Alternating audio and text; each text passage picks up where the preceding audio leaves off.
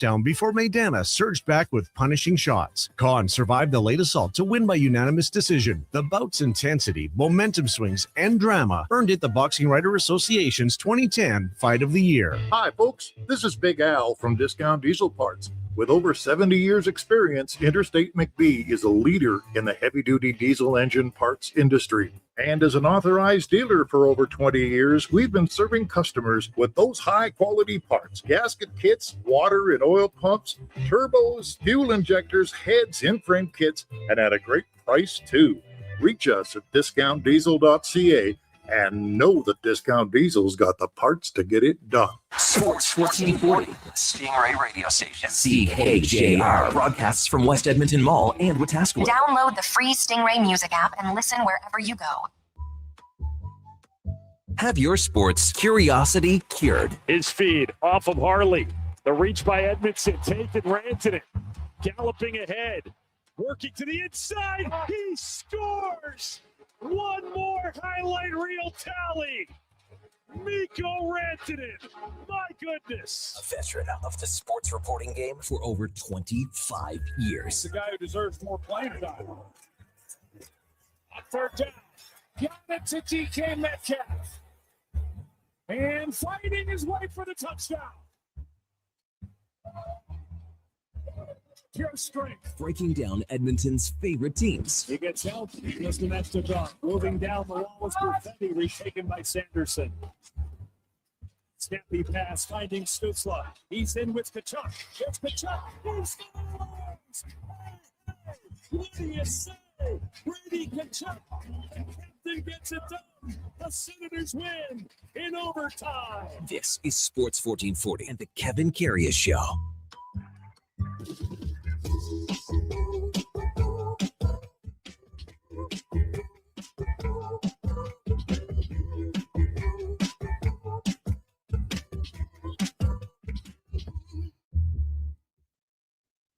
All right, here we go for Saul 565 Tuesday, December the 16th. Careful on the roads out there. Got a little snow overnight. And man, after yesterday afternoon, where it was just absolutely balmy, she gets cold overnight, and it's going to get colder as the week progresses, heading into Christmas. Hey, good morning. Welcome to the Kevin Karius Show on Sports 1440 on your AM radio dial on your morning drive to work, wherever you're heading out on a Tuesday morning. Appreciate that you could come along with us for a little bit of a drive. We really appreciate it. You can also watch us as well on YouTube at Sports 1440 AM.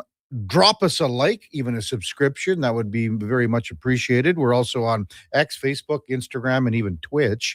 As always, the streaming services are humming along on the TuneIn app, iHeartRadio, Radio Player Canada, sports1440.ca. And if you miss any part of any show, well, you can catch up by searching it where all the podcasts hang out on Apple, Spotify, Google, even Amazon. Just subscribe there.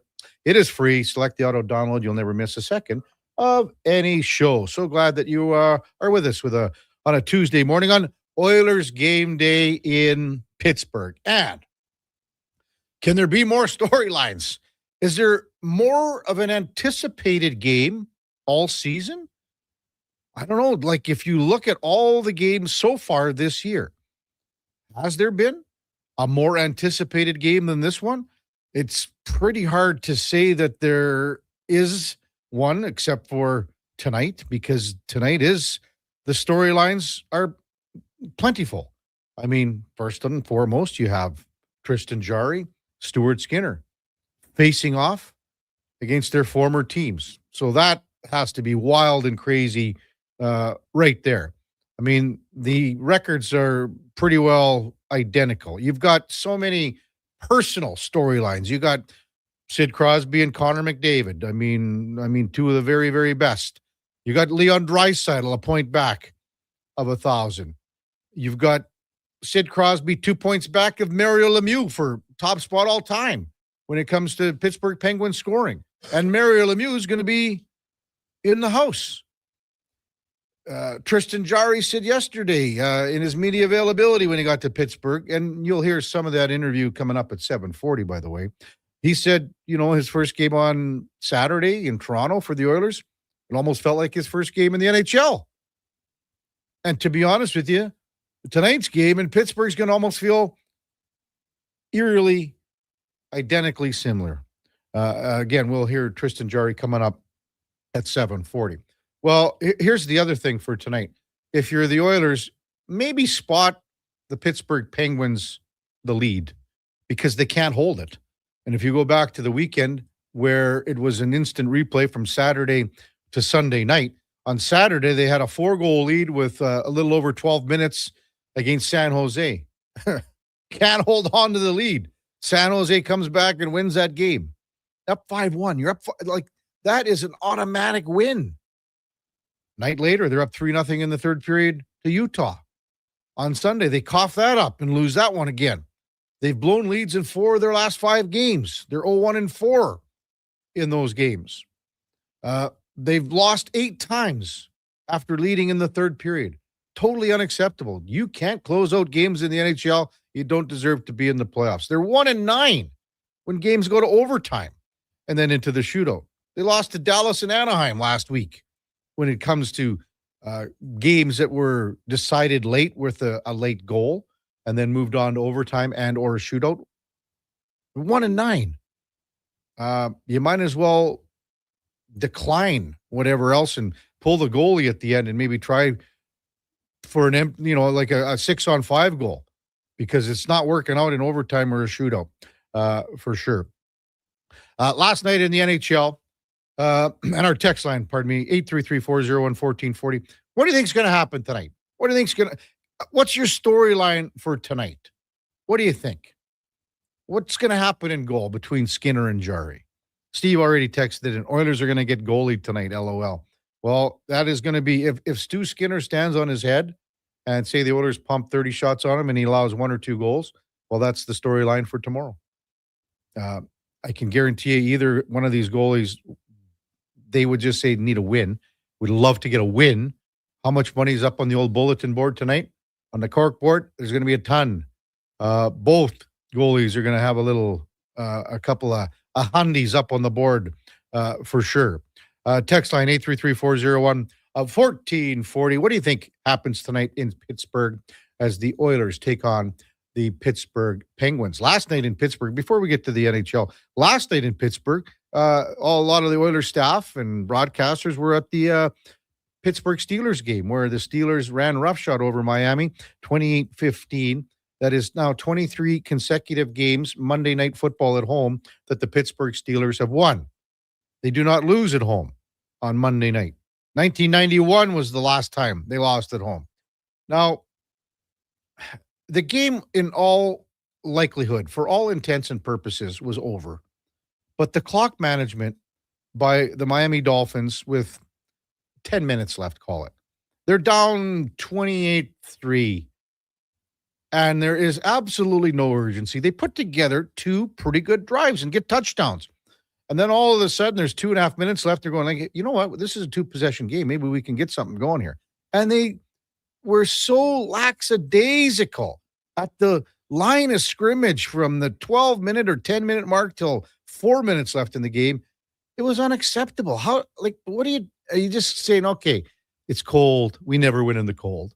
Why would you even try to, come back then? You might as well just mailed it in. But that was quite embarrassing by McDaniel, coaching staff, to all those guys on the field that showed absolutely no sense of urgency. They were still in the game. Last night in the NHL, it was a tough tilt between Florida and Tampa. A lot of penalty minutes, some scraps, pushing and shoving. Florida wins at 5-2. That's a big win for the Panthers because they've been hit and miss so far this year, kind of like the Oilers. How about the Anaheim Ducks? Go into New York, beat the Blue Shirts 4-1. Must have just felt outstanding for Jacob Trouba, Chris Kreider. The Rangers, again, turmoil. Mika Zibanejad did not play because of a missed meeting, so he gets sat out last night. Ottawa goes into Winnipeg, wins it in overtime by a score of 3-2. All of a sudden, the Nashville Predators still in the conversation. They're still a ways out. but at least they are not going gently into that good night. They beat St. Louis 5-2. I believe 5 points back of a playoff spot now in the Western Conference. And the Dallas Stars beat the Kings 4-1. Mikko Rantanen ran into Darcy Kemper, who left the game. It was it wasn't a malicious play. Rantanen was going hard to the net, and just a big guy with thigh-ish area, hip area to the head, to the mask area of Darcy Kemper, who has been unbelievable in goal for the LA Kings, especially of late. But he left the game. Dallas wins that one by a score of 4-1. Also in the NBA, the Raptors get off the schneid a little bit and beat the Miami Heat 106-96. Hey, let's welcome in the Duke of Delburne on a Tuesday morning. Duke, I saw your little post last night about how happy you are with Metcalf and Ichan. Just giddy, Kevin. Oh. And it was not looking very good for me for a good stretch of that game last night. I think you take it for what it's worth. At specific apps you use, they often give the percentages of winning in real-time odds, right? I think I was down in the one I needed 32 points from HN and Metcalf combined. I think I was down to about 28% chance to win. The Metcalf touchdown, that's a 9-point play, right? With the yardage, the reception, the score. Achan got some receptions. Those two last drives by the Dolphins, it was a couple, one good run, one good receiving run by Achan on the drive before they had to score to Waller, was it, I think, right? And then that last drive from their own end zone, he gets one rush that pushed him up over into the next group of 10 for a point, and then the reception, which was almost the last play, the second or third last play of the game. And I won by less than a point.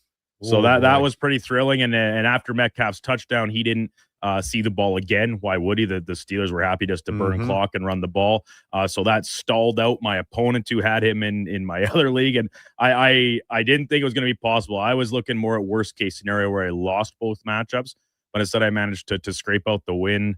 I'm in both. I'm excited. It wasn't pretty. I think I had maybe one of the lowest scoring wins in both respective leagues, but you don't apologize for W's. And hey, I'll take the loss in our head-to-head picks to trade off for the wins in fantasy. Absolutely. This time around, anyway. I've patted myself a little lead there. I'll eat the L this time. I'm surprised you took Miami yesterday. I was. They had been playing such a better brand of football, and I totally understand the Tomlin record on Monday Night Football, the Dolphins record in certain in below certain temperatures. None of them favored Miami in this game, but you got to give credit to the Steelers. I thought Rodgers looked as good as he has all year throwing the ball.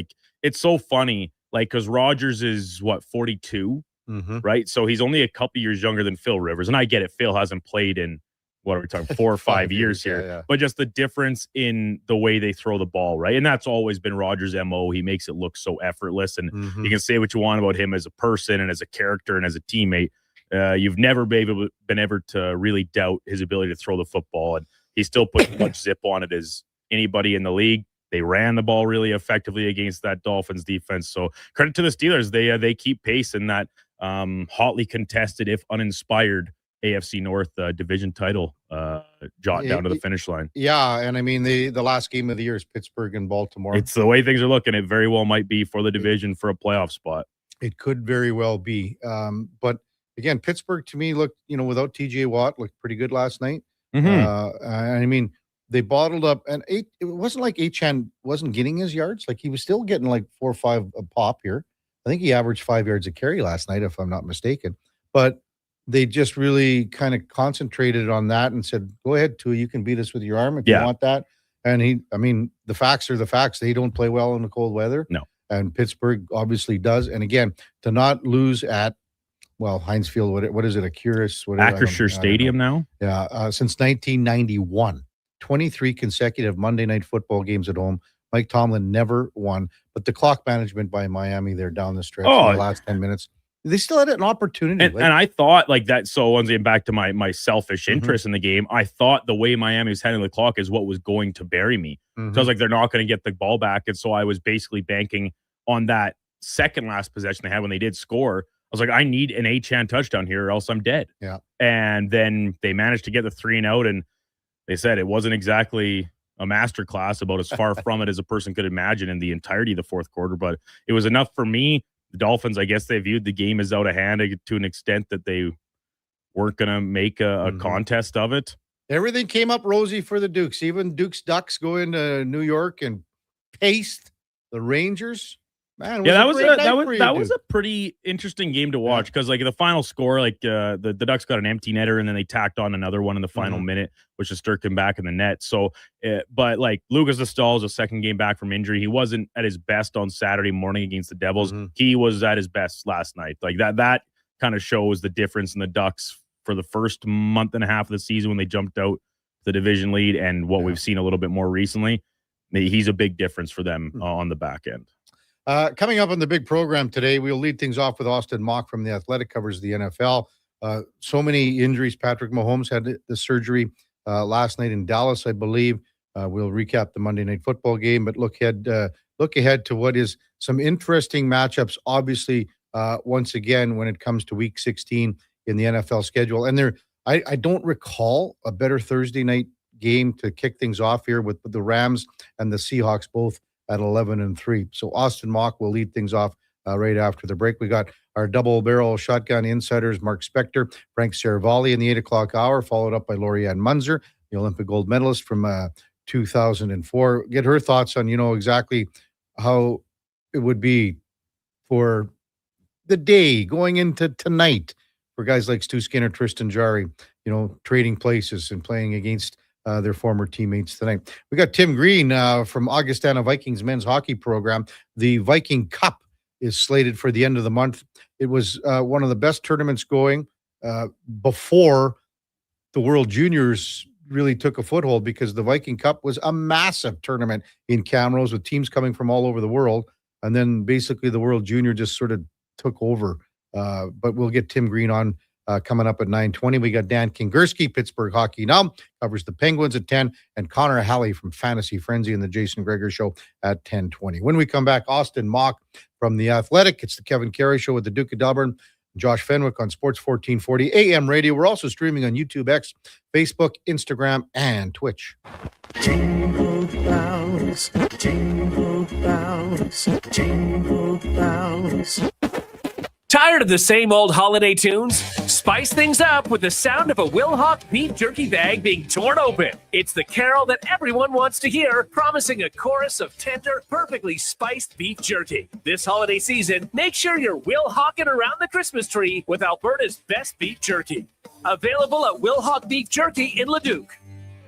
Ring in the new year with a Canadian country legend. December 31st, in concert at the Silent Ice Center in Nisku. Brett Kissel. She drives me crazy. With special guests Haley Benedict and Morgan Clyburn. Bring your friends, your cowboy boots, and your party spirit for a night full of hits, celebration, and unforgettable memories.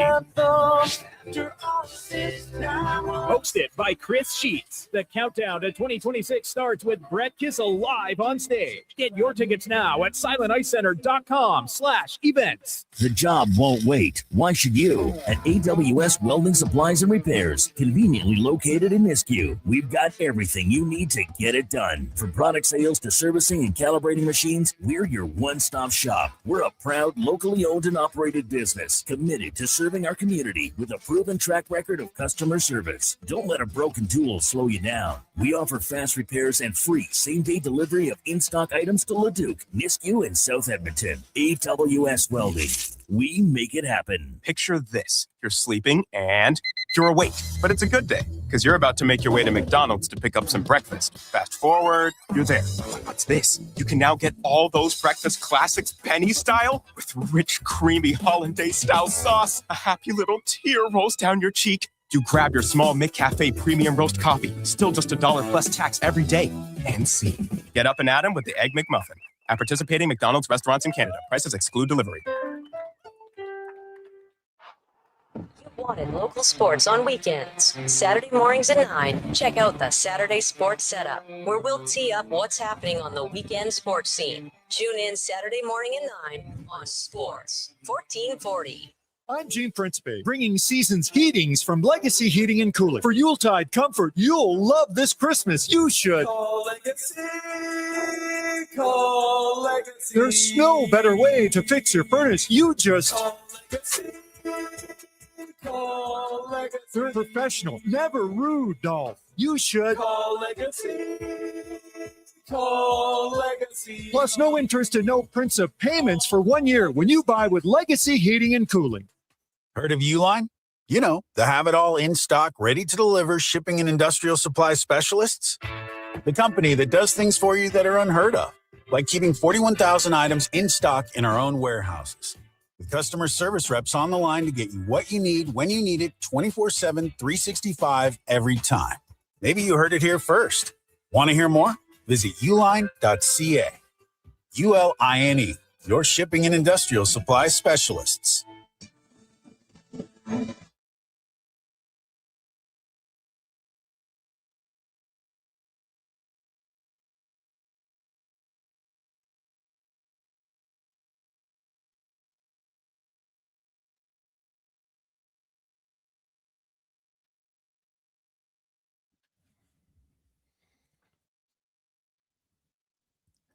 Portions of this hour are brought to you by Nectar.io. Learn more about how we can help your business automate processes, streamline operations, and save money at Nectar.io. Nectar.io, your business made better. Have your sports curiosity cured with the Kevin Karius Show. This is Sports 1440.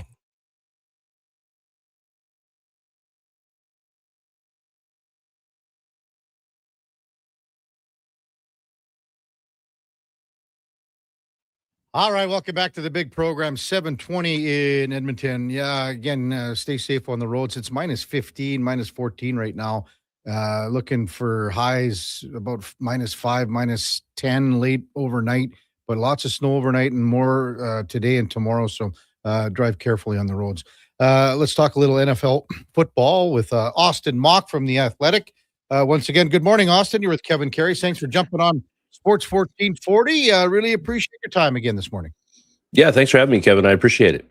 Hey, let's just go back to the Monday Night Football game before we get a great article that you had in The Athletic as well before we get to that, Austin. But Pittsburgh, again, just doesn't lose at home, as you know, Austin. And then that sense of urgency that Miami did not have in the fourth quarter, even though they were down, but then didn't show it. What did you make of all those aspects, Austin?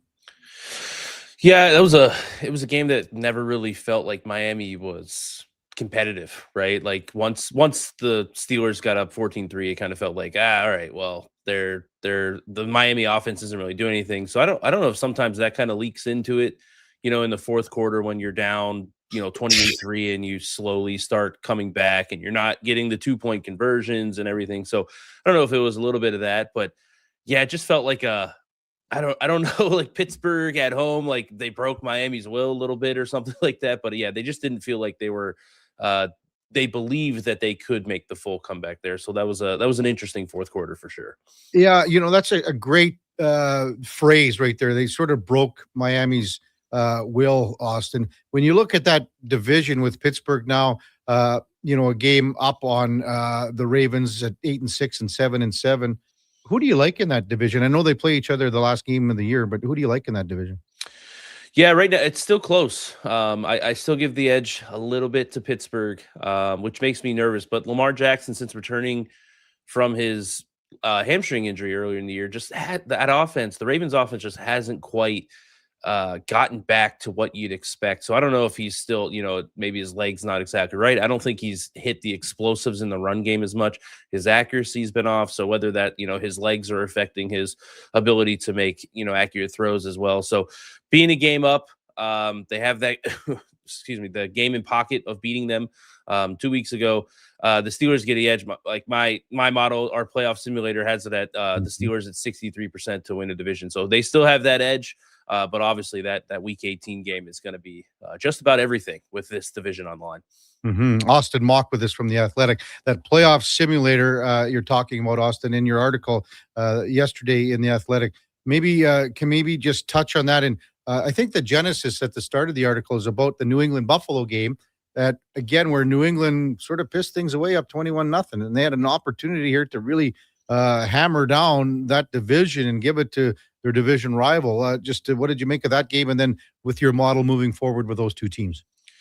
Yeah, I mean, 21-0, 24-7 at halftime. That game was a tale of two halves. Like New England dominated the first half, and then Buffalo dominated the second to kind of make that division a little bit interesting here as we head down into the final 3 weeks of the season. Still give the edge to the Patriots. Again, they're up a game, 11-3 versus 10-4 over the Bills. So still give them, they're at 71% to win that division. But the cool thing about the simulator over at The Athletic that we have, you can go through and click on the Patriots and see what games like you think they're going to win, and you can do the same for the Bills, and we'll have it'll update live the percentages. So but right now Patriots still have a little bit of the edge, despite it seems like the Bills were so much better with that second half performance, but the Patriots were probably equally as good in the first half. Yeah, and I mean, is it when you look at that Bills performance, and as you said, it was a tale of two halves, and no question about that. And all of a sudden, the whispers for Josh Allen again as an MVP because of what's been happening around the league. Do you think that could be a turning point for Buffalo moving forward here? Yeah, I mean, when you have these elite quarterbacks, Buffalo's had some injuries on the defensive side of the ball, and it's there's been low points in the season where there was a point where it was like, hey, are Patrick Mahomes and Josh Allen and Lamar Jackson not going to make the playoffs in the AFC? Looks like possibly two of those three aren't going to make the playoffs, but when you have these elite quarterbacks that can just do these just incredible things, whether it's with their legs, with their arm, whatever it is, they raise the floor of their team or the ceiling of their team and raise the talent of everybody around them. And we've seen that with Allen. So I don't know if he can crawl back into the MVP conversation. I think he'll if they end up winning the division, depending on what happens with the Rams, obviously, because Matthew Stafford is the heavy favorite for that right now. But if the Bills were able to complete the comeback and win the AFC East, I think he's probably a safe bet to finish at worst second in the MVP voting. And it's going to depend on how Stafford finishes his season. Yeah, he's in the conversation for sure. Austin Mock from The Athletic, our guest on the Kevin Karius Show on Sports 1440. What's your simulator tell you with the AFC South, where you got two of the hottest teams really in the Jaguars and Texans, winners of 5 and 6 in a row, respectively? Yeah, I mean, both of those teams, I keep waiting for them to, hey, drop one because they had the early season kind of. Both of these, I don't want to say they were both out, but I think we were heavily down on them as looking at the league from a holistic standpoint. And the Colts were the opposite; they were the team to beat with their hot start. But yeah, I have them basically both. They haven't clinched a spot yet. I have the Jaguars at 99% to make the playoffs. Texans 97%. So they're in a pretty good spot to make the playoffs. The division, though, still heavily up to grabs. I give a little bit of the edge to the Jags at 61% to win the division. They have that game in hand. They're 10-4. And ever since they added Jacoby Myers, that offense, like Trevor Lawrence is playing so much better. That offense is open up. They look balanced. They can run the ball. They can throw the ball. I like that, even though Houston and their defense is elite. I like banking on a better offense. If Houston falls back into their offensive woes, it's really hard to keep winning football games like 17-14 in the playoffs. Definitely when you're going up against the Jaguars offense or the Patriots offense or the Bills offense. So yeah, slight edge to the Jaguars with their game lead with 3 weeks left in the season. Austin Mock from The Athletic, our guest on the Kevin Karius Show on Sports 1440. I don't recall a Thursday night game here coming up where we have the Rams and Seahawks, Austin, that has so many implications and two teams that are 11-3 at this point of the season. This is just a doozy for a Thursday nighter. And maybe just speak to the your playoff implications in the simulator as far as the Rams and Seahawks go after this game on Thursday night. Yeah, so I think I'm with you. This is maybe, I don't want to say it's the biggest Thursday game of all time, but it's one of the biggest ever. And you're talking about Seattle's offense has kind of fallen off here in the second half of the year. But I think these two teams, like a couple weeks ago, were firmly the top two teams in my model, what powers the playoff simulator over at The Athletic. But right now, the Rams, again, they're tied in record, but the Rams do have the edge. I think the Rams are the better team. Like I said, the Seahawks offense has given me a little bit of worries here, but it's not done, right? Like they can't clinch anything because we still have games left. But if the Rams were to win, they go to 95% to win the division, whereas the Seahawks, or if the Rams lose, they go down to 27%, and then the Seahawks become a heavy favorite. The 49ers are still kind of lurking there. Yeah. They're still alive. They'll be probably rooting for the Seahawks in this one to give them a better shot. But I think there's an argument that these could be the two best teams. I'm again skeptical of the Seahawks offense, and maybe they can get that going again. But yeah, this is probably the biggest Thursday night, and this has 1 seed implications in the NFC as well. So it's not just the division, 1 seed who gets the bye through the playoffs, who gets home field through the playoffs. So yeah, you won't find much bigger Thursday night games than this one this week. Do you think Seattle, Austin's kind of like fool's gold a little bit? I mean, they beat Indy without a touchdown, and you got a quarterback that's 45 years old on the other side. What have you made of how they're getting it done this year, the Seahawks? Yeah, so the tough part about the Seahawks, when early in the year they were play action deep passes, and they were absolutely just destroying teams with that. And I think teams have kind of realized, like, hey, their rushing game isn't very good. They're in the bottom half of the league when it comes to rushing efficiency. And it was just like, hey, if they do play action, don't bite. Because, like, even if, hey, we give up an extra yard because we didn't, bite forward on those play fakes, we're okay with that. And so we've kind of seen that deep passing game go down. I still think they're good. Their defense is really good. I would say them and the Texans are probably the 2 best defenses in the league.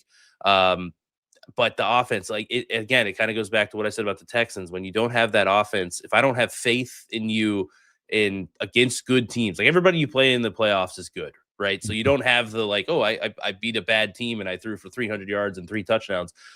Do I have enough faith in their offense right now? I'm not sure, but the defense is good, and the ceiling of them, like Jackson Smith and Jigba's awesome. So they have the tools there. It's just whether they can get that downfield passing game back on track to boost the offense. I see too in the simulator, Austin, you got the 49ers at a 12% chance to win the division, something you just mentioned, and it's better if Seattle wins on Thursday night. I would imagine. So San Fran would have to win out, and there's still an opportunity there for them to win that division. Yeah, they've played a pretty easy schedule. They've kind of hung around. This is what happens with the unbalanced scheduling in the NFL. And so, yeah, they go down to 3% if the Rams win on Thursday. So it's pretty much on, like I said, the Rams go to 95% with a win on Thursday. If the Seahawks win, the 49ers up to 21%. So it's a shot, right? Like that's all you need. With they have 3 games left. The Seahawks would have 2. And their schedule, at the Colts. That's, I'm not going to say that the Colts offense with Philip Rivers manning the ship is one to be afraid of there. The Bears game should be a tough one, but that one is at home. And then they end with the Seahawks at home. So everything would be in front of them. So that is something that is something to watch. They've kind of just been because the Rams and Seahawks have been these 2 juggernauts, and the Rams, especially for most of the year. The 49ers they had a lot of injuries on the defense. I don't know if I believe in their long-term prospects because of that defense and the injuries they've suffered, but again, Kyle Shanahan and the 49ers just keep winning, and they're just kind of hanging out in the back of the NFC West. Like, hey, if you guys beat each other up, we'll try to take advantage of it. So they're very much alive if the Seahawks win Thursday night. Austin Mock from The Athletic with us on Sports 1440. By far the worst division is the NFC South. But you've got Tampa Bay tilted quite heavily in your projections over Carolina to win the division. Neither team can get in, in a wild card, but why do you have Tampa a little more tilted over Carolina here? And again, they play each other twice, right? Yeah, so that's the big thing. They play each other this weekend and the final week of the year. So it's going to come down pretty heavily to those two. Tampa Bay is getting healthier. They've been banged up all year. Like Baker Mayfield had an oblique, and he's been kind of banged up since that really hot start that he had to the season. But they're getting Mike Evans back. They're getting guys back to where I think they're now like, hey, we have a passing offense that can move the ball, that can be explosive. They've been able to run the ball a little bit. The Panthers are just, I don't know what to make of them. They're like 1 week they lost to the Saints twice, but they beat the Packers a few weeks. Like, I don't know really what to make. They beat the Rams, so they're just too inconsistent for me. And I think that goes back to just their passing offense. They really need to, they have a pretty solid running game. They have to stay ahead of the sticks to allow Bryce Young to really operate. He played pretty well. Or he's been playing pretty well the last few weeks, but he's not a guy like you don't want to be in 3rd and long with him dropping back. That and again, when you just it's the opposite of what I said with Josh Allen. Like, no matter what down and distant it is with Josh Allen, or Patrick Mahomes, all these great quarterbacks, like you feel comfortable that like, hey, we have a shot here. I don't like Bryce Young just doesn't instill that confidence. So the Bucs have a little bit of an edge in the offensive department, definitely with how healthy they've been getting. So they have the edge, but again, they're still the favorite if they lose this weekend to the Panthers. I'll have them at 56% to win the division, but that Week 18 game is going to be pretty huge with how this one ends up. What team outside either conference, AFC or NFC, Austin, has the best chance in your mind to maybe get in here right now? Yeah, so this one's tough. I'll say, man, because like the playoff races have kind of slowed down. Like I don't know if the Ravens count because they're not in it right now. Yeah. They're probably there just because they have the highest percentage odds. But like it's them or the Lions, right? Like there's not many the playoff spots have kind of locked up over the last few weeks, despite unless we get a just huge collapse from someone. So it's like I like to go back to definitely with those two teams, the Ravens and the Lions, like offenses that the Ravens haven't shown it, but the potential's there, right? If Lamar Jackson gets back into MVP form, they can, go toe to toe with anyone. Definitely an AFC that hasn't been. I don't think anybody thinks like any of those teams are elite right now. And then the Lions, again, when that offense is going, they can score on anyone at will. We've seen that plenty of times the last few years. So those are the two that I think have a shot. And definitely, I think teams that are in the playoff race would rather, the Steelers and Bears get in over the Ravens and Lions, respectively. Yeah. There were so many injuries this last week. Maybe it was just an anomaly. But I mean, when you have a couple of superstars like Patrick Mahomes and Micah Parsons go down with ACLs, and then the surgery that I guess Mahomes had last night. Do you think it was just one of those weeks? And then to pony off that with Mahomes, you think he'll be ready to the start of the season next year? Yeah, I don't make too much of whether it's the season. I think ACL tears are down this year, despite both Mahomes and Parsons. So I think it was just a kind of an unfortunate weekend in that department. But yeah, it's every year I feel like somebody comes back from an ACL like quicker than it's ever been done. So I think if you're the quarterback position, probably is an easier one. Like I think Mahomes is probably in a better position to get back earlier than Parsons in this world, just because I don't know, then I'm not a specialist in how the knee works, but I feel like quarterback is easier to do than Micah Parsons rushing the passer relentlessly over 60 minutes. So I think they'll both be fine. I know Parsons put up a graphic that he's expecting to be back by September. So I think Mahomes is probably there as well in that time frame. So they might maybe start a little bit late into the season, but I don't think they'll miss too much of the season next year, which is good because again, the game's better when both of those players are in the game. So hopefully they have a quick and speedy recovery. Do you think the Chiefs have the personnel right now, Austin, to get back into the division race with, a couple of teams that just bolted right by them this year, or they still need a lot of tweaking going into next year here? Yeah, so I think it's both. Like, I think they're good enough to still be there. Like, they lost, the whole streak was they won how many one-score games in a row, and then this year they just couldn't win one. I think they won one to this year, so it all like flipped back on them. So I think they're still right there. I think they're still one of the best. Like, if they would have snuck into the playoffs, I don't think people are happy to see them. But they had offensive line issues even before the million injuries that they had this year on the offensive line. That unit wasn't very good heading into the year, so they're going to have to fix that. Definitely the offensive tackle position. I think they could probably get another pass rusher. Like I think they're definitely like, hey, we need to revamp the talent on the side. Like Travis Kelce's getting up there in age. I think he's still solid, but he's not the elite tight end that he was, a few years ago in the middle of his prime. So I think they could get another pass catcher. I know like Xavier Worthy and Rashee Rice, they didn't quite get where I think they thought they were going to get to this year as their growth went through. So I think it's both. They're still in a good spot. Definitely if Mahomes comes back healthy, but they need some help. Because again, the AFC, it was the Ravens were down this year. It's not going to get Joe Burrow was out for a lot of the year. So it's not easy to win in the NFL. So they definitely need some more talent. Hey, Austin, thanks so much for this morning. Enjoy week number 16 in the league this year as we get down to the playoffs. The Thursday night game is going to be great. Have a wonderful holiday season, and we'll chat in the new year. Thanks for coming on as always. Yeah, thanks for having me, Kevin. Happy holidays. I appreciate it. All right, that's Austin Mock from The Athletic. check out that article on The Athletic. It gives you all the rundowns again for teams that are, 1 through 7, possibilities, and then even, the teams that are outside that cut line. And again, there are teams that are, when you're looking at it, probably the top 2 teams that have a chance to get in are the teams that are going to win a possible division with Baltimore or Carolina. It's going to be tougher and tougher for a team like Indy to get in, or even the Detroit Lions, just because, the Lions lost a couple games to Green Bay already, so it's just a tougher road for them. When we come back, we will hear from Tristan Jarry. He met the media in Pittsburgh. The Oilers traveled yesterday from Montreal to Pittsburgh, got in the afternoon hours, and Jarry met the media in Pitt, and we'll have some of that discussion when we come back. Kevin Karius, Duke of Delburne, Josh Fenwick on Sports 1440 AM radio, and we are streaming on YouTube, X, Facebook, Instagram, and Twitch.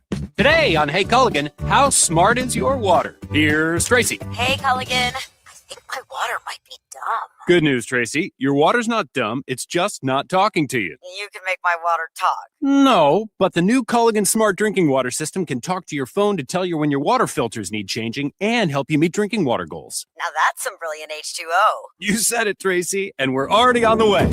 Let us help you out with a free in-home water test from a local Culligan water expert at culligan.ca. When you have lifting and material handling needs, Northwest Crane delivers. Western Canada's Sandy dealer, backed by the industry's toughest one. 3 years, 3,000 hours, no compromises. They service all crane makes and models with skilled technicians and deep industry expertise. Alberta owned, with locations in Leduc and Grand Prairie, and fully equipped service trucks. Northwest Crane keeps your operation lifting. For more information on sales or service, visit northwestcrane.com or call today. Mr. Rooter decorates a gingerbread house. Wow. What did you do here, Mr. Rooter? Well, we've got a Jube Jube toilet, complete with an icing-based wax seal. The main water line is licorice, red for hot, black for cold. You got your standard marshmallow hot water tank and a candy cane sewer line. And on the outside, candy corn hose pips. Disgusting, but they get the job done. To have your Yule clogs fixed, trust one plumber, Mr. Rooter. Hi, Mike here from Northgate Chevrolet Buick GMC. December is here. Christmas shopping, Christmas wrapping, Christmas baking, grocery shopping. What about our vehicle? Does it need tires? It's not running? No problem. We got you covered. At Northgate GM, we have a tremendous selection of newer used vehicles, winter tires at cost, and of course, service with a smile. Come in and see us today, 13215 97th Street, or visit us online at northgategm.com. You're in Northgate country. Andrew Walker, host of the postgame show on Sports 1440. After every hockey game this season, tune in and chime in as we talk about the game. It's all sponsored by Legacy Heating and Cooling. Don't get left in the cold. Visit legacyheating.ca. Hey, sports fans, we've got a clear choice for you. At Crystal Glass, we provide customers with the perfect glass for any job. From home to auto and even commercial, installation or repairs, we're your team. Call 310 Glass or visit crystalglass.ca. Crystal Glass. 'Tis the season for Selly. Selly's Sports Bar and Lounge. Take a break from the holiday hustle and bustle. Cheer on your favorite team and ask about the daily game night food and drink features. Plus, there's tons of TVs and Oilers watch parties this December and all season long. Sally's Sports Bar and Lounge at all 3 Century Casino locations, Edmonton, St. Albert, and Century Mile. Check it out. Every day is game day at Century Casino. Canada's own Crave is soaring to new heights and is now bigger and better than ever. Crave has added over 10,000 new hours of amazing content, including the biggest live events. And the Oscar goes to? Select live sports like golf and NASCAR. And even news. We have exclusive details tonight. Plus, hit shows and movies from 18 leading TV channels. And all at the same price. Crave. Bigger, better, endlessly entertaining.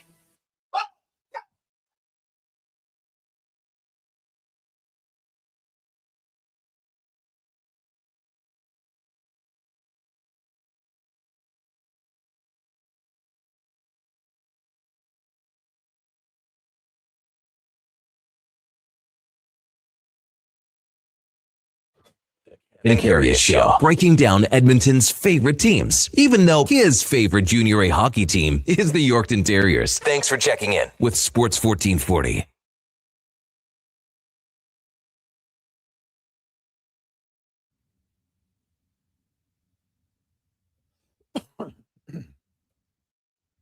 All right, welcome back to the big program. 7:44 in Edmonton. Got a couple of texts at 833-401-1440. Brad says, come on, KK, the number one team in the AFC, and you don't even talk about them. Well, he mentioned a text earlier, and I didn't even understand it was written so poorly. And he said, you are right. I just reread it. Sorry, driving to Calgary. Roads are brutal, so stay safe on the roads. Brad, everyone else, speech to text failed me. I said, no worries. We'll talk about him right now. King of Fort Nasty texts in. Good morning, KK, Duke, and Fanny. What we haven't discussed this season is how my Broncos are a machine this year. 11 wins in a row. NFL record. Bo Nix is the monster that operates the machine. Well, the other thing, too, and I'll just say this regarding our interview with Austin Mock. Well, Austin's article is about the projections, I guess, if you want to say, playoff probabilities. Well, you know, and Denver locked things up with their win over Green Bay. Their playoff odds are 100% in the article. To win the division, 91%. But, you know, the Chargers are right there at 10-4. They would have to win out, and it's a very good chance that the Broncos have a possibility to go all the way and have a bye throughout the playoffs. First round bye in the article, 73%. So 91% to win the division. Chargers are at 9%, but, you know, there's a possibility, not very good, but a small little possibility. They have the Chargers. They've got the Jags in their final 3 games. Both games are at home. Broncos have won 12 in a row. They've also clinched the tiebreaker over the Patriots.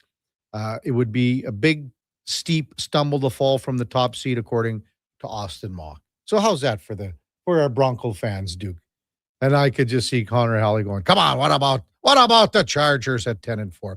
Yeah, so Broncos all but have won the division at 91%. A first-round bye is at 73%. So they're looking good. And again, the win over Green Bay, I think, showed a fair bit from what the Broncos can be.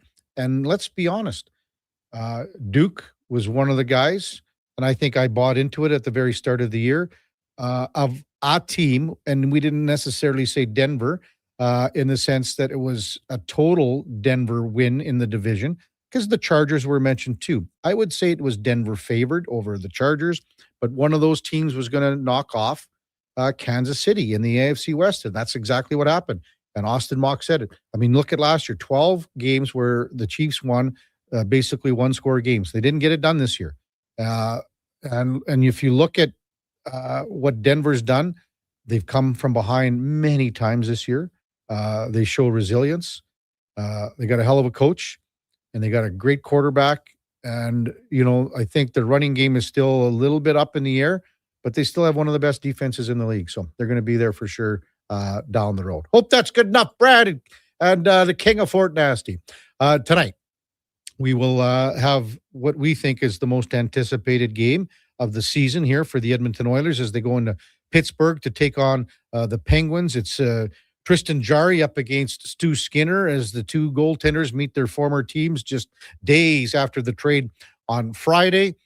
Jarry was talking to the media yesterday when he arrived in Pittsburgh, and here are some of those comments to the media. Tristan, just what the past 4 or 5 days been like for you?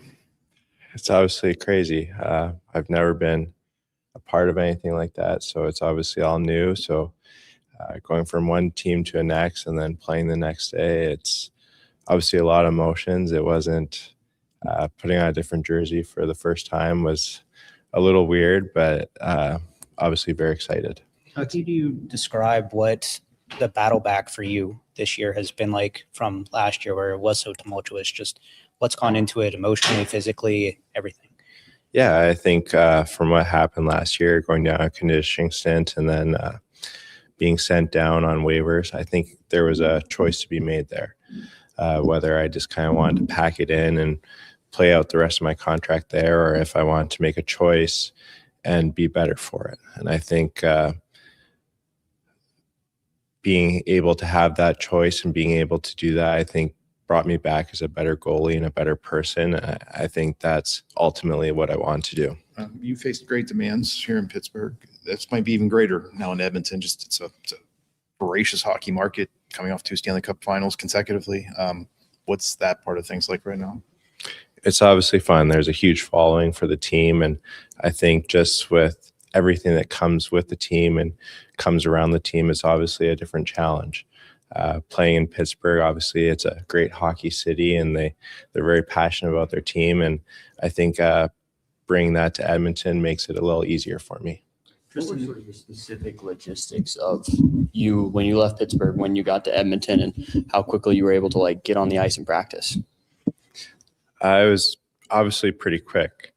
I found out in the morning that I was traded to Edmonton, and then just going from there, it was finding out if I could get gear. And then obviously with the schedule, it's pretty much the same as what we would do in Pittsburgh, but obviously somewhere else. So I think it was just kind of learning that, and then being on the ice 12 hours later, basically from getting there and meeting everyone, it's a whirlwind. Why do you think this didn't work out here as hoped, ultimately?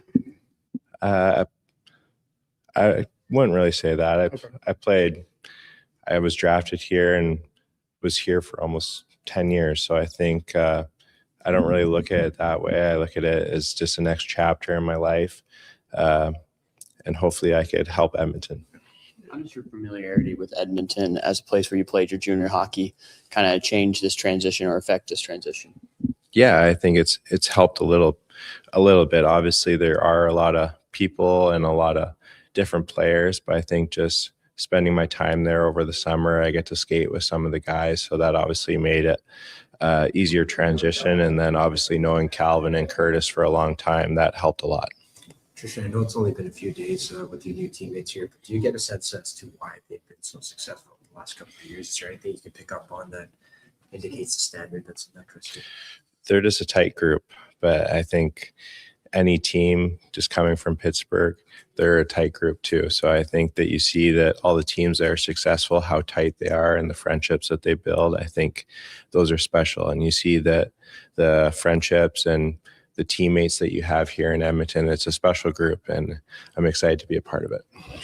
I know you grew up in BC, but you were an Oilers fan growing up. Obviously, you have a home there, but were you ever rooting for them before you became an NHL? Or you obviously watched a lot of games just playing with the Oil Kings, and you got to go to a lot of games just sharing the rink. So I think obviously, yeah, you watch a lot of Oilers games and you become a fan from that. Any particular players that stand out over that time?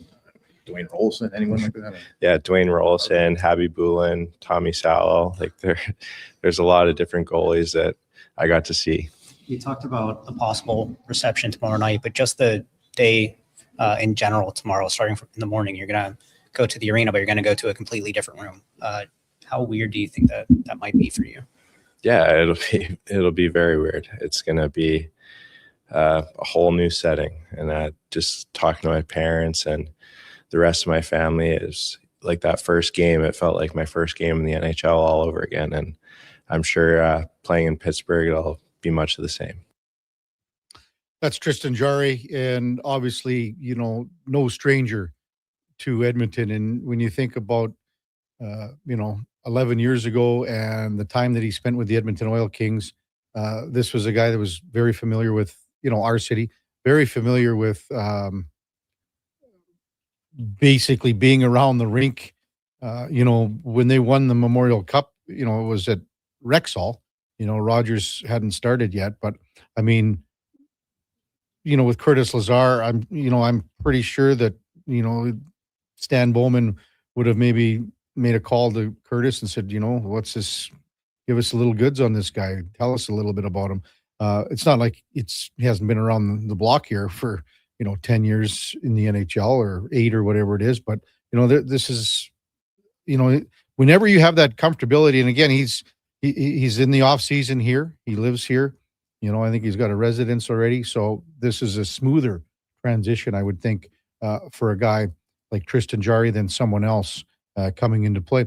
And, sometimes when you're on the road, it makes a bit of a bigger difference too, because, so he would have arrived in Toronto and played the game and, zips on the charter to Montreal and then now being in his second hometown of Pittsburgh, basically almost his first hometown, really. I think there's a little bit of that comfortability that can come into play there. And as this road trip continues to Boston and Minnesota, he's going to play tonight. He's going to play one of the games on the weekend for sure, because it's all back-to-back in Minnesota on Saturday afternoon. And then you got Vegas here. Maybe Tristan Jarry goes tonight. Maybe he goes on Thursday night in Boston. And then you give, you're giving Cal Pickard the game in Minnesota. And because you want to have Tristan Jarry play that first home game coming back against Vegas in front of the hometown fans. So maybe that's how the goaltending plays out moving forward here. Top of the hour, we got Mark Spector from Rogers Sportsnet. He is heading down to the rink. We're going to do it over the phone with Spec. Frank Saravalli from Frankly Hockey, Victory Plus TV will follow Spec. Then we've got Lorianne Munzer. Tuesdays are always jam-packed in the 8 o'clock hour. Tim Green from Augustana Vikings men's hockey team. It's the Viking Cup coming up in a couple of weeks in Camrose. An exceptional tournament in the past, and they're trying to rekindle things as well. Dan Kingerski, Pittsburgh Hockey Now, covers the Penguins. We'll preview tonight's tilt. And then Connor Halley from Fantasy Frenzy and the Jason Gregor Show will check in at 10:20. Before all that, time now for a Sports 1440 update brought to you by Nectar.io, transforming field data into boardroom insights. Nectar.io is the all-in-one solution for your fleet, safety, time tracking, and materials management needs. Nectar.io, your business made better. Here is the Duke. This is a Sports 1440 update.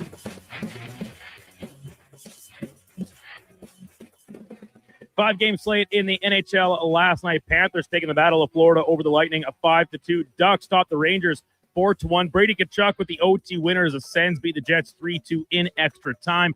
Preds topped the Blues 5-2. And in the nightcap, Mikko Rantanen with a couple points on the board as the Stars beat Los Angeles 4-1. Monday Night Football wrapping up Week 15 in the NFL. It was all Steelers 28-15. They beat the Dolphins, thus ending Miami's slim playoff chances. Pittsburgh moves back to a tie atop the AFC North. In the association, the Raptors beat the Heat 106-96 in Miami off the back of 28 points from Brandon Ingram. And four other games around the association, some strong individual performances. Jaylen Brown, 34 points, not enough as the Celtics lose to Detroit 112-105. Cooper Flagg, youngest player in NBA history to have 40 points. He had 42, 7, and 6. Dallas also losing, however. They got the hands of the Jazz, 140-133. Jokic, 39, 15, and 10 for the triple-double. Nuggets over the Rockets, 128-125. And the Grizzlies, they beat the Clippers, 121-103. Coming up in hour two of the Kevin Karius Show, we'll be joined by Sportsnet's Mark Spector, Frank Saravalli from Victory Plus TV, and Olympic gold medalist Lorianne Munzer. I'm Brandon Douglas at your Sports 1440 update. Sports 1440 in West Edmonton Mall and Wetaskiwin. CKJR is a Stingray radio station. Download the free radio player app and listen wherever you go. Across the province, Albertans are taking their shot on Play Alberta. With casino winners every hour, jackpots worth millions, and revenue that stays in the province, there's never been a better time to sign up. Right now, our listeners can score a $50 free bet when they make a minimum $50 deposit with code Gregor50. That's code Gregor50 for a $50 free bet. Start playing with your game sense today to find out if you're Alberta's next winner.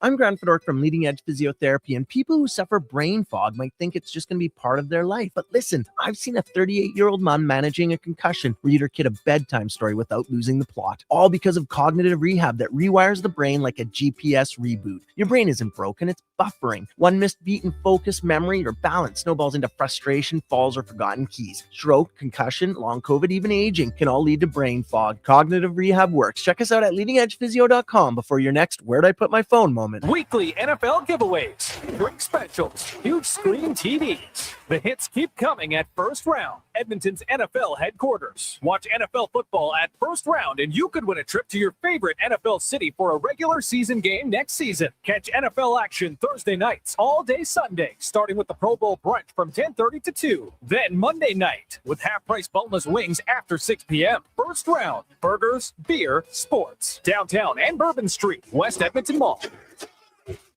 the longest running basketball show in Canada, airs every Saturday morning at 10 on Sports 1440. Hoop City with Paul Sir introduces a new generation of basketball talk, and it's right here on Edmonton's home for sports, Sports 1440.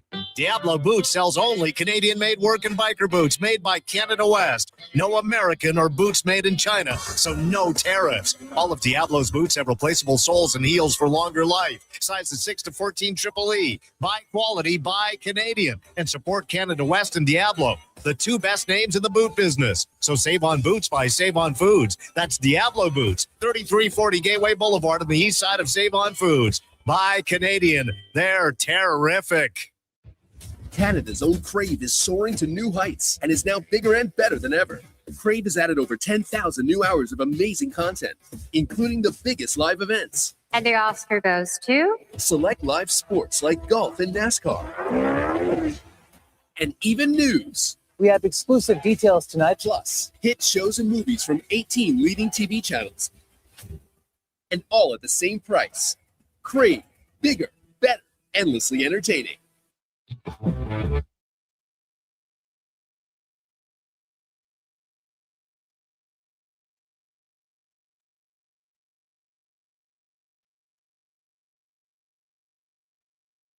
Just in time for the morning skate. This is the Kevin Karius Show on Sports 1440.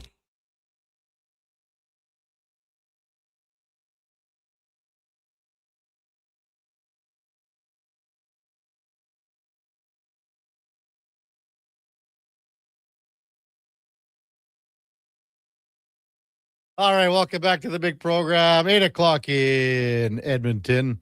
Again, stay safe driving. We got a big dump. We've had some people driving on the way to Calgary that are listening and saying it's not the best on the QE2. So stay safe on the roads. And again, we're looking at colder temperatures as the week continues here in the City of Champions. Time now for On the Mark, brought to you by Northgate Chevrolet Buick GMC. Hey, if you've got a new vehicle on your wish list this year for Christmas, Northgate Chevrolet is the place for you. Mike can even deliver it. Just like Santa, he'll wear the suit too, he promises. And best of all, there's no lineups like you find shopping right here at the mall that has it all. NorthgateGM.com. Check them out as we welcome in Mark Spector from Rogers Sportsnet in an Uber somewhere in Pennsylvania, heading out to the Pittsburgh Penguins practice facility. Where is this practice facility, Spec? It's in some place called Cranberry, but I got to tell you about Mike Lowe over at Northgate GMC. I wheel in there. I bring him a nice bottle of Writer's Tears. It's a really good Irish Scotch, and I thank him for being such a great guy and driving his awesome little terrain, and everything's nice. And he sends me a picture the next day. He's having a nice drink of this Writer's Tears, nice bottle of Irish whiskey, and he's mixing it with Coke. I said, my dad would throw you out of his living room if he ever saw that. Wow. An Irish whiskey and Coke. What the hell's going on here? Jeez, Spec. Wow, you got it. Wow. Why didn't you crack the bottle with him and give him like a little couple of pointers here? I mean, I could have just bought him a bottle of Bacardi or something if he's going to mix it with Coke. How about what the hell? How about 5-star if he's going to do that? Whatever, right?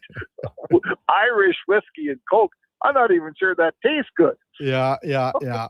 Well, I saw a couple picks last night in Pittsburgh, Spec. I didn't see you in any of them, of all the Edmonton media at the Steelers game. Yeah, a bunch of guys went to Steelers game. She was cold last night. No, I got in late. I wrote a nice piece on I liked it anyway. Piece on Draisaitl. It's up at sportsnet.ca. Yeah. And I went and had a nice bite to eat and a couple of beers and watched the game on TV. It was an okay game. Pittsburgh was way better. Like, if there's a bet, I'm not a bettor, Kev, okay? I don't bet. But if there's a bet that's been safe in all of our lives since the day you and me were born, it's that Miami loses when it's cold. Isn't that like the safest bet in the history of sports? Don't they always lose when it's cold? Yes, and Pittsburgh has not lost at home on a Monday night since 1991. But, we did our NFL picks yesterday, and what did the Duke take? He takes Miami, Duke Spec. took Miami? Yeah. What the hell was he thinking? Who takes Miami in a cold weather game in Pittsburgh? What the hell are you thinking, Duke? Oh, my goodness. I thought he was supposed to be our NFL expert. That's Wow. something, credibility, eh? Oh, that was outstanding. What the hell are you thinking, Duke? Oh, my It was goodness. selfish fantasy implications. I needed Miami to play well, and they played just well enough for me to get the win, so I'll take it. Yeah. So anyway, heading out to Cranberry, the Penguins practice place here. We're going to have a nice chat with Stu Skinner this morning. Good. I haven't had a chance to speak to him since I got dealt away, and I figured this was a good chance to do that. So I said earlier, I can't. I mean, you could talk about Saturday night because it was in Toronto, but I don't think it's even close. This is the most highly anticipated game of the season. Fair? Yeah. All of a sudden it is. There's a lot of storylines here, right? It's crazy. Every time you got Crosby and Mario, you got Crosby and McDavid, you got Leon trying to get 1,000 points. You got Jari and versus Skinner. You got Kulak playing. I'd say this is pretty hotly anticipated. It's a good place to be. I believe Mario's going to be in the house spec. Apparently. Oh, yeah. What else is going on? Isn't Crosby about to pass Mario for points as a Penguin? He's 2 back. Yeah, 2 back to tie. Okay. So 17-23 and 17-21. Wow. Leon 1 back of 1,000. The Pittsburgh Penguins can't hold a lead lately. They've coughed up more leads like in the third period here on the weekend, like crazy amount of leads. So yeah, lots going on. It should be a fun building to be in tonight. Tuesday night too. Like, what else you doing? I guess it's cold and snowy back home here. So it's bad. Yeah. like my dear Aunt Marge used to say, remember when the games were on Sportsnet Oilers all the time? She used to say, I got to go. The game's on Snoil. Snoil. So turn on Snoil tonight, folks. Yeah. Watch your Oilers play. On Snoil. So, it's funny. You're going to end up talking to Stu, and Stu is so well-spoken, accommodating to the media in his tenure here. I'm sure he's going to have some emotional things to say. What do you think that will be on his mind pregame? And here's another thing. A lot of goaltenders might go, no, I don't have to talk this morning, but he's going to easily. Well, when I approached the Pittsburgh Penguins media relations staff about if he was going to talk, because she's a ways out here. Mm-hmm. This is like a $75 Uber ride just to get to this ring. So I said, I'm not going out there if he's not talking. And they said, we've never had a goalie who talks on game days. That's what they said. Yeah. But they made an exception, and Stu's going to talk on a game day. But I mean, just so the folks in Edmonton realize, Stu Skinner talked on whenever you asked for him on a game day. He talked on a Stanley Cup final game day. He talked on a game day when they pulled him out of the lineup and they were going to start Pickard that night. And he talked to the media about how bad he'd been playing and how he was in this situation of all of a sudden sitting on the bench. I mean, 98% of the goalies in the league would play the I'm a goalie and I don't have to talk card. Yeah. And Stu Skinner never played that card once. Mad props to Stu Skinner for not just talking to the media, but talking to the fans, letting everybody in on what's going on with the goaltender. And not a lot of guys do it the way he's done it. I'll tell you that. Yeah. I mean, do you have an inkling what he's going to say about his time here and about, a fresh start here? Yeah. I mean, I don't see him saying anything controversial. Yeah. He's not that guy. I don't see him carving up the Oilers. I mean, I think I would ask him, one of the questions I would ask was, they're trying to build a Stanley Cup winner at Edmonton, and obviously they need to make some changes to get to the top. We all realize that. But did one of the changes have to be him? Mm-hmm. Why Stu Skinner? We even get Kulak in terms of they had to trade somebody for salary cap. They had to move some salary. They didn't. Everyone knows they didn't move Brett Kulak because they didn't like the way he played. Mm-hmm. They moved him because they had to move some salary. But why did it have to be Stu? I mean, I think we all have our opinions, but I'd like to know what he thinks of that. Yeah, just on that trade, I would love to know how back and forth Stan Bowman, Kyle Dubas went on saying, I need you to, to Dubas, I need you to, keep $1 million or something like that. You know what I mean? Right. That would have been the major discussion in that back and forth. Don't you think, Spec? Oh, for sure it would have been. I think it's a really prime example of when you're the desperate Oilers and everyone in the league knows what you're trying to do here. Mm-hmm. And frankly, there's no goalies out there to trade for, right? No one's as I've said before, Bowman was in the market for 8 or 9 months. There was no great goalie out there to acquire. Yeah. So the guy you're dealing with has the hammer. And for sure, Bowman said, can you keep some salary? Mm-hmm. And by all reports, Dubas said from the very start, I'm not keeping a cent. Yeah. If you want to make this deal, here's how we're going to do it. And Stan was in a position of weakness, man. Yeah. That's why that deal doesn't look so great. I'll tell you right now, it doesn't look great unless Jari comes in here and takes you to the promised land. Then it's a Ginla for Neuendijk, and nobody cares anymore. You get a Stanley Cup ring out of this deal, and it's a good trade no matter how you slice it up. You get a Stanley Cup ring out of this, it could be one of the greatest trades in the history of the team, Spec. Well, it's kind of like Rollison in 06, right? I mean, for a first-round pick, I remember, right? I was on Kevin Lowe saying he couldn't sleep at night. I was on the road, Spec. I think you might have been on the road too. And everyone's going like first rounder. And I mean, we sort of knew what role he was and who he was. But that first rounder, everyone said that was a big overpay at the time. And then no one even thought about it once they got started to win in the Stanley Cup playoffs. No, that's it. So, I mean, listen, we all have our hot takes on these trades because that's our business. You can't wait 8 months to evaluate a trade. I understand that. I'm in the business. But frankly, this is a perfect example of a trade that you can evaluate it all you want right now. Go ahead. But the evaluation will come when the Oilers play their last game of the season here. Yeah. Quinn Hudson gets called up yesterday, Spec. I would imagine you're not calling him up if you're not playing him tonight. Where do you think he draws in here? That's a good question. You're walking the line between, you can't play him in the fourth line. The guy's scoring a bunch of goals down there. You need depth scoring. He's got to be a middle six right winger, right? I guess that's what I'm saying he is. So who's your middle six right wings last game? Savoy was on the line with Draisaitl. And put goals in, yeah. And put goals in. And then it was Frederick on the left side, Henrique in the middle. And Janmark. And Janmark on the right side. So to me, I put Janmark on my fourth line. I put Hudson on my third line. It's probably what I do. And unless I want to spread the love and say, you know what, we're going to have two sort of guys on each line. And I would, I'm not saying I'd do it, but I talk about maybe putting Savoy on the third line and Hudson on the second and giving your third line a better chance of perhaps creating something. How about that? Well, it's fair, although, between Leon Savoy and Podkolzin, they're kind of going okay here right now. So good. To me, Max Jones would be coming out. Janmark goes down to 4, and then you could throw Hudson in there. I mean, the other option too, Spec, is if you ever decide you want to go and take Nugent Hopkins off of one left wing and throw him down at 3C, there's an option there too.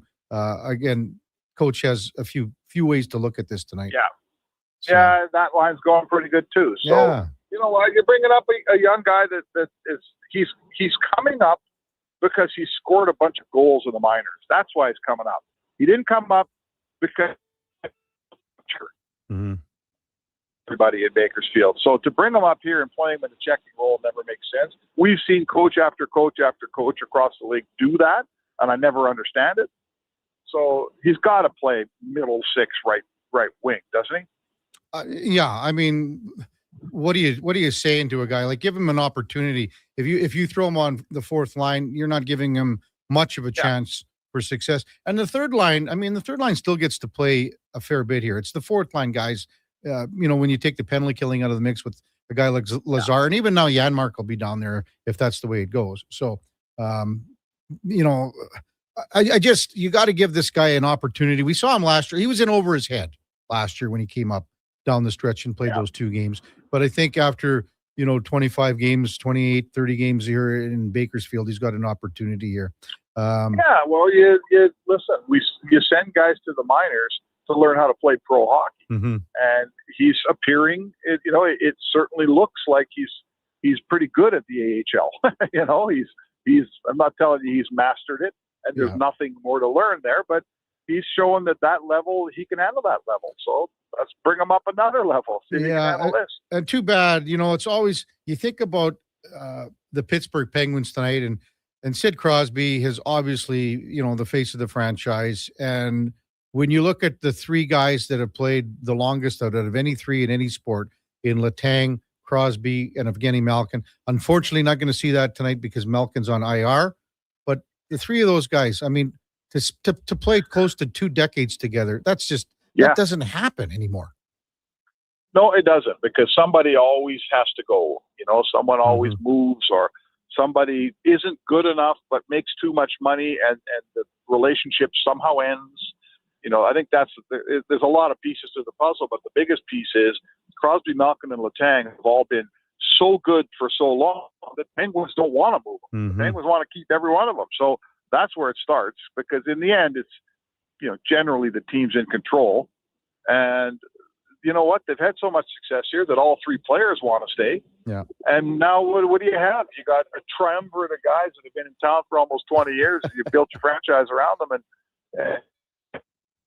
fans, like the fans win here. They one of those guys, which is amazing, because almost every fan base doesn't get to keep all 3 of those guys, right? Right on. Well, Spec, good thing that you're not paying for that Uber if it's $75 US. Oh boy, yeah. We're just coming somewhere near the place now, but I might rent a helicopter to get home. Might be quicker. What do you think Sportsnet think about that? They got lots of money. Hey, all they got to do, Spec, is take a little out of the money that they picked up in the Jays playoff run. Yeah, no, all the money they pay Gene Principe. I think that's what gets you here. Is he in the Is he in the Uber with you? No, he's not in the Uber with me. Are you kidding? He went to the football game last night. He's probably still falling out. Yeah, exactly. Good stuff. Good stuff, Spec. Enjoy the game. And are you good to go for tomorrow morning, or what are you in transit? Yeah, what's going on? Good to go for tomorrow morning. Tomorrow morning at 8 o'clock Mountain. I'll be good to go. Perfect. Sounds good, Spec. Have a good one. All right, Cam, thanks. It's Mark Spector from Rogers Sportsnet on the Mark, brought to you by Northgate Chevrolet Buick GMC, powered by Northgate. This truck's for you. Check them out at northgategm.com. Mike, no more Coca-Cola in your Irish whiskey.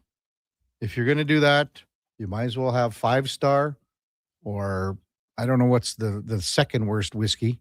5-star's got to be up there. What's the one with the sticker too? Royal Reserve, maybe. What's wrong with what? What's the matter, Duke? Royal Reserve's great. Yeah, but I love Royal Reserve. Come on now, Duke. Yeah, no. Like, fair point. When was the last time I drank Royal Reserve? I don't even think I was drinking that in university, unless it was maybe like a house whiskey at a bar or something. But when I was young, working at the garage, my uncle's garage, the guys would bring in 5-star because of that star. I've never had that. And you had to have a fair bit of Coke with it. Yeah. I'd believe it. Oh, it was just the best in high school. It was like for a bush party, you'd head to the liquor store if you had a fake, or you could get away with it. The occasional in the small town where you get someone to boot for you. It was a 12-pack of Pilsner, so like the bottles, and then like a 2.6 of whiskey. And I would switch between, depending on the weekend, whether it was Jack Daniels or Royal Reserve, and then a handful of cans of Pepsi Lime. As your mix, and that was about as good as it got, man. Whew, that was good stuff. Our buddy David Whitetail just said Silk Tassel KK. Oh, Silk Tassel. Now that's what usually the well whiskey is at like your local dive bar. So I know that's what it was at Garneau Pub. Was Silk Tassel whiskey. I brought the home brew out on the weekend, and you guys are gonna have a taste of it this week here. This week? How about right before you leave on Monday? No, a little send off. And that's when the in-house potluck's going to be too. Yeah, no, Friday. Oh boy. When we come back, Frank Saravalli from Victory Plus TV. It's on the Kevin Karius Show on Sports 1440 AM radio. We're streaming on YouTube, X, Facebook, Instagram, and Twitch. Ready for a silly hockey fans. Your partner in power just skated onto the ice. EWEL.ca, the new e-commerce website for electrical wholesalers Edmonton, is ready for the power play 24/7, 365. UL skates to where the puck will be in 5 years. Now that's forward thinking. Killer selection, slamming products from the best brands, and legendary service. Don't sit on the bench. Get your account today at EWEL.ca and win that project. Plug into your partner in power. Get an EWEL.ca account today. Looking for the perfect used ride? Now's the time.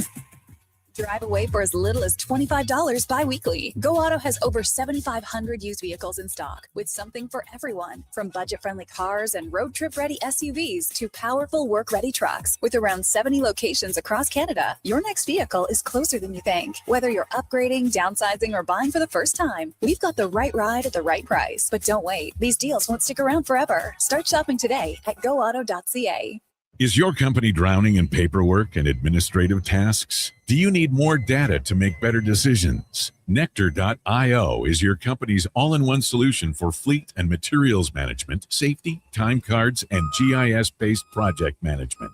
Now is the time to capture and transform field, site, and shop data into boardroom-level business intelligence, all with one login.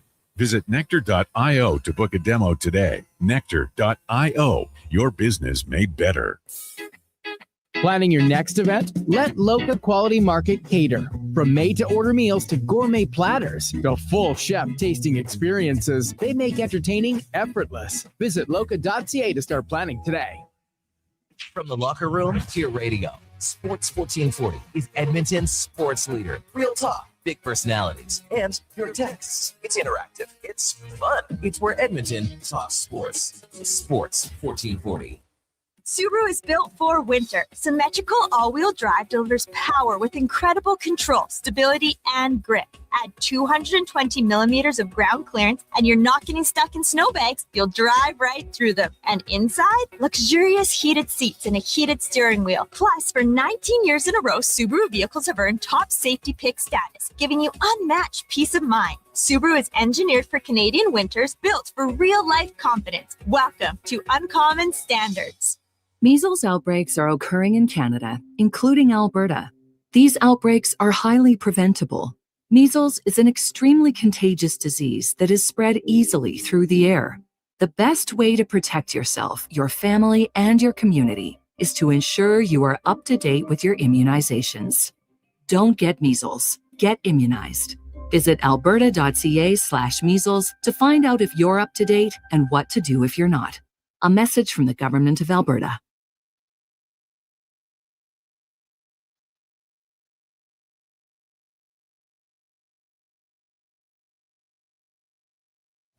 Stories, guests, and insights. This is Sports 1440 and the Kevin Karius Show.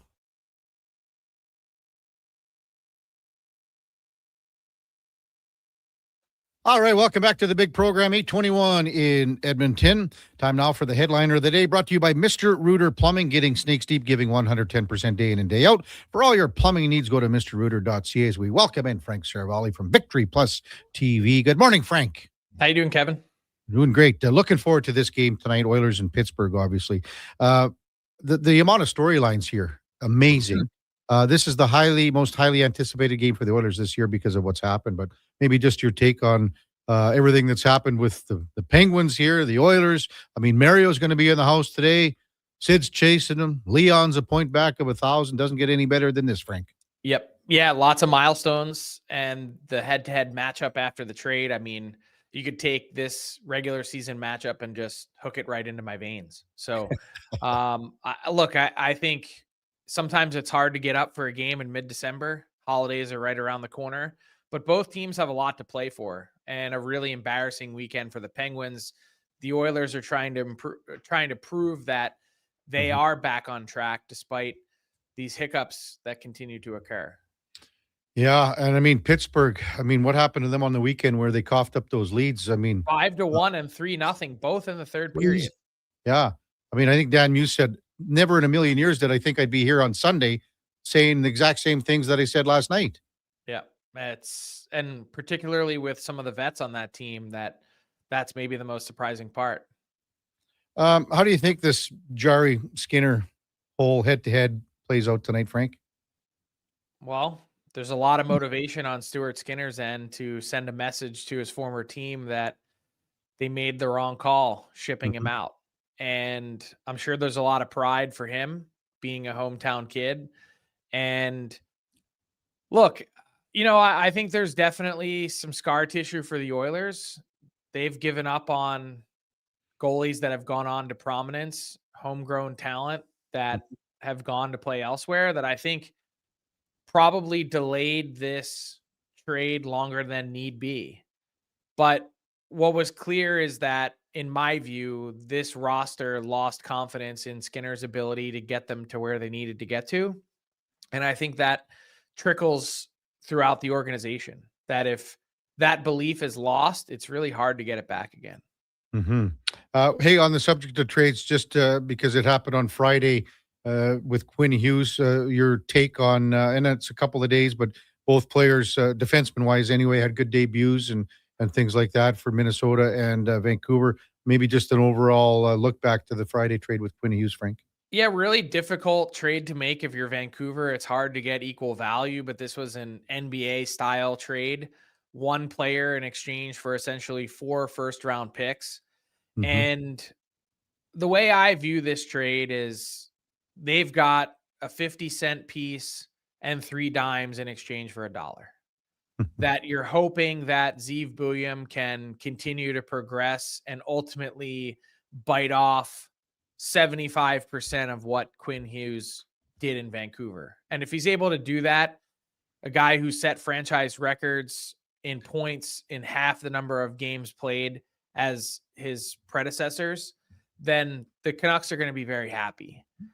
But it's a really hard deal to try and get equal value. And sometimes you run into that issue of quantity versus quality. And I think in the end, the Canucks did a fine job of trying to manage both those things. They got a real quality piece in Zeev Buium. Now let's see what can happen with the other 3 guys on your roster. What would you put a percentage on Quinn Hughes re-signing, next year in Minnesota? I think it's too soon to say, but I'd put it at better than 50-50. Okay. I can't give you a number specifically, but aside from the open mind, which I think is required, and he hit on a lot of the check marks that Minnesota has. Close to Michigan, where he grew up, a fervent hockey market, a trust and admiration for Bill Guerin in, as he called it, sacking up to go get him. And now a really good team that he's surrounded with. They're 16-3-1 in their last 20 games. And they've got a young core with his partner in Brock Faber up front with Matt Boldy, Kirill Kaprizov, and Joel Eriksson-Ek are on the right side of 30. There's a lot to like. Yeah. But I'll tell you the reason why I truly believe that the number is higher than 50-50 is the Minnesota Wild are the only team that can offer him an 8-year deal. Remember that next September, it changes from being able to get 7 years on the open market to 6. So on July 1st, from July 1st until September, the Wild are the only team that can offer 8. And if he decides to bypass that, it goes to 6. Yeah. You're talking about a $30 million swing, potentially, even more if you structure it according to the last remaining possible way you can, with front-loaded deals and signing bonus laid in. All those other parts of that negotiation go away. So the Wild have a huge, chip in their pocket, a lot of leverage to try and get a deal done, that if you're Quinn Hughes and you like the situation, it's going to be really hard to bypass that. Yeah. And winning is everything. They win in Minnesota or go on a bit of a run this year. I mean, that's what players want. They want to be, and that admiration for Billy Guerin, don't sell that short for sure. Yeah. Well, I think that's important. And to be honest, I understand the pull of New Jersey because of his 2 brothers there, but I still don't think it's a perfect fit. At the bare minimum, you're cannibalizing your younger brother on the power play. And then think about the salary cap machinations that would need to take place. Jack is over 8. Luke is at 9. Quinn's probably going to be in that $15 million range. You're talking about, upwards of $30 million for 3 guys, 30% of your salary cap. That's a significant chunk. And if you're the GM or whoever's running the New Jersey Devils, I mean, you're essentially handing your franchise and all of the power that goes with it over to one family. And that becomes a really interesting proposition. Well, think about where Minnesota was, 3-4 years ago when Billy G had to buy out Parisi and Suter to where they are now. It's absolutely amazing. Well, it takes courage, right? Because I mean, here's the thing, and not to segue into the next topic, but Kevin Adams had 5.5 years in Buffalo. Mhm. How many swings did he take? How many times did he take the bat off of his shoulder? Not very many. They were always dealing from a position of weakness and not strength. And I think it's just a reminder that if you're only going to get a limited run, a short time in the chair, you better go down your own way. And I think Bill Guerin is real comfortable in, hey, even if this Quinn Hughes trade doesn't work out, even if he ends up walking 2 playoff runs from now, or we have to flip him, I'd much rather be the guy that's in the arena as opposed to sitting in the stands. So Kevin Adams, you mentioned, so he gets released. Jarmo Kekalainen comes in. Do you think Jarmo Kekalainen did enough in Columbus where you're confident that he will do a good job in Buffalo? Why? 11 years of absolute mediocrity. Well, that's what I'm saying. So that's why the standard is, hey, go look at what the Buffalo Sabres were touting on their Instagram yesterday or their social media. A few 90-point seasons out of 11. I mean, what are we talking about here? I don't, and the fact that they didn't actually conduct an extensive search, and Jarmo Kekalainen was waiting as the Grim Reaper for the last 8 months in the Sabres organization to just absolutely knife Kevin Adams in the neck. I mean, it's gross all the way around. And to do it and to have a guy that's brought in that is tasked with getting this team back on track and having accomplished exactly nothing in 11 full seasons as an NHL general manager, congratulations on assuring that your franchise is not taking a step in the proper direction. So how can this be then, Frank, when Terry Bagula's exact quote is, the hiring of Jarmo was the result of an extensive search process in which Jarmo stood out as our top choice for the senior advisor. He's talking about an extensive search to hire him as a senior advisor. I get it was so, but so they just picked their guy. And by the way, if you want to call it an extensive search, sure, but there were other people that were involved in the conversation that were either told that they wouldn't have the power they were seeking, or they wouldn't be paid at a level commensurate to what they wanted to be paid. In other words, sources indicate to me that the Sabres weren't willing to spend. So take that for what you will. And so you did an quote unquote extensive search to hire an advisor, and I'm doing air quotes, to have him again sit there and wait to knife Kevin Adams. Should the Pagulas just sell this team, Frank, or what? It's hard for me to answer that because I'm not there on a day-to-day basis. And on the one hand, they've gotten it right by hiring the right people with the Buffalo Bills, and they've been one of the premier franchises in the NFL over the last handful of years, and they're building this gleaming new stadium. And then you consider that Terry Pegula has a real sweet spot for the Sabres, having grown up a Sabres fan. And you think that someone that is as well-heeled as he is, someone that is as passionate about the team, and obviously has some business and sports acumen, that they should be able to make the correct decisions here. However, I've lost a lot of faith in that ability based on a process like this one. You didn't give Jason Botterill enough of a run. Yeah. Then you turn around and give Kevin Adams too long of a run for someone who ended up mostly sitting on his hands. And now you don't really conduct a search. You bring in a guy who has experience, but no track record for success, next to no track record for success. And then you want to say, we're trying to get this organization back on track. Well, which one is it? You can't have it both ways. Frank Saravalli with us on Sports 1440. Just a quick note with Laurent Brossoit, placed on waivers. A lot of Oiler fans wondering about here, but they could never take on that contract. Maybe they trade for him after he clears. Does someone pick him up? I mean, I think if someone were to, I'd be surprised at full boat, but I think if someone were to, it would be a team that has lots of salary cap space and is in need of a backup. I mean, there's only a couple teams that stand out. Anaheim is one. Peter Mrazek went down. Ville Husso has been just okay at 888. Look, I have a hard time seeing it, particularly given the injury history, but he's worked his way back, and it's been a great story picking up the goalie goal over the weekend. Yeah. 3.3 million is a ton, and I don't think the Oilers have anywhere near enough wherewithal to be able to pull that off.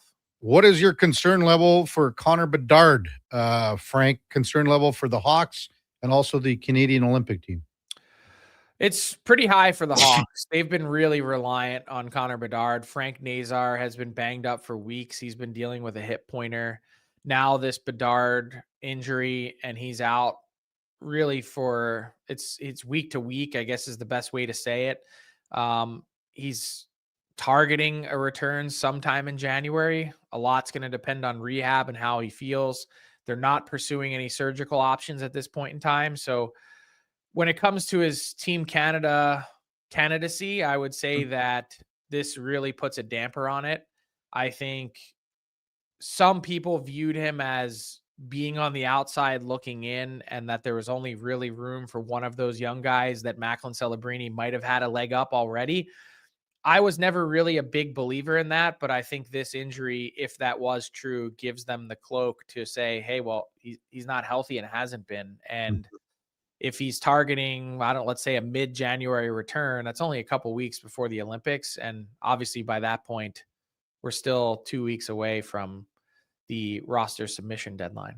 Yeah, it's sneaking up, isn't it? When you mentioned Quinn Hughes being paired up with Brock Faber, Faber was so good with Jakob Slavin, wasn't he, last year at Four Nations? What do you think shakes down there, Frank? And Slavin just got back here, actually, after missing a whole bunch of time. He did, and the Canes have been pretty damn good without him. I mean, he hadn't played since October 11th, and to think that they're that far ahead of everyone else in the East speaks to the consistency that they've played with. I would try and leave those two together if you could. I mean, I think Slavin has the exact ability to pick up whoever he's paired with based on his ability to defend. So if you could have some semblance of the Taves-Makar pairing, if that works, and go Hughes and Faber, that's a big feather in the cap for Team USA. Yeah. Frank, as always, good stuff. Enjoy tonight's Pittsburgh Oilers game, and we'll yak at you on Thursday. Thanks, man. Sounds good. See you, Kevin. That's Frank Saravalli from Victory Plus TV, Frankly Hawking, and our headliner of the day, brought to you by Mr. Rooter Plumbing, your top defense pairing against leaks. That's mrrooter.ca. It's funny to say, like Slavin and Faber were so good last year at the Four Nations faceoff. Now you've got a guy that's going to be playing with Faber, on a nightly basis for the next 6 weeks before the Olympics. Well, almost 2 months, I guess it is actually. And you're going, well, what a great problem to have. We can either put him with Slavin, and we're talking about Brock Faber, who, they were basically had instant chemistry last year, or we can also have the option of having Hughes with Faber, and those two are only going to increase in chemistry moving forward here in the next couple of weeks. When we come back, Lorianne Munzer will be with us on Sports 1440. We are also streaming on YouTube, X, Facebook, Instagram, and Twitch. He's a winner. Sweet. She's a winner too. Right.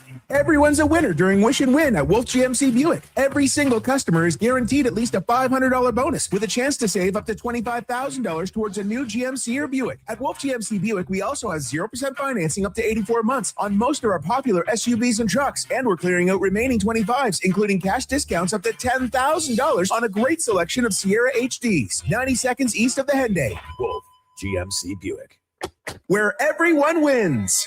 Whether you're a craft beer connoisseur or more of a wine aficionado, there's always something new to discover at Sherbrooke Liquor, a unique family-owned independent liquor store. The selection, incredible. The non-alcohol section is also very impressive. Sherbrooke Liquor, expert, knowledgeable staff with a passion for unique finds. More than just a liquor store, we're a community. Alberta's best, the one and only Sherbrooke Liquor. Wine, spirits, and oodles of beer. Visit SherbrookeLiquor.com. Wing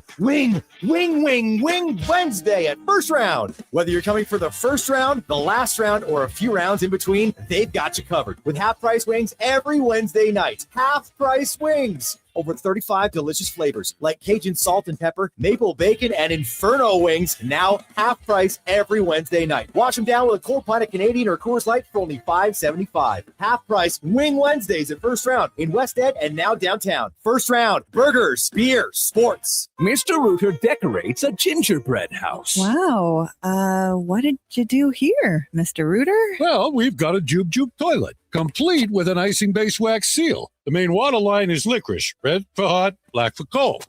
You got your standard marshmallow hot water tank and a candy cane sewer line. And on the outside, candy corn hose pips. Disgusting, but they get the job done. To have your Yule clogs fixed, trust one plumber, Mr. Rooter.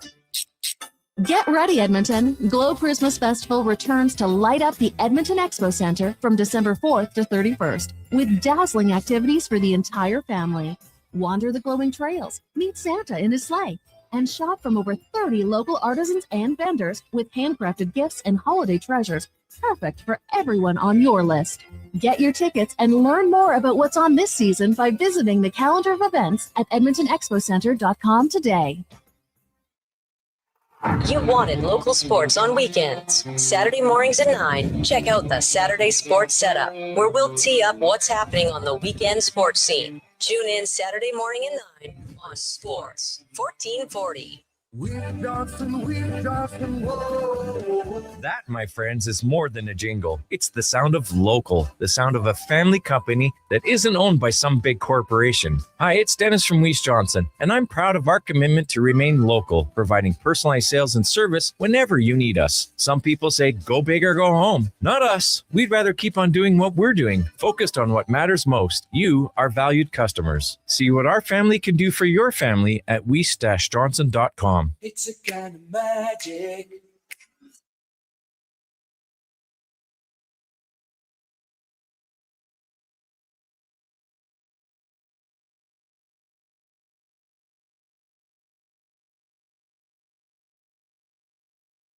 Have your sports curiosity cured with the Kevin Karius Show. This is Sports 1440.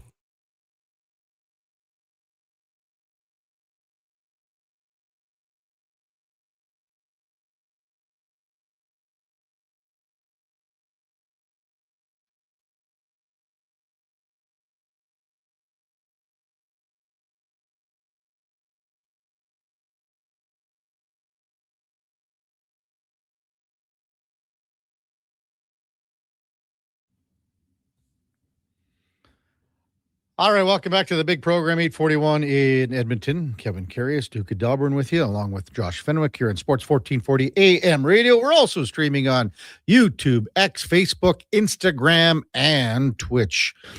Time to talk a little bit of off-ice mental stuff with Lorianne Munzer, our regular contributor here on a Tuesday morning, Olympic gold medalist from 2004. Good morning, Lorianne. Thanks for jumping on, as always. Really appreciate it. Awesome. Good morning. Happy Tuesday. How are you?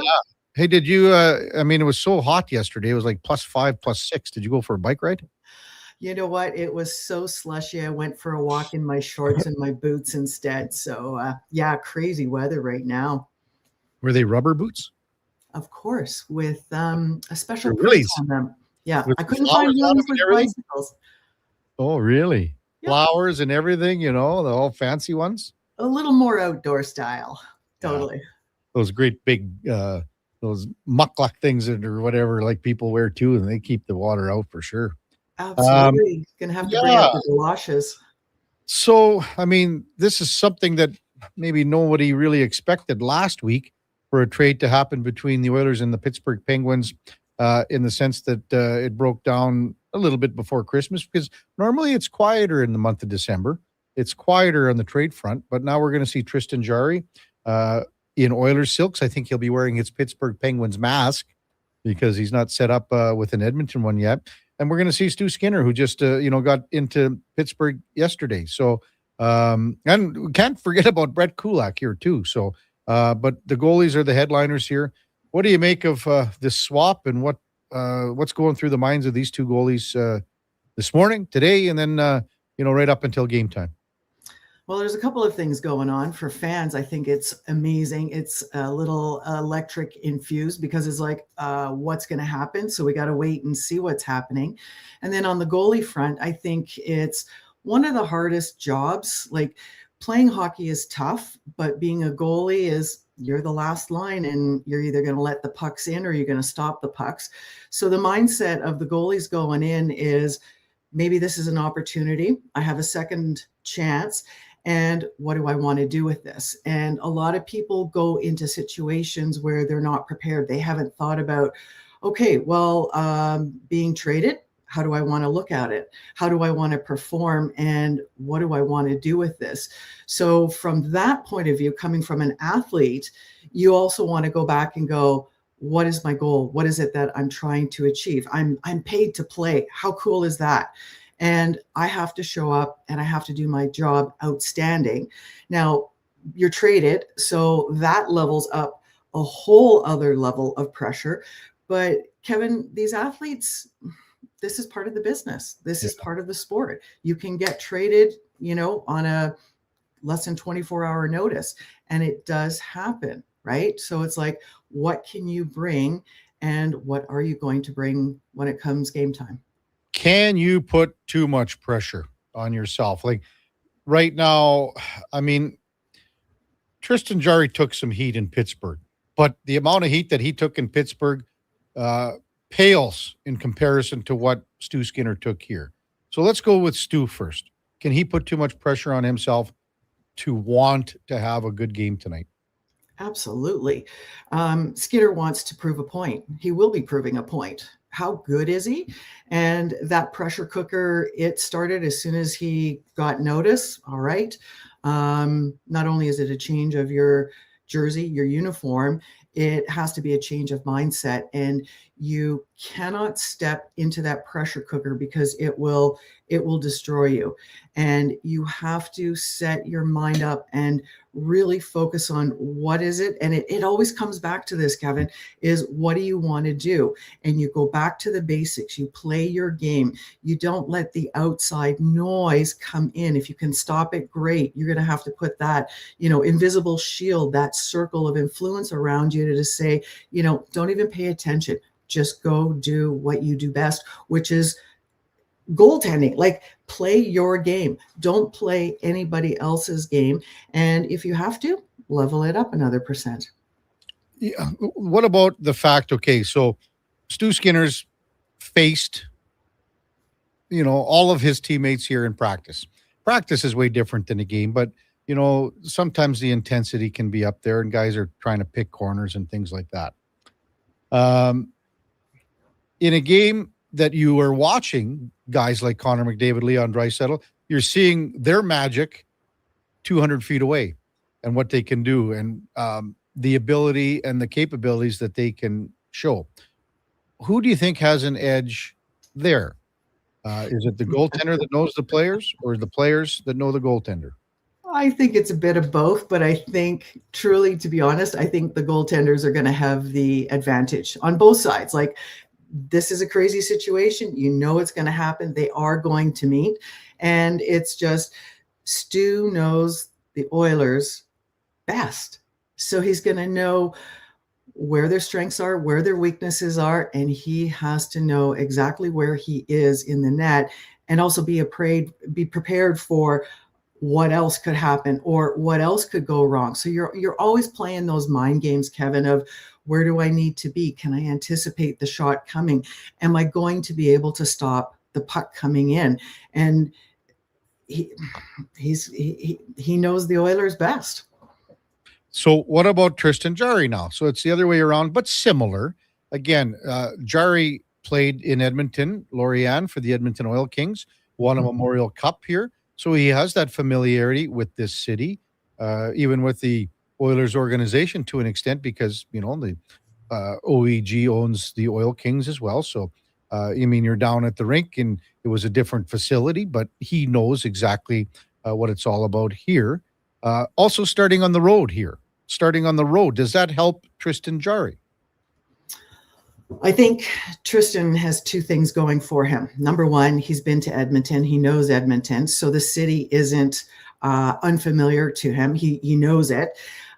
Being on the road, there are less distractions versus being at home. So easier to shut out the world, literally, easier to close the door, easier to say no to the outside distractions of friends, family, if you're on social media or if you're not. So I think if you're counting things like that, I think Tristan leads 2-0 with Skinner, but I think Skinner has a point. And I also think Skinner is also thinking in his head, all right, I was with the Oilers, and I think, the clip that you played just before 8:00 at the top of the hour was, I think he's been with the Oilers about 10 years. So here's a thought that's going through his head. What if he could get the Penguins to the Stanley Cup?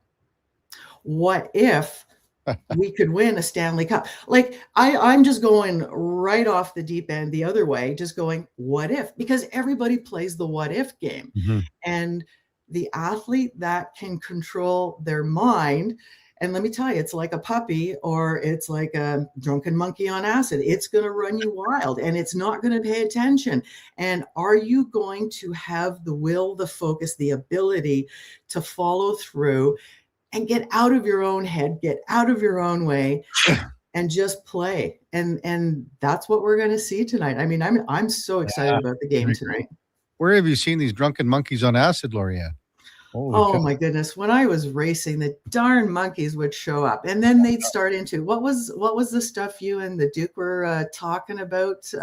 Silk tassel. Yeah. And I'm just like, oh my goodness. And then just, drop a hit into it. And then your head runs away with the show, and you're done. You are so done before you get on the bike. And it's just that steals away the show. And I think when we talk about what puts you sideways, what gets you off of your track and the train, the drunken monkey on acid is a good one. The puppy is really nice because we all know puppies are so cute. They're adorable. They're cuddly. And they need a lot of help too. So one extreme to the other, all depends on which arena you're playing in, but you can have fun with this part. Lorianne Munzer with us on Sports 1440. The Olympic teams will be announced in, a little over 2 weeks here, Lorianne. So right now players have, up until the 23rd to show their stuff, and then they've got really a couple of days. But I really think if you haven't decided your team by, after Christmas, I don't know if a player can do something on the 28th and the 29th and the 30th of December and tilt things his way. How much pressure is on these guys, not only just to produce here in the final 2 weeks or so, but can they try to do too much as well? Oh, absolutely. I mean, the pressure is up to a level that comes only every 4 years. Number one, you need to be healthy physically, but you also need to be healthy mentally. And there's only a certain number, Kevin, that are going to go to the Olympics. There are those that are in contention. There are those that are talked about. What about the wild card that is just absolutely peaking? As an athlete, when we were waiting for the announcement from the, Canadian Olympic Committee on who is going and who's staying at home, your senses are on fire. Your results, you take up to another level. You think and you prepare a little bit different. And it's hard waiting. But then again, you have to get it out of your head and go and do what you do best. There's not going to be that much in the next couple of weeks that are going to change the results physically. But it ends up being that mindset game, Kevin. Can you play the game forward, backwards, on a shorter rink? There's all kinds of games and strategies that you can use, but you have to play it in your head first. And it's playing, the biggest game is playing the game of patience, because if you're not patient, that's when you're going to try and speed things up, try and force it, try and make it hurry, hurry, hurry. And when you start to get into that hurry mindset, it takes you off of your game, and you have to walk a very set, I'm going to say a very set path of where am I going, what am I doing, and really think about every which way it can go sideways and all of the ways that it can go good. That's part of the preparation as a high performance athlete. Wanted to talk to you about the rivalry series too, Lorianne. Canada and the U.S., the women's hockey teams. They played 2 games here in Edmonton after losing 2. Canada lost 2 to the United States in November. But they played last week, and then they played Saturday. The first game was, 10-4. Last on Saturday was 4-1. So the Americans absolutely pound Canada here in the 4 games leading up to the Olympics. What needs to be said? What needs to be addressed here?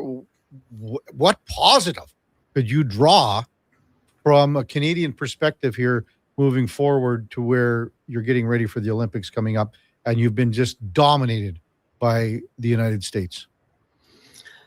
I think there's always that rivalry that's going on. And if we don't take the level up, we're going to be in trouble. My question to all the players would be, how bad do you want this? And are you vying for second place or are you vying to win? Because if you're vying to win, we have to shift a couple things. And, physically, the gals are going to be on the same level. But it's like mentally, where do I need to help you to make that shift so you can up your game so that we don't get pounded and that instead we turn the tables the other way? Well, here's the other thing too, Lorraine. We had Cheryl Pounder on last week, and she was doing the color commentary for the games here in Edmonton. She was with Team Canada in 2002 at the Olympics in Salt Lake City. Canada beat the U.S. that year to win the gold medal. However, going into that tournament, the Canadians had lost, I think she said 8 out of 9 against the Americans going into the Olympic tournament. Would you grab someone from that team? Like, would you grab a Cheryl Pounder? Would you grab a Cassie Campbell, someone from a long time ago to speak to what happened and how things turned around going into this year's Olympics?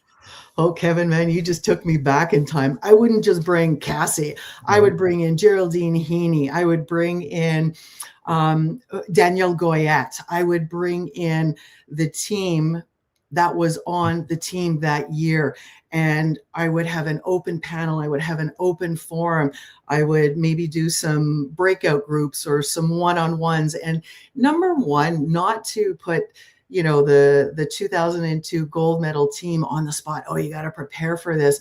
Just have the open conversations, because that's the best part, is you'll hear something organic or you'll hear something that will shift and go, that's what I'm missing. I can relate to Geraldine Heaney. I can relate to Cassie Campbell. I can relate to Haley Wickenhauser. And it's just having a connection with those who have been. It's not about telling people what to do. It's through the storytelling that athletes really gravitate and go, oh, well, you did this, or you guys had a really great meeting in the dressing room before you went out into the third period, or, and it makes it relatable because athletes at that level are so close. The other point is that sometimes Canada is a little slower going into it. I don't know why. I don't know if it's because of late picking the team or periodization, the planning part that goes into it physically and mentally. But sometimes Canada's a little bit slower and we perform when it comes at crunch time, which is at the Olympic final game. Well, Lorianne, thanks so much for your insight this morning. I will be off next Tuesday, so I won't get to speak with you next Tuesday. The Duke will be running the show. I'm assuming you'll be available, but absolutely. So have a wonderful holiday season and great Christmas, and we will speak to you after Christmas. Absolutely. Happy Christmas. Happy holidays, Kevin. Thank you very much. That's Lorianne Munzer, Olympic gold medalist from 2004 in Athens, Greece, in cycling. A regular contributor to our show, 8:40 every Tuesday morning. Coming up at the top of the hour, we'll talk a little football. We had a couple texts. How about no love for the Chicago Bears? Also an article that Justin Dunk from 3 Down Nation just had out today regarding Trey Ford and what his future lies with the Edmonton Elks. And it's really not a bright future when you think about it, what happened a couple of weeks ago with the signing of Cody Fajardo. They just can't afford 2 quarterbacks at that salary. Before that, time now for a Sports 1440 update brought to you by Loca Quality Market. Loca is not your average grocery store. Hey, you know what? We are a butcher, a baker, a cafe, a deli, even a rotisserie, and get this, a pizzeria as well. And it even gets better because it is all under one roof. Got the nice location there on 142nd Street. Shop local at loca.ca. Here is the Duke. This is a Sports 1440 update.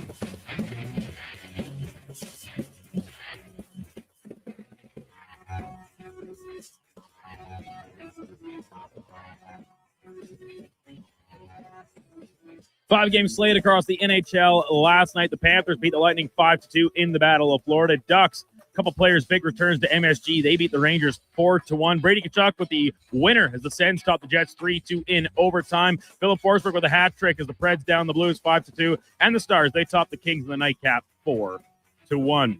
Monday Night Football wrapped up Week 15 in the NFL, and it was all Steelers 28-15 the final as they beat the Dolphins. DK Metcalf with a touchdown pass puts Steelers back tied atop the AFC North, In the association, handful of games there as well, including the Raptors back at it. They beat Miami 106-96 on the back of 28 points from Brandon Ingram.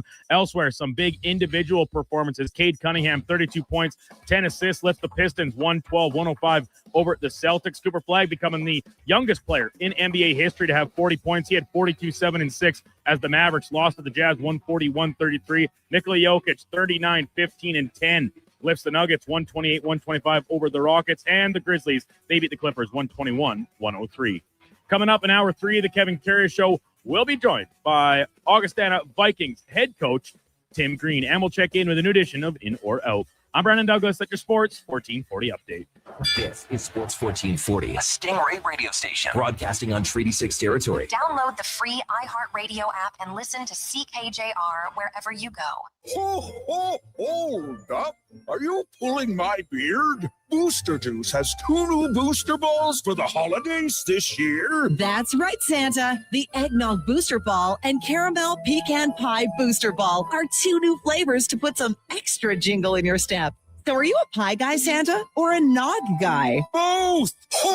Good call. That's extra jolly. Happy holidays from your friends at Booster Juice. Canadian born, blending since 1999.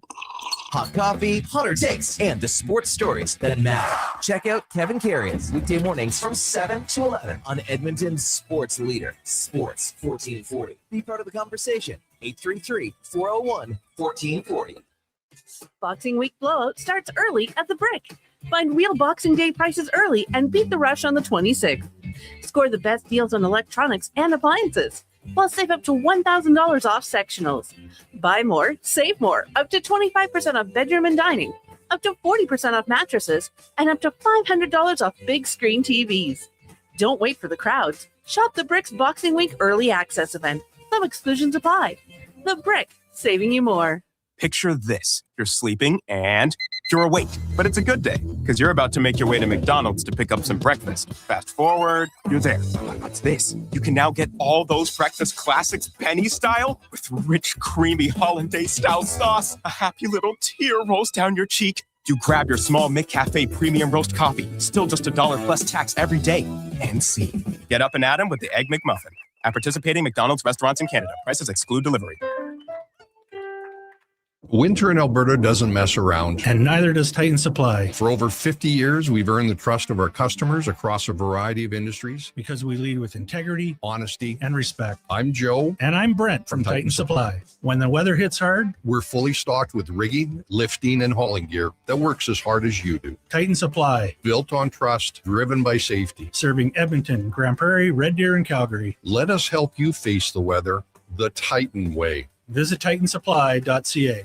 Diablo Boots sells only Canadian-made work and biker boots made by Canada West. No American or boots made in China, so no tariffs. All of Diablo's boots have replaceable soles and heels for longer life. Sizes 6 to 14 Triple E. Buy quality, buy Canadian. And support Canada West and Diablo, the 2 best names in the boot business. So save on boots by Save On Foods. That's Diablo Boots, 3340 Gateway Boulevard on the east side of Save On Foods. Buy Canadian. They're terrific.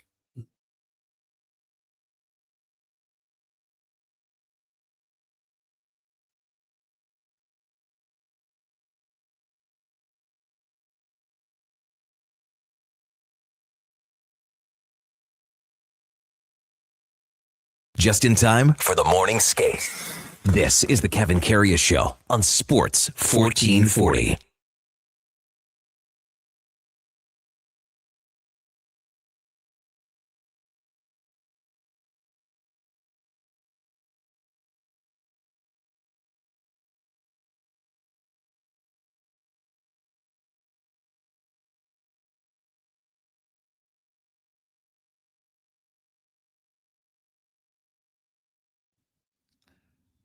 All right, welcome back to the big program, 903 in Edmonton. Kevin Karius, Duke of Delburne, Josh Fenwick with you here on Sports 1440 AM radio. Duke, I don't know if that classifies as a Christmas carol song. Just Let It Snow. Yeah, I mean... What, you just don't like Boys to Men? Not really. Well, you don't know good music. Did the Jonas Brothers have a Christmas album? I don't think a full album, but they've got a few Christmas tracks, yeah. They do, eh? Like, yeah. what would they sing? The Parum-Parum-Pum-Pum? I don't know. But I know one Christmas song they have, it's like an original. I can't remember what it's called or how it goes. Maybe we'll have to play that later. Parum-Pum-Pum, is that the one? That's Little Drummer Boy, is it not? Yeah, but I mean, don't they should, like, if the Jonas Brothers are going to sing a song, that's the one they should sing. Because they get, 3, 4, how many other brothers are there? 3? Well, there's 3 in the band. Oh. There is a 4th, but he's not in the What is he? Is he the manager? No. He's quite a bit younger. I think he actually has like his own thing. Really? Maybe as a singer. Frankie Jonas? I didn't know that. Yeah, well, I don't think it's reached quite the critical acclaim that the Jonas Brothers have as a musical act. Chris Johnson reporting that Joseph Wall will return to the Leafs tonight. Missed the last 4 games with a lower body injury. Also, Elliot Friedman reporting that too. Anthony Stolarz is heading to see another specialist. He's not making the progress that we thought he would make, according to Craig Berube. Also, Adam Schefter saying that the surgery to Patrick Mahomes was a success and that he appears to be hell-bent on being back in time for opening day in 2026. Had a couple texts earlier, Duke, regarding the Chicago Bears and not giving the Bears any love, despite being a 10-4 team. They are a half game up on the Packers.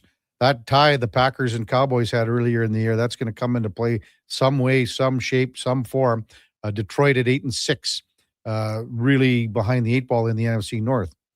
Now, the Bears are an interesting case study because how they've won these games, you can look at opponent, strength of schedule, etc.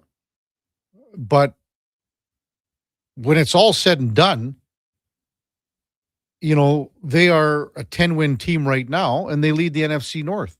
And I can't remember our texter back. It was about an hour and a half ago, and he said, you got to give the Bears a little love. Give the Bears some love. You talked about Denver, but what about, the NFC North? And when you think about it, the Bears are a game back of the Rams and Seahawks, for the conference lead. So I think they deserve a little love. Their defense preys on opposition as far as interceptions go. They lead the league in interceptions. They've made some pretty good acquisitions when it comes to the offensive line. They've had some guys come in on trade. What's the guy's name from KC Tooney? Yeah, he's been good. So they've made the acquisitions there. So this and a new head coach. So they've made the right decisions. And right now, no one picked the Bears to win the NFC North. In fact, most people had the Bears almost in last place. They had the Lions, they had the Packers, and the Bears would be fighting it out for Minnesota for last place in the division. But Duke, I think our texter's correct when, you got to give them a little bit of love here. They got 10 wins. You never apologize for your victories, regardless in the fashion that they come, right? And hey, this is the benefit of the reason the schedule is played out the way it is in the NFL. Like, you have your division games, and that's obviously about as tough as it comes across the league this year inside the NFC North. Even the Vikings, they're having a disappointing year, but they're pesky, right? We just saw them beat the Cowboys to essentially all but end their playoff hopes. And the Bears' loss are that opening game to the Vikings where it was just a second half collapse, essentially, where J.J. McCarthy kind of brought them back to life. They got kind of whooped by the Lions pretty good. But since then, they've been a really good football team, and they've beat some bad teams, the Raiders, the Commanders, the Saints, the Giants, sure. But the Browns on this Sunday, you have to look at some real marquee wins, like ones over the Bengals, over the Eagles, over the Steelers, and say a split with the Vikings in division. It's going to come down to it. They put themselves in a chance to essentially control their own destiny. Now, these final 3 weeks, maybe the hardest part of their entire schedule. It'll be a big test for them. But I think the growth you've seen from Caleb Williams under Ben Johnson, the defense is very opportunistic, if not the stoutest in the league, right? You talk about the turnovers that they generate, and they're a balanced roster, right? They don't rely on necessarily one superstar. They've got a balanced offense. They spread the ball around. They run it really well behind this new look offensive line. So they absolutely deserve a ton of credit in what Dennis Allen is doing with the defense, a group that also lacks superstar players. You have to commend them. And this was a team that I was optimistic about coming into the year because I'm a Caleb Williams believer first and foremost.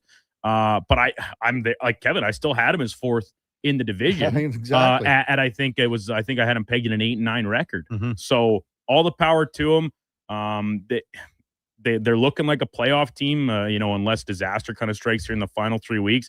Now, do I see them being a playoff team that can win a playoff game? Depends on their matchup. Maybe.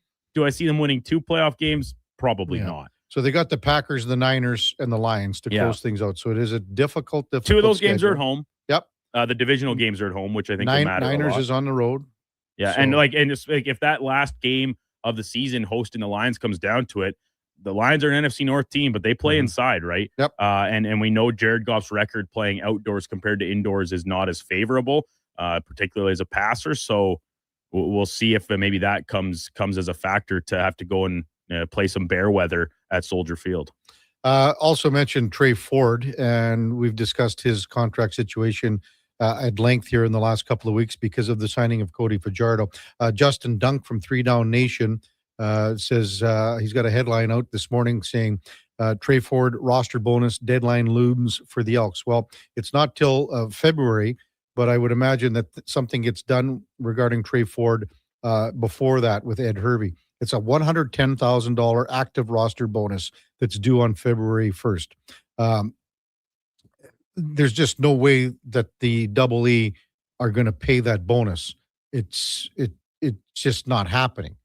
And then like Ford's, according to this article, and I had these numbers out earlier in the year. They were this year's numbers, not next year's. Ford is currently scheduled to earn $327 in hard money next year. Additional incentives of $70,000, maximum possible earnings at $417.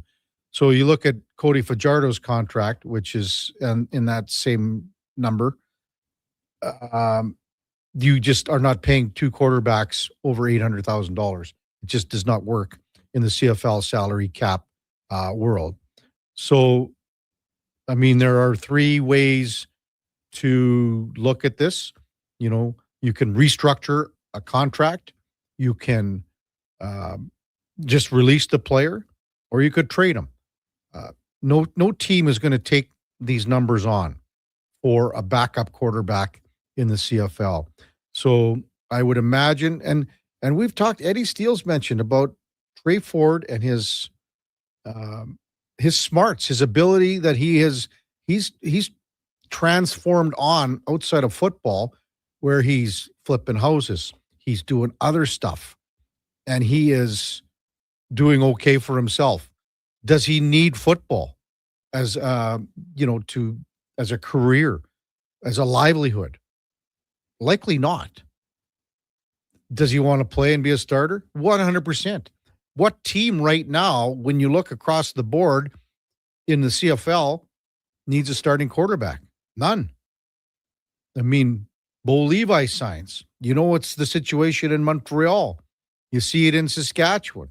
Although I'm not 100% sure what's happened with Trevor Harris here in the last little bit.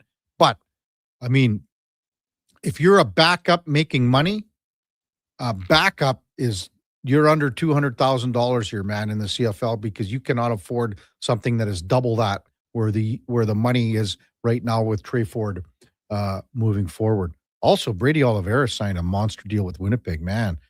3 years, 290, 300. I think that the cash, I think it's better for the league if they reveal the salaries, don't you, Duke? I mean, I think it's better for players. They can get a little bit more. I mean, I remember in the NHL when they said they were going to do this. There were a lot of people that said, "Oh no, this is a bad move. This is no good." It ended up to be way better. It helped the Players Association way more than they ever believed it would. Way more than it ever believed. So, I mean, that's where the CFL has got to get going. But I would imagine here in the next few weeks that there'll be a decision with Trey Ford moving forward.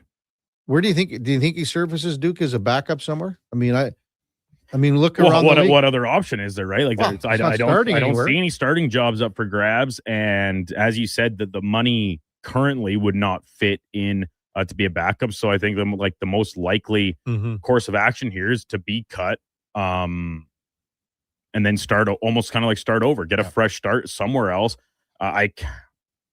I know there's still a little bit of temptation maybe from some of the fan base to keep him in the fold here and try and continue to learn some more. But like the development process for a player at this stage, at his age and years served in the league, like, to me, it's kind of like it's over, right?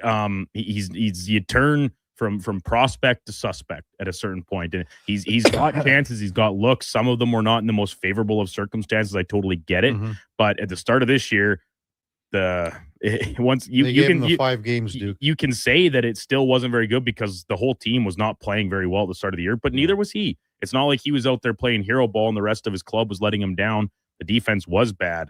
There was still a lot of things getting sorted out on the offensive line. These are all true, but they've clearly shored up behind Cody Fajardo. What's the point in keeping Trey Ford in the mix? If you're looking ahead to the future, for the eventual replacement for Fajardo, I think you start looking elsewhere. Well, you can't afford a guy, a couple $400,000 quarterback. Oh, obviously. No, for sure you can't, right? So I think he ends up somewhere else. Maybe it's back out east, a little closer to home for him. Or is a team like the Tiger Cats interested as a maybe a potential successor to Bo Levi Mitchell, because he is certainly closer to the end of the line, at least from an age standpoint, than say a guy like Fajardo is by at least a few years. How old's Mitchell now? 37, right? That's and so it's unfortunate. You wish the best for the player, but I think his time in Edmonton is certainly at an end. Matt, the promo guy, says Kevin disses Boys to Men and then moves to the Jonas Brothers. Embarrassing take. Come on now. Really? And then you say he doesn't know any good music. You just don't know good music by disrespecting both Boys to Men and the Jonas Brothers. Both are great in their own way. But Boys to Men, that's a little more like back when you were ripping it up. I would have thought that was some good slow jams to put on maybe when you were laying your moves down at a bar on a Friday or Saturday night. You put that on the record player back at the house when you come. Oh, yeah, sure, an 8-track player maybe. 8-track. They set the mood. Yeah, Boys to Men are great. When we come back, we're going to talk a little Viking Cup hockey with Tim Green, Augustana Vikings men's hockey head coach. We will talk to Dan Kingerski from Pittsburgh Hockey, now Connor Halley as well. This text from Colin. Come on now, Colin. All due respect, CFL Talk, 9 a.m. on a big Oilers game day. What are we doing? I responding to Colin, really? What do you think we've been talking about from 7 to 9 a.m., Colin? 2 hours straight we've talked. We branch off and talk a little CFL and a little Trey Ford for 5 minutes. Wake up, Colin. We're back with Tim Green right after the break. Kevin Karius Show with the Duke of Delburne on Sports 1440 with Josh Fenwick. We're also streaming on YouTube, X, Facebook, Instagram, and Twitch. As 2025 comes to a close, GS Construction would like to take the time and thank our crews, our partners, and our communities for another successful year of teamwork and growth. Together, we've helped keep Edmonton and the surrounding area moving by building and maintaining the underground infrastructure that keeps everything running smoothly. It's been another year of dedication, pride, and hard work the team has put in to make it all possible. To learn more about our people and our projects, visit gsconstruction.ca.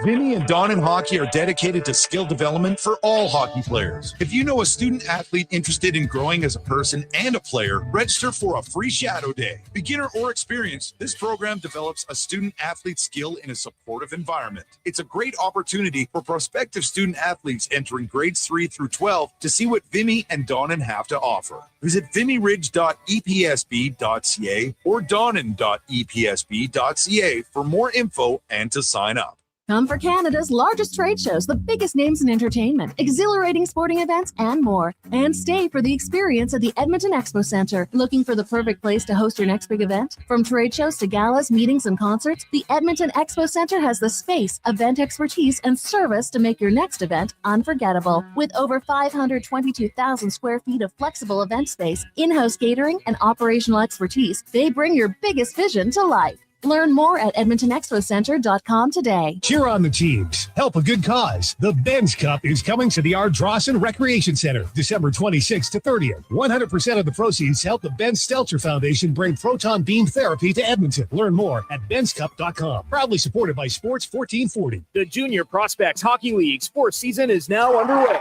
The JPHL offers elite athletic and academic opportunities for players in the 14U, 15U, 17U, and 18U divisions. All games are broadcast live on Silent Ice TV, featuring a showcase-style schedule and competitive matchups across Western Canada. Players work with experienced coaches, trainers, and elite hockey personnel. Learn more about Western Canada's fastest-growing elite hockey development stream at juniorprospectshockeyleague.com. Hard to believe it's already that time of year again. Time to get your festive aluminum pole at Metal Supermarkets, where the staff will be completing feats of strength to get your metal ready without any grievances. When your project needs a festive miracle, Metal Supermarkets offers in-house bending, often by the next day, plus metal cut to your exact specifications fast. The convenience stores for Southside, West End, metalsupermarkets.com. Reason number 59 why Nissan is built for our winter. Because when winter storms make on-road feel like off-road, we've got you.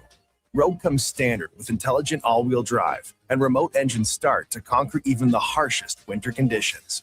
Now, lease a 2026 Rogue S for 0.9% for 36 months, or get $4,000 cash purchase bonus on remaining 2025 models. Visit your local Nissan dealer today or nissan.ca for more details. Conditions apply. Visit your local Edmonton and area Nissan dealer for more information.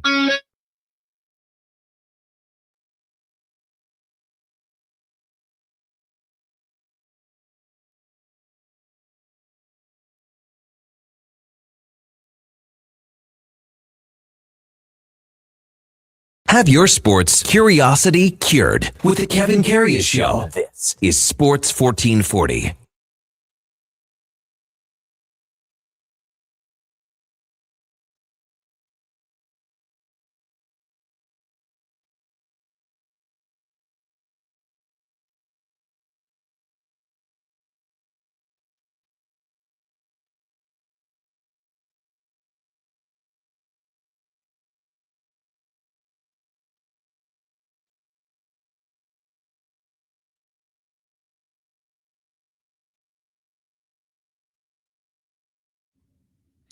All right, welcome back to the big program, 921 in Edmonton.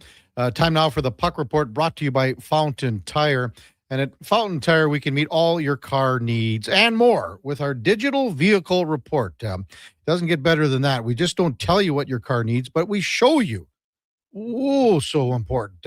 Book your appointment at fountaintire.com today as we welcome in Tim Green, head coach of the Augustana Vikings, and Cam Rose ahead of the Viking Cup in, well, less than a couple of weeks. Morning, Tim. You're with Kevin Karius. Thanks for jumping on Sports 1440 this morning. Really appreciate it. Good morning. Thanks for having me. I know it's a busy time, and we're super stoked about the Viking Cup coming up. So happy to talk about it. I'll tell you what, Tim. You know, when I first got here, and I started to work at Global, ITV back in 1998, coming up close to 30 years now. The Viking Cup was such a big deal, and I remember working and interviewing and talking to guys like Verlin Olsen, you know, every couple of years, because it was such a big deal for the city, and then it just wasn't sustainable. But how cool is it for Augustana to bring back the Viking Cup under Augustana University, the umbrella. How excited is everyone to get things rolling here once again? Yeah, it's super exciting. Speaking of Verlin Olsen, he's basically the guy that helped spearhead this. So I was in a meeting last night, and he was there, and he showed a lot of gratitude. And he's one of the guys that obviously started the whole Viking Cup. Him and Leroy Johnson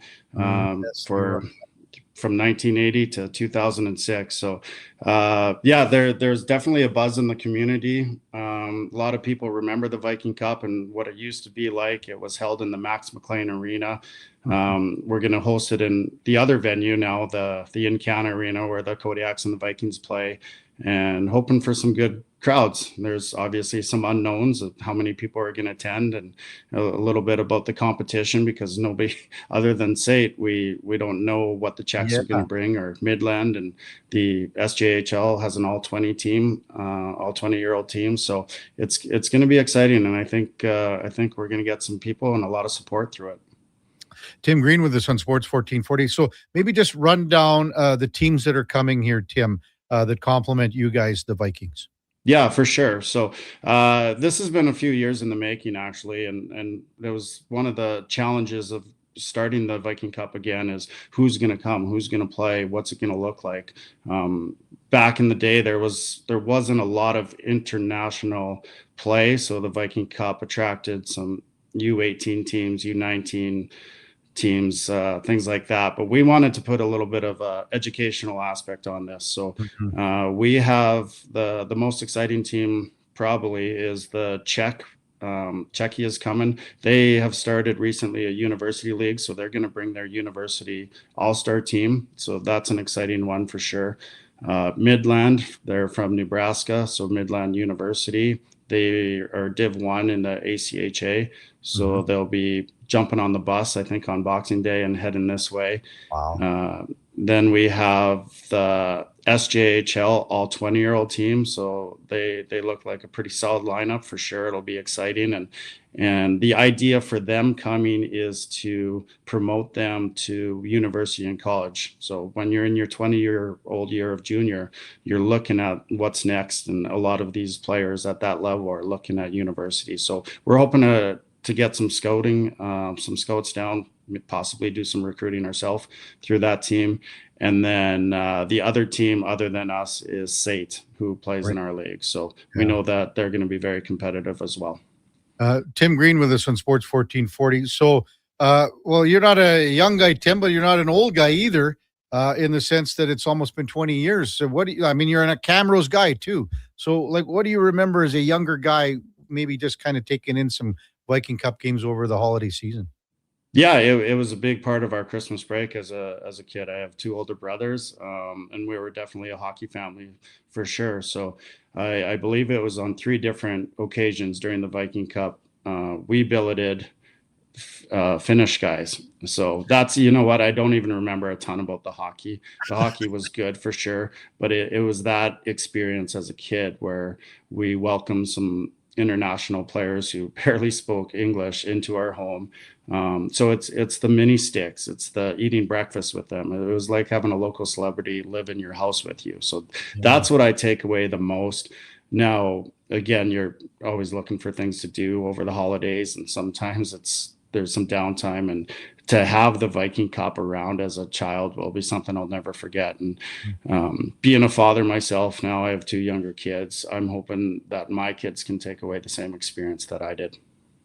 You mentioned the billeting because it's such a major factor, and the whole town gets behind it.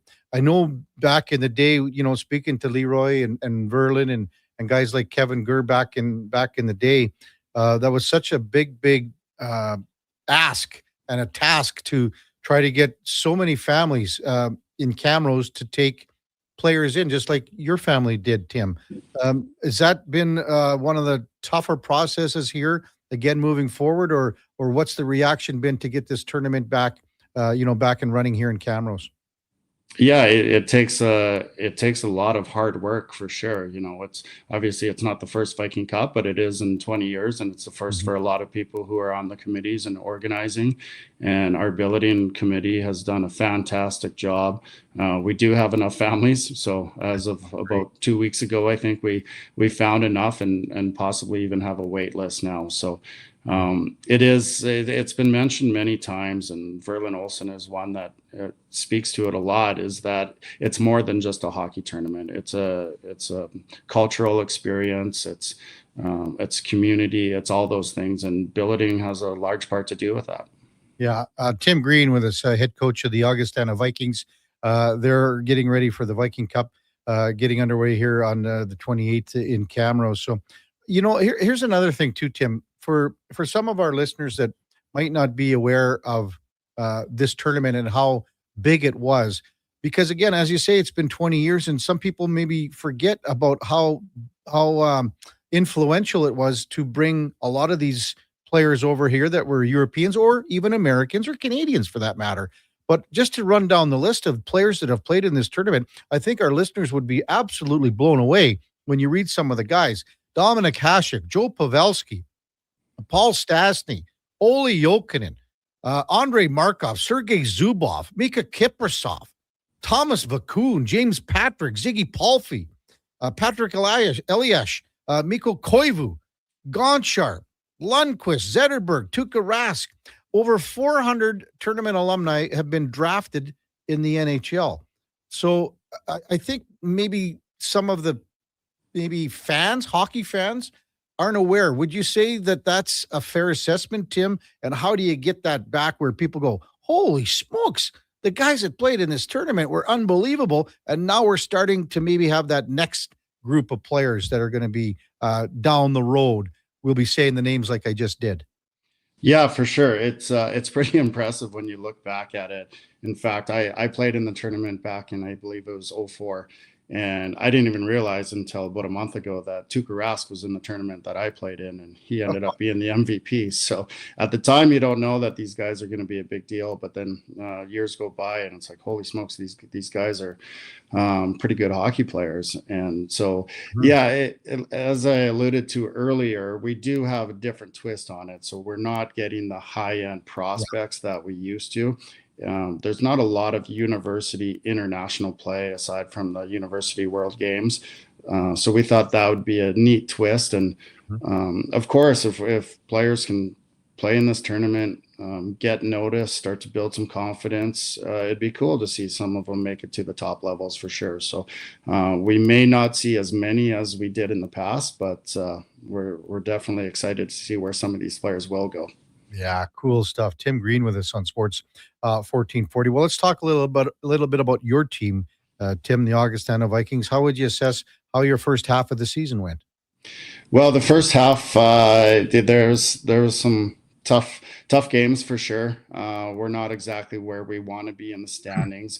With that being said, we have a relatively young team. We have 10 freshmen in. So there has been a lot of teaching, a lot of learning. A lot of people, like we talked about with the Viking Cup, maybe don't know enough about the ACAC. The league itself is very strong. You can expect if you go to a game for it to be within 1 or 2 goals, no matter who's playing. Players are coming to our league from Junior A, the Western League, things like that. So there's some very, very strong talent in our league. So it's good. And even though I want to make sure that our team is playing up to standard, we make sure that we take care of ourselves. So the coaches are always looking after each other and communicating, making sure the league is moving in a positive direction. And I believe that's been the case. How tough is recruiting for you, Tim? Because, players have so many options now, and it's changed even with the NCAA and how you look at players and how, U Sports looks at players. What was it like for you here this last year or two? Yeah, it's been challenging. I think I'm like a lot of people, still trying to figure out the landscape of hockey and where a lot of players are going to end up. And the good news is there's so many really talented hockey players that there are going to be places for everyone to play.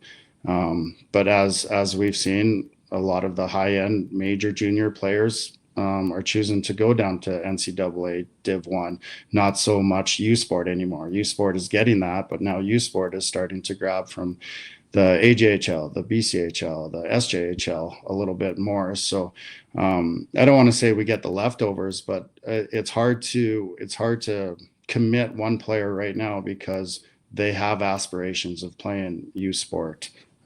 So recruiting is challenging for sure, for a lot of different reasons. But I felt like last year our recruiting year went very well. We have a lot of great freshmen in.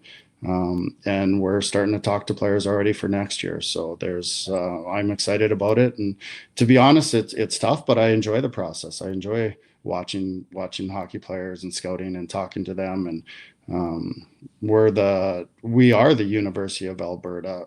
It's Augustana, so it's a different campus. We're not the Bears, but we're definitely affiliated with them. So we're considered a top 4 school in the country and top 100 school in the world. So that's what I get excited when I bring players in, knowing that they're going to get an education and get a lot more than just the hockey side.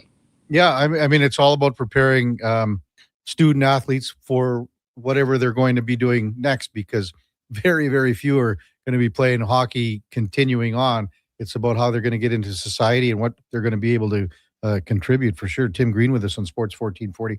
How have you handled this break after the first half? Did you give the guys some time off, and how do you ramp things up here? Because kids got tests, exams, all that stuff too that you've had to worry about to get ready for the Viking Cup here. Yeah, it's kind of unique that way, because December is typically, Viking Cup or not, is typically completely off for players because of exams. You're a student athlete, and student comes before athlete. So the purpose there is to not schedule games so they can focus on academics. So it's basically they come in September, you have a training camp, you play some games, and then you rinse and repeat for the second half. So you got to have another bit of a training camp and get everybody in shape. And we have been skating, we've been practicing, preparing for the Viking Cup. And the Viking Cup, I think, is also a great way to make sure that we're ready for the second half of our regular season. So things get underway on the 28th for you guys. You guys play Team Czech. It's the late game. There's a game prior to that at the Encana Center. Maybe just a thought on opening the tournament up against a team that you don't know a whole heck of a lot about, Tim.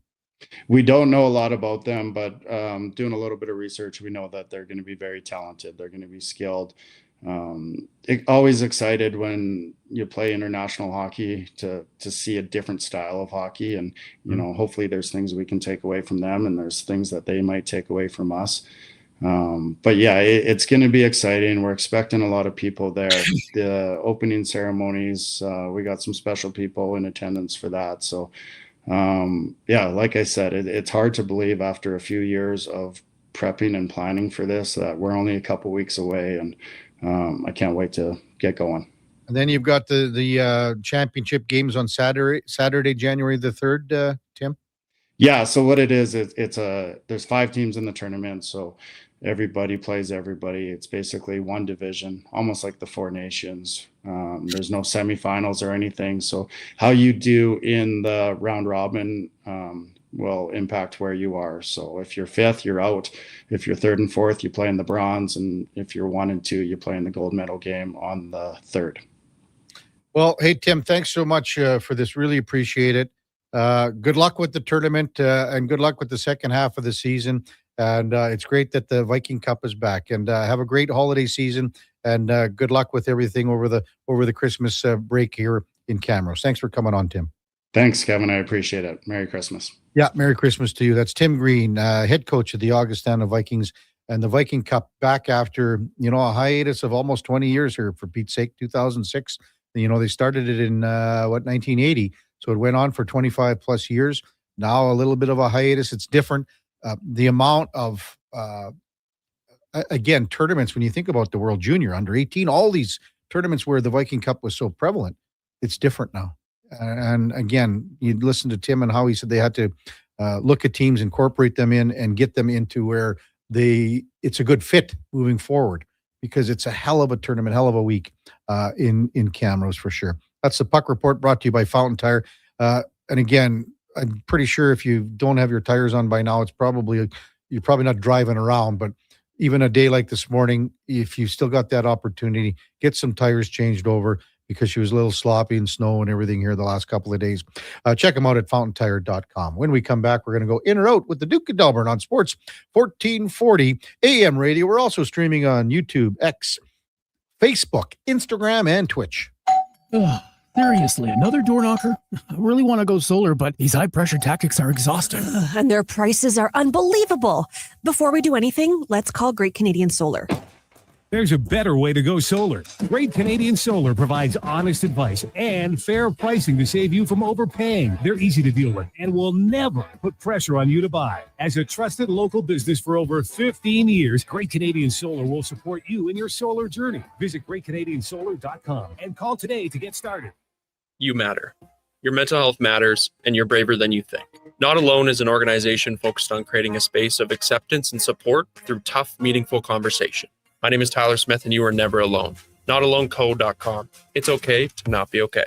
Get the lowdown with Low Tide. Weekdays from noon to 2 on Sports 1440. He's seen it all and then some. From stats to stories, he breaks it down like no one else.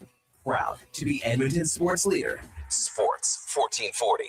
This Christmas, Subaru is proud to support the Little Warriors, a national charitable organization dedicated to protecting children, raising awareness, and helping survivors heal from the trauma of child sexual abuse. Join us for a Phil Forster event at Rally Subaru in Subaru City. We're collecting much-needed items like AAA batteries, art supplies, backpacks for kids, winter gear, and laundry essentials. Drop off your donations at either location and be entered to win a free detail package. Thank you for your support from Subaru.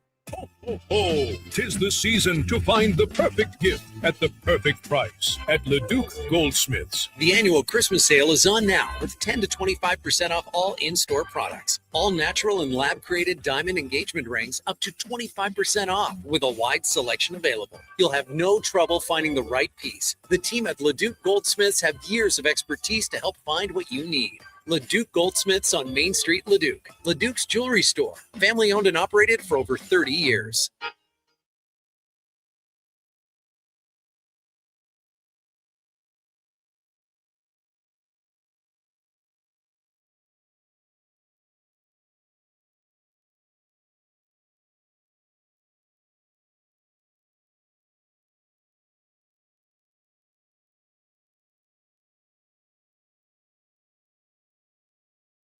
Just in time for the morning skate. This is the Kevin Karius Show on Sports 1440.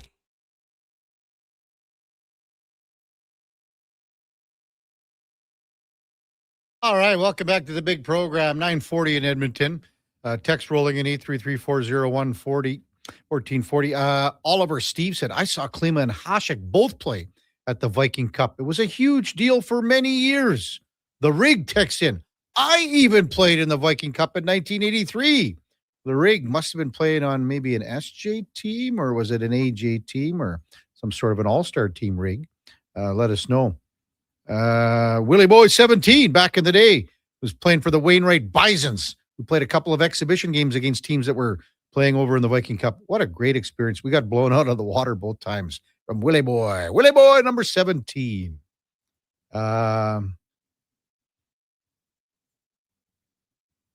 King of Fort Nasty. Karius started in 98. In 98, Fenny was still jumping from nut to nut. Looking for a way out. Is that true, Fenny? It's true. I wasn't even liquid yet.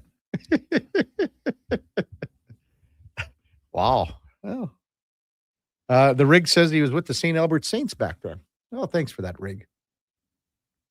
Duke, did you ever go to the Viking Cup? Because it's probably an hour and 15 from Delburne. Yeah, about that.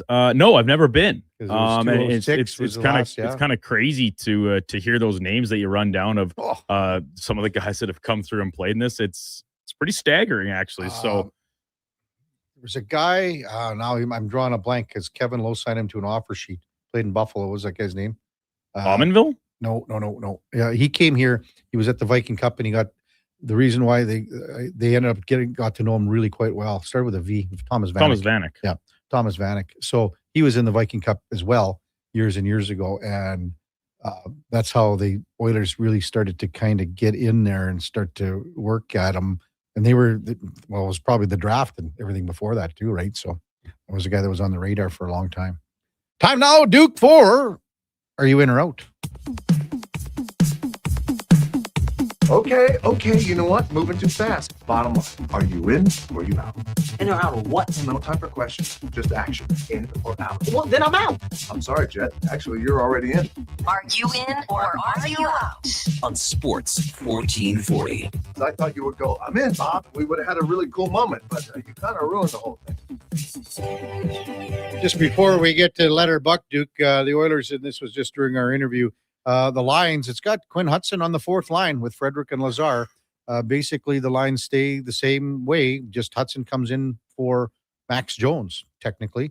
Jari in goal, Stastny, Emberson, Nurse Regula. Again, McDavid between R&H Hyman, but Coles and Draisaitl, Savoy, Mangiapane, Henrik Janmark. But Hudson's on the fourth line to start here. So we were talking about that earlier, and I haven't even looked at. Well, I'll tell you what, Kev, that's exactly where we're going to start. It is game day for the Oilers down in Pittsburgh, taking on the Penguins. Lots of storylines. We've talked about them this morning. Leon Draisaitl's pursuit of 1,000 points. Also, Glenn Anderson on the team's all-time goal list. Sidney Crosby, a couple back of tying Mario Lemieux on the Penguins franchise list. And then, of course, the goaltenders, which we'll get to in a moment. But Quinn Hudson expected to make his season debut for the Oilers. Had a couple games at the tail end of last year after signing out of college. He would be best utilized playing in the top six for tonight's game, rather than where I guess we're going to see him down on line number 4. I'll be out on this one. Top 6 too high for me, but I would say that he is, a third line role for tonight. I would go there, not top 6, because the only guy that's coming out of the top 6, unless you're moving Ryan Nugent-Hopkins to 3C, the only guy coming out of there is Matt Savoy. I think that line should stay the same. I think it was a pretty decent landing spot to throw him where Janmark is, but what's he going to play? Lazar's going to kill penalties. Hudson's not going to kill penalties. Janmark's going to kill penalties. Henrique is going to kill penalties, but I thought he would slot in line number 3, but he's on 4. Who knows? That could change as the game progresses. We all know there's a very good chance of that, but we talked about this yesterday, I believe, on this show and a little bit on Fantasy Frenzy too, about continuity of your line combinations, and I'm a strong proponent of it. But when you talk about a player that is being recalled because of success he is having at the AHL level offensively, bringing him up here to play him a handful of minutes in once again, it's about putting your players in their best position to succeed. And I'm not saying that maybe the best spot for him is riding shotgun with Connor McDavid in his first game of the season, just third overall NHL game. But I think that might be a better spot for him than playing on the fourth line with Curtis Lazar and Andrew Mangiapane. The way that I would best see him playing on a third line spot, Kevin, is with some other reshuffling of the lines where Ryan Nugent-Hopkins comes down to play third line center with Hudson on his wing, and somebody else from the bottom 6 jumps up for another look alongside McDavid and Hyman. Maybe it is you flip Savoy over there and move someone else to the second line. I don't know, but I just look at this and say, is this just strictly a hole plugging spot? You didn't love enough what you saw from Max Jones over the weekend that you're saying, all right, well, we'll give someone else from Bakersfield a look here. But how much of a look are we really going to get from a skilled player, an offensively inclined player, playing with guys that have not done essentially anything offensively through 30-plus games of the season? I'll say it again. So, this is Quinn Hudson has to make a statement in his first shift right off the hop and generate something, do something, hit a body, take a hit, get involved, go hard to the net, show the coach that you don't belong on the fourth line, show him that you belong on the third line. And Knobloch sees that. Maybe he makes an adjustment. On the other side of tonight's ledger, Stuart Skinner expected to make his first Penguins start against his former team, of course, no less. And I like Skinner's contract is up at the end of this year. He's on a very affordable deal right now. We've discussed plenty on this program about what a next contract would look like for Stu Skinner. And I think the chances of him remaining in Pittsburgh beyond this season, I really can't peg it at any greater than 50-50 right now. Yeah, I'm probably in on this one with you, Duke. This all depends on what he does here in the next 50 games. Like if he has a really good back half to the season and then some. But then again, I mean, it's in the same contract that where the Pittsburgh Penguins were before with Tristan Jarry. The number's probably going to be even more. The problem with Pittsburgh is that their other goaltender isn't locked up either. You know, they've got Shilovs, who's at an RFA next year. So are they going to lose him? Well, and that's kind of almost like they're in a big holding pattern here to determine what they want to do in the crease moving forward. Well, they believe Murashov's their guy. They believe Sergei Murashov is their guy. But like he's ready to be the guy right now. I don't know. But I mean, what else? Unless you want to go pay for a goaltender, then you're going to pay $5 million, right? At least, yeah, At least. for a starting goalie. You got Murashov's got another year left on his ELC. I think he would be the guy that they think is their goaltender moving forward, and then figure it out from there. Like, so let's just say maybe Skinner plays really well for the remainder of this year in Pittsburgh, and they are in the playoff race the whole way, come up short, get in the first round and lose out, however you want to, pretend that this goes. In that scenario, I think they would be interested in bringing him back on a short-term deal, maybe in that $5 to $6.5 million range. Let's just say he plays terribly. And all of a sudden they're like, well, yeah, whatever. We made this deal largely in part to get out from the Tristan Jarry contract as we were through with him as a part of this franchise, right? The reliability, the injury history, the banishment to the minors last year. They like this for the Penguins was getting out of the Jarry contract. They get a second-round pick and a couple expiring free agents as bonus, essentially. More likely, it's probably somewhere in the middle that Skinner is the goalie we've seen him be in Edmonton, where there are fluctuations, up and downs. At that stage, at the end of the year, I think Kyle Dubas is going to look around and say, what else is out there? And once again, 50-50. I think it's a split down the middle right now of what they may very well do. No inclination one way or the other. Over to the gridiron, week 15 in the books after last night's Monday Night Football game. The two coaches in that game, Mike Tomlin and Mike McDaniel, both of their seats have gotten warm this year, but I think probably both maybe now safe for the time being moving forward, even after the Dolphins' embarrassing loss. They'd won 4 in a row previous to that. But I think the head coach most likely to get fired before this regular season ends in the NFL is down in Arizona, and former Eagles DC standout, Jonathan Gannon. Well, remember, Duke, a few weeks ago, I had him on the hot seat number 1 as my head guy, my number 1 guy that would be relieved of his duties. I probably will still stay that way. Although I can't see the thing with Cleveland and Kevin Stefanski is that they said ownership has said, well, we saddled you with Deshaun Watson. We still have not figured out our quarterback situation moving forward. You can talk about, Myles Garrett sticking around and whatever you want in that sense, but I'll still go with Gannon. But for some reason, there's something about Stefanski in Cleveland that makes me wonder about his future there. Well, like Stefanski's a 2-time coach of the year. Yeah, I know. And like everything points towards him being a good coach, but the results outside of that one season with Baker Mayfield as the quarterback show that the results are not there. And so if this is a situation of maybe best in both parties' interests, like Stefanski is no longer the head coach. He goes out and almost certainly would get another look somewhere else, I would think, like without having to resort back to the coordinator rebuilding of your status type move that we see so many guys make. And the Browns, they get a fresh start with whatever they're going to do at quarterback moving forward, right? Because you always seem like you want to marry those two things together, right? The coach to pick his quarterback, and that's what his success is tied to, and as a result, his job. So I'm there with you. I think Stefanski's an interesting case, but I think he's a good coach. I can't say the same for a guy like Jonathan Gannon or maybe even Raheem Morris down in Atlanta, who I think is also right there for the hottest. And it's especially for guys like Gannon and Morris.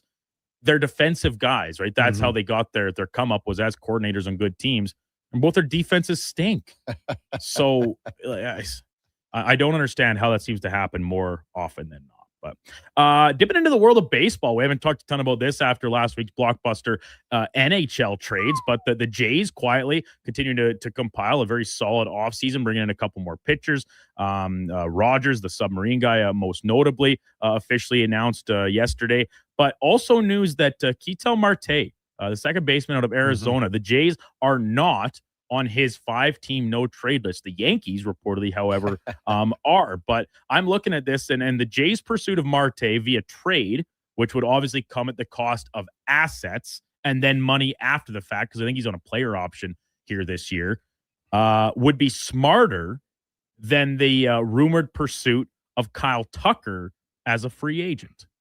This is a tough one. I mean, even you think about, like, what did Ha-Sung Kim got $20 million for Atlanta? Like 20, like just handing out money. So does that mean that would you have Ernie Clement part of the deal? To be honest, Kev, I think this deal would largely center around Arjun Nimala. Really? Yeah. Because like Marte's no spring chicken. He's 32. Yeah. But are you... Because if you bring in Marte, does that essentially mean that you're not bringing back Bo Bichette? Right? Yes. Or if a trade would maybe involve a guy like Ernie Clement, then maybe there is still a way that you get Marte and bring back Bichette. Because that means you're going with Jimenez at short. And the reality is other guys like middle infielders for the Jays, guy like Jimenez, the platoon guy of Schneider or whatever, like outside of Clement, like I don't think Jimenez or Schneider have really any trade value. Yeah. Jimenez is a great defender, obviously, but the bat is sporadic and doesn't have the highest upside. So I think if for the Jays, it'd be like, all right, doesn't look like anything's traction-wise is happening with Bichette. We need to make a move. Let's not hurt the current roster anymore, but shore it up even further, and you trade a prospect amongst certainly probably other things around the edges to make it work. Nimala's a couple years away at Duke, I think. I would think so. But he still is. I think the team's after the promotion of Savage, I think he's the number one prospect in the system at this stage. He is. And you could, depending on what happens with Ricky Tiedemann, you throw him into the mix there too. Yeah, maybe. But I just, you know what? I'll tell you what, Duke, this team is such a close-knit team from last year. And that's where I fight this balance about, like, because Marte is an excellent player. He is one of the best second basemen in the entire major leagues of baseball. Very good defensively. The bat is very reliable. Like, you're a team that just went to the World Series. Is it enough to stand pat because of good mojo in the room? It seems like the Atkins and Shapiro are not content with that. They want to continue to upgrade the team and take another run at it here. So it's such a tough balancing act of not stirring things up enough to upset guys by trading away good teammates, good locker room, clubhouse guys. But this is a chance to go out and get a real difference maker. Yeah. So tough spot to be in. Be very interesting to see how the offseason continues to unfold. Maybe we'll even talk a little Jays here as the week progresses with one of our usual contributors. December, it's National Pear Month, Kevin. And I believe we touched on this topic before in at least tangent or adjacent conversations. I think pears suck. I don't think they're good. I don't really like them as an ingredient in anything. Standalone doesn't matter. And as a result, I'm gonna peg them as the worst of the countertop fruits. What about when you poach and flambe them, Duke? You don't like those either? I can't say I've ever had that, but based on my other experience with pears, I don't think I'd like it very much. Well, you know what? We have a neighbor who has actually a pear tree. Is there a partridge in it? No, but he doesn't even know it exists. This neighbor's he's delinquent. Anyway, we sneak a few of the pears off. It's in the back. You're robbing your neighbor's pear tree? Listen, about 1,000 of them fall into the back alley. You're just picking them up off the gravel road in the alley. No. I actually shovel them into his garbage because he's hopeless. I don't know. The worst. Like give me apples, give me bananas, give me oranges, other citrus fruits that are very common on the countertop. A nice plum. Right? Like I'll take any of those over a pear. Okay, I'll go in, Duke. Sure. I'm not. We don't buy a lot of pears, so. Well, yeah, because they suck. Wow. Why would you? They get kind of brown quick in the spots on them, and if you bruise them a little bit, right? Yeah, I think no, they're I worse feel than you. other ones. I feel you. Wow. Well, I was excited about the fifth one here, Duke. I thought there was a partridge in a pear tree, but coming up at the top of the hour, we got Dan Kingerski from Pittsburgh Hockey Now. We will preview tonight's Oilers and Penguins game. That's straight ahead. Before that, time now for Sports 1440 update brought to you by AWS, Welding Supplies in Nisku. Product sales, servicing, calibrating, free same-day delivery of in-stock items to Leduc, Nisku, and South Edmonton. Your one-stop shop for all things welding, awswelding.ca. Here is the Duke. This is a Sports 1440 update.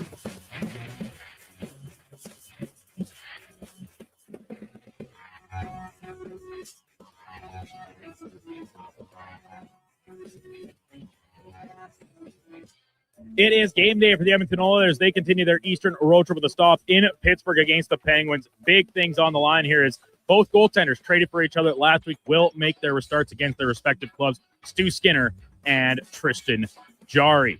Puck drop coming at 5:30 Mountain Time. None of the games around the NHL, including the Bruins hosting the Mammoth. Joseph Woll back for the Maple Leafs as they take on the Blackhawks from Scotiabank Arena. Habs take on the Flyers. Canucks are in New York against the Rangers at MSG. Caps, Wild, Flame Sharks, and Kraken and Avalanche round out the slate. On the hardwood, final NBA Cup championship from Las Vegas as the New York Knicks taking on the San Antonio Spurs after the Spurs' surprise win over the Thunder on Saturday. Tip-off there at 6:30. And from the NFL, Alan Lazard getting released by the New York Jets. He will go through waivers and then, if unclaimed, become a free agent. Coming up on Sports 1440, hour 4 of the Kevin Karius Show, we'll be joined by Dan Kingerski from Pittsburgh Hockey Now and Connor Halley from Fantasy Frenzy. I'm Brandon Douglas at your Sports 1440 update. Sports 1440, Stingray radio station. CKJR broadcasts from West Edmonton Mall and Wetaskiwin. Download the free Stingray music app and listen wherever you go. Hi, Mike here from Northgate Chevrolet Buick GMC. December is here. Christmas shopping, Christmas wrapping, Christmas baking, grocery shopping. What about our vehicle? Does it need tires? It's not running? No problem. We got you covered. At Northgate GM, we have a tremendous selection of newer used vehicles, winter tires at cost, and of course, service with a smile. Come in and see us today, 13215 97th Street, or visit us online at northgategm.com. You're in Northgate country. We want orange. Give us the orange. We want orange. Bring out the orange. You got it, Canada. Booster Juice orange smoothies are back by popular demand. The original, the marathon, and orangesicle smoothies are back and bursting with tangy zest of oranges. They're Canadian favorites. Orange, you glad they're back? Only for a limited time. So squeeze the day, smoothie lovers, and head to a Booster Juice near you now. Booster Juice, Canadian born, blending since 1999.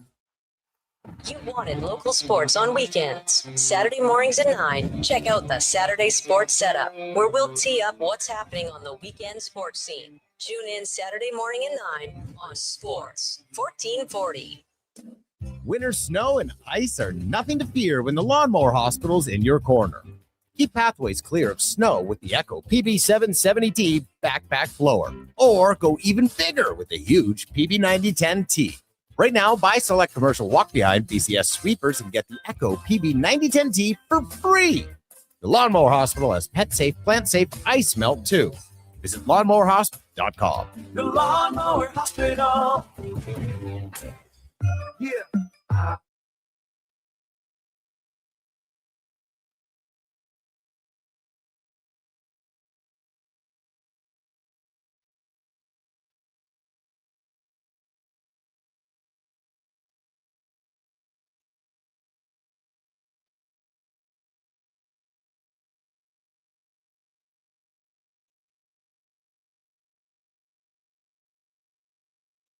Have your sports curiosity cured with the Kevin Karius Show. This is Sports 1440.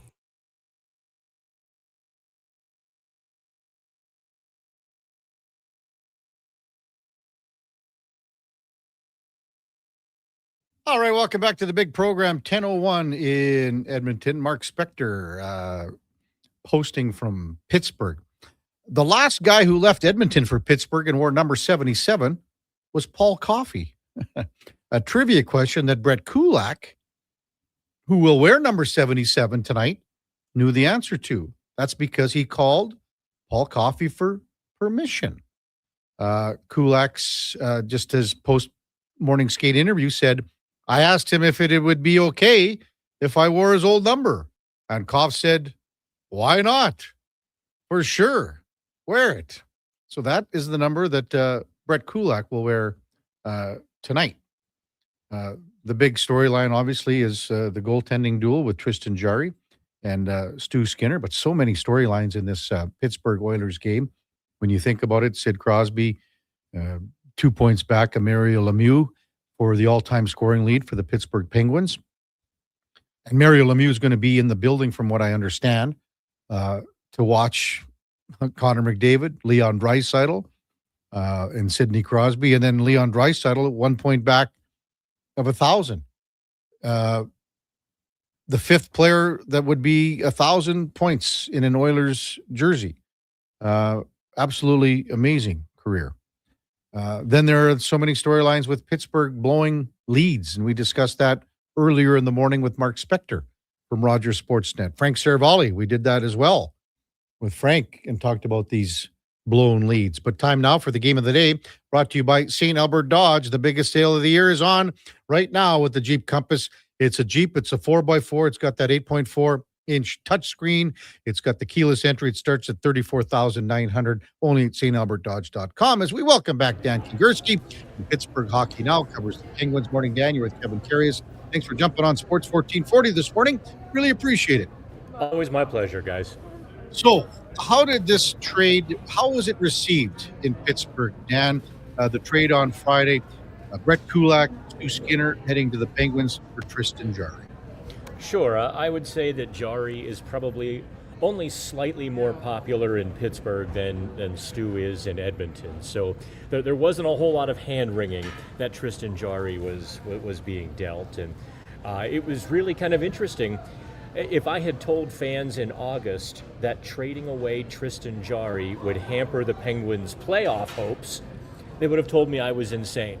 But here we are. You know, Jarry had clearly been the best of the two or three goalies they had, playing really well. Essentially what happened, Kevin, was Tristan played his way out of town. Kyle Dubas saw the opportunity. I don't think Dubas really is comfortable with goaltenders unless you're an elite goalie. And so he saw his chance and he took it. Well, we had a question in our in or out segment just prior to you, Dan, and it just went like this. The chances of Stu Skinner re-signing in Pittsburgh are 50-50, no more. Where would you put that mark at? Yeah, I would actually, boy, that's really tough. I think, yeah, maybe 50-50 is as high as I would go because, I mean, Arturs Shilovs has the inside track. If he plays well enough for the rest of the season, obviously he's 24, a restricted free agent. You know, the Penguins would probably opt to keep him. And there is the matter of kind of the young goalie they're really high on, rightfully so, Sergei Murashov, who played on Sunday and made some really good saves, especially in the first couple of periods. He's the goalie of the future. So, you know, if all things being equal, that would be probably the ideal for the Penguins. But there again, they're opening the door.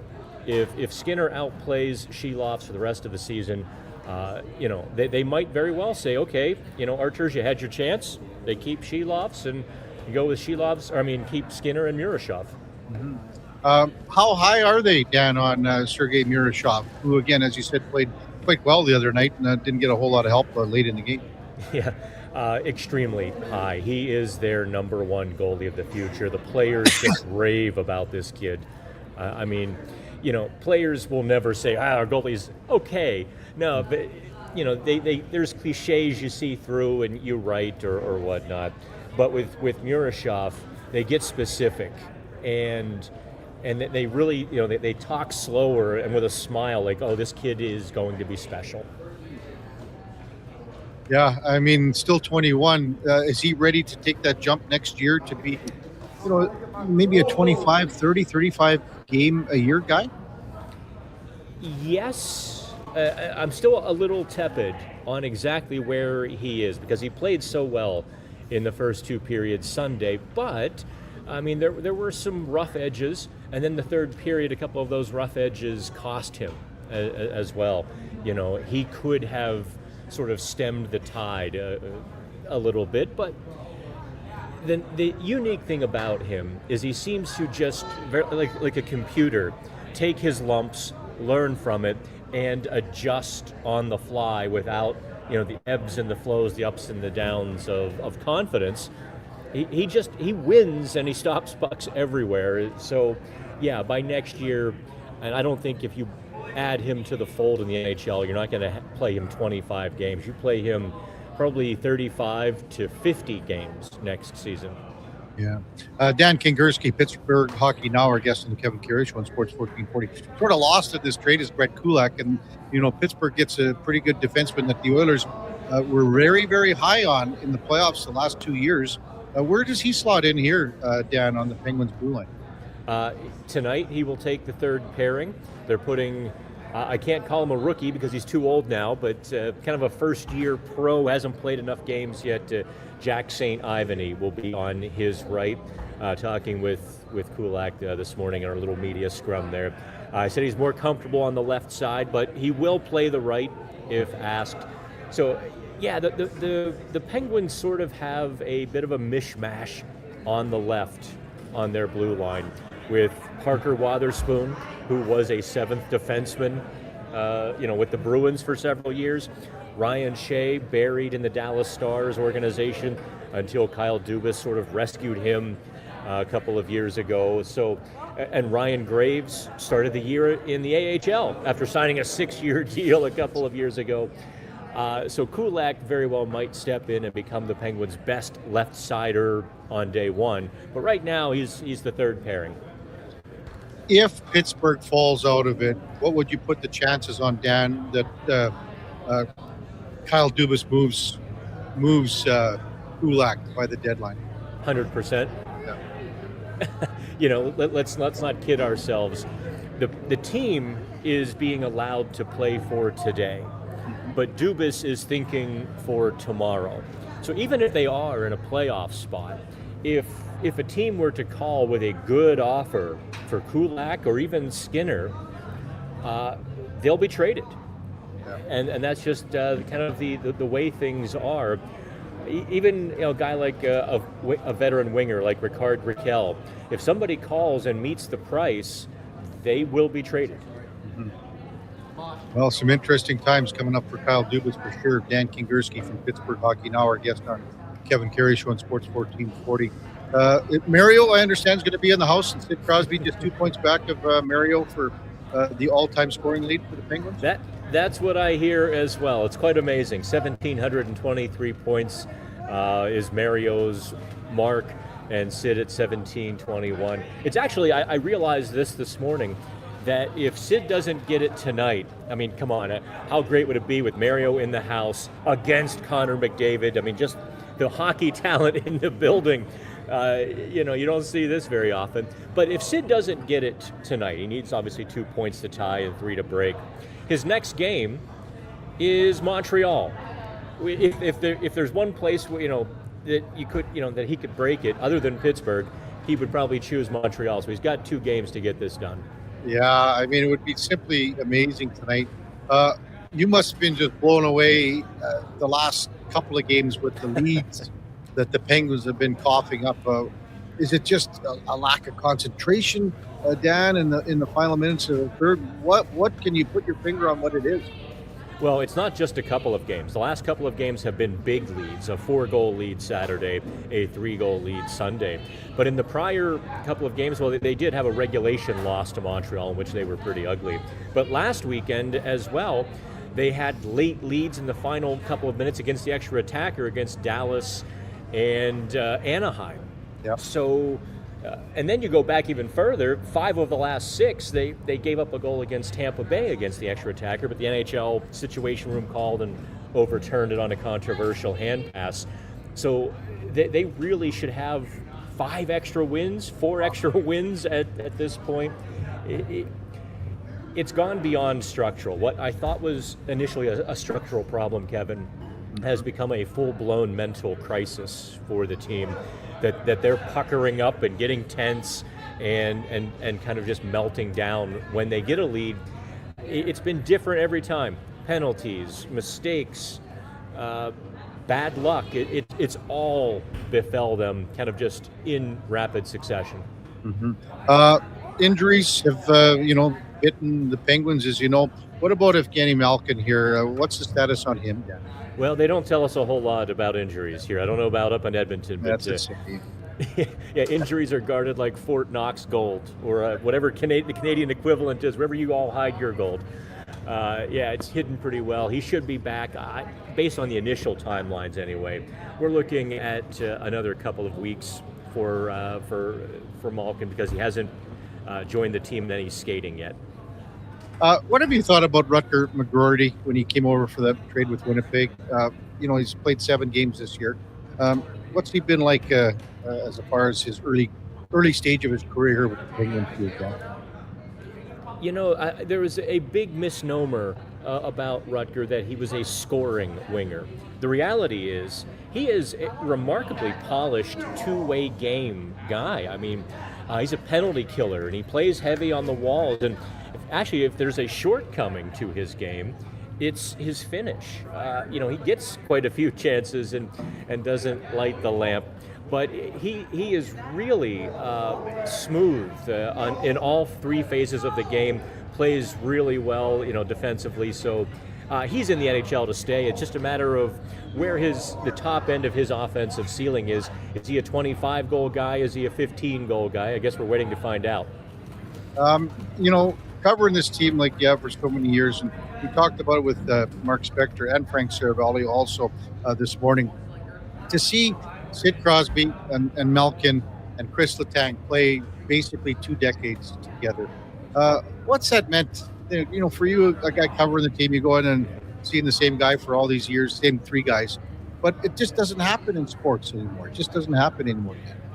Yeah, it's quite unique, and I must tell you, at this point, I think most people, myself included, on a daily basis, take it for granted that Sid will be in the middle of the room, kind of at his 12 o'clock position.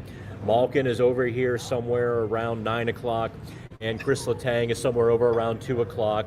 And to be honest, I don't think we talk to them nearly enough as media. I mean, Sid used to do a media scrum every day for years. He talked every single day, and now we leave him alone a good bit. But it's still remarkable, especially what Crosby is doing on the ice. Obviously, Letang is having struggles. His play, maybe slipping, succumbing to father time. Malkin maybe just sending it all out in a blaze of glory in his final season, if indeed this is it. He's always a good bit of fun, but it's the new guys who are sort of becoming the public faces of the team, which is quite interesting, but it's so long in one place, they're almost just givens. Dan, there's 2 things I'll always remember with Sid Crosby when he first broke into the league. When he came to Edmonton here, they had a media availability for him at the Hotel McDonald, and it was just packed. Then when I was lucky enough to do big games on the road and interviewing him in Pittsburgh, and he still has it to this day, that salt-stained hat that, you can see the salt coming out of the sweat. And I always think, man, it's the same hat for the most part all the time. And you must get a kick out of that as well. Well, have you ever seen or heard about his jock strap and shoulder pads? I mean, duct tape doesn't even hold this stuff together at this point. It's literally 30 years old, and he's just going with the same, I don't want to call it garbage, but if you saw it laying on the ground and didn't see it hanging in his locker stall, you would think it needs to be tossed. They are ratty to the 10th degree, but they make him happy, and it's just part of the legend of Sid. I sure hope it's a great game tonight, and I hope Sid can reach that mark. I hope Leon can get to 1,000. It would be just magical in front of Mario. And Dan, as always, thanks so much for your time. Thanks for coming on. Appreciate it. Enjoy the game tonight, and have a great holiday season. All the best to you and yours over Christmas. You as well, Kevin. Yeah. Thank you. That's Dan Kingerski from Pittsburgh Hockey Now. And our game of the day brought to you by St. Albert Dodge, where, again, the Jeep Wranglers have 0% financing for up to 72 months. It's got a great selection. Check them out at stalbertdodge.com. When we come back, the con man is in the house. Brought little Benny in as well. Duke, he brought you over. You looked at him, and he was like, Duke, it's like the first time you ever saw a baby before in your life. No, Benny and I Tight. we're quite casual. Oh. We've met many times at this stage when he pops over by studio, but not frequently enough that I think we're quite enough. Well, I'm on a first name basis with him, not the other way around just yet, but I hope to get to that point with the wee baby Benny. Oh, wow. Text rolling in 833-401-1440. Rancher Mike, good morning, Kevin. Love your show. Rancher Mike here, touching base. Phil Esposito was also number 77. Yeah, but I think we were talking about like Paul Coffey going to Pittsburgh, right? When he went to Pittsburgh and had 77. He says he's on Team Kulak. He worked with his dad at the power plant. Good for you, Rancher Mike. Tony says, hi, has Skinner been able to practice before this morning with the whole visa situation? I would say no, because he went to Pittsburgh yesterday. So first time on the ice this morning. When we come back, the con man, Connor Halley, will be with us. It's the Kevin Karius Show on Sports 1440 AM radio. We're also streaming on YouTube, X, Facebook, Instagram, and Twitch. I'm Gene Principe, bringing season's heatings from Legacy Heating and Cooling. For Yuletide comfort you'll love this Christmas. You should. Call Legacy. Call Legacy. There's no better way to fix your furnace. You just... Call Legacy. They're professional, never rude, Dolph. You should. Call Legacy. Call Legacy. Plus, no interest and no principal payments for 1 year when you buy with Legacy Heating and Cooling. The wrapping paper is coming off. The gift box is opening, and the crowd goes wild. When they want sports in their stocking, you'll find gifts that score big at St. Albert's Source for Sports. Jerseys and accessories, baseball, bikes, all kinds of skates, and everything hockey. It's all here, alongside expert advice from pros who know sports. Put the best sports brands under the tree for less with St. Albert's Source for Sports. Your source for hockey and the best sports gifts for over 35 years. Big guests, bigger takes. Jason Greger brings the names you know and the stories you don't. Weekdays, 2 to 6 on Sports 1440. Don't miss a minute of the action on Edmonton's sports leader, Sports 1440. Hockey talent from across the globe is coming to Camrose. The Viking Cup returns for the first time in nearly 20 years, December 28th to January 3rd at the Encana Arena. Witness this elite competition between teams from Canada, the USA, and Europe. See the speed, skill, and intensity of world-class hockey right at home. Full event packages are on sale now with adult and student pricing available. Get your tickets before they sell out at vikingcup.ca. When your driveway's covered in snow, Toro and the Lawnmower Hospital have you covered. Toro's gas or battery-powered single-stage power-clear snowblowers make it easy to clear right down to the concrete with incredible Toro-powered Propel technology. Face the next snow day without fear thanks to Toro and the Lawnmower Hospital. Visit lawnmowerhospital.com. The Lawnmower Hospital.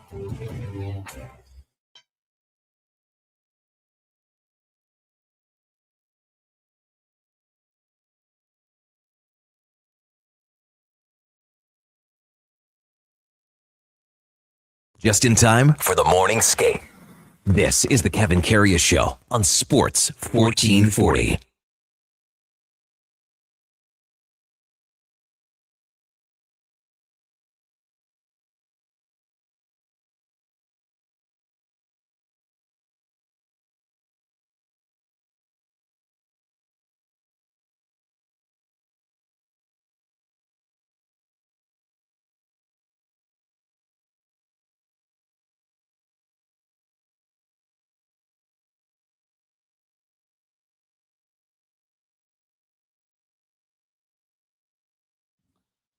All right, welcome back to the big program, 1021 in Edmonton. Kevin Karius, Duke of Delburne, along with Josh Fenwick with you on Sports 1440 AM radio. We're also streaming on YouTube, X, Facebook, Instagram, even Twitch. It's Tuesday, 10:21. That means time for the Con Man. Connor Halley from Fantasy Frenzy and the Jason Greger Show. Good morning, Con Man. You brought little Benny in. Good He's morning, still here? Kevin. Yeah, he's mall walking right now with he- my parents, actually. Yeah, so they watch him a couple days a week. So today there was the thought of, well, why don't we walk him around the mall for a So little he's bit? in a stroller kind He's of in a thing? stroller, Yeah. yeah. So brought him in here, introduced him to people. Lord Commander Marty Stevens made him cry. Disrupted the whole Surprising. sales staff there, so I had to sneak him out of there. Marty Stevens would make any baby, probably a kid up to about 18 years old cry. Just the sight of him. The aura. The sight of him. Like he's like, especially when he wears that cowboy hat to the Critters games. It's a little scary man. It's kind of intimidating. He looks like he'd be on Yellowstone when he's wearing that look. Yeah. When I think of Rip, I think of Marty Stevens. He's side by side. Hey, Duke, when those two guys, Rip probably beat up about how many? 100 people in that series. Rips. I've only seen like 3 episodes. He's the wow. tough guy, right? Wears a lot of black. Yeah. Tough guy and wears black and glasses. And I definitely understand who he is. I mean, it was great when you saw him smile because he didn't smile too often. Yeah. When he got married, he smiled to what's her name? Beth. Is that the daughter? The daughter. Oh, that's spoiler alert. Yeah. I saw her. Oh, sorry. The episode. Well, we'll just drop a bunch. Like when it's the anniversary of the mom's death, and she just strips down and takes a bath like outside. I'm the 3 episodes in, so to me, she's still a little. She's off the rails. Beth is unique, authentic. Yeah. There aren't too many and she's, in real life English, right? Did you know that? I looked it up, yeah. So have you watched the entirety of the series? Because I had a lot of people tell me like it's really good and then it kind of falls off. Well, so what happened, I think if the easiest way to say this, Con Man, is that when Kevin Costner and Sheridan started doing a pissing contest after the one season, that's when you knew it wasn't going to work out.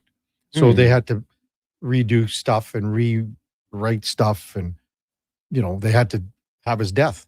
They had to have Costner's death. Oh no, that happens. Sorry, buddy. What season? There's a statute. What season? Well, the last one. There's a okay. statute of limitations here.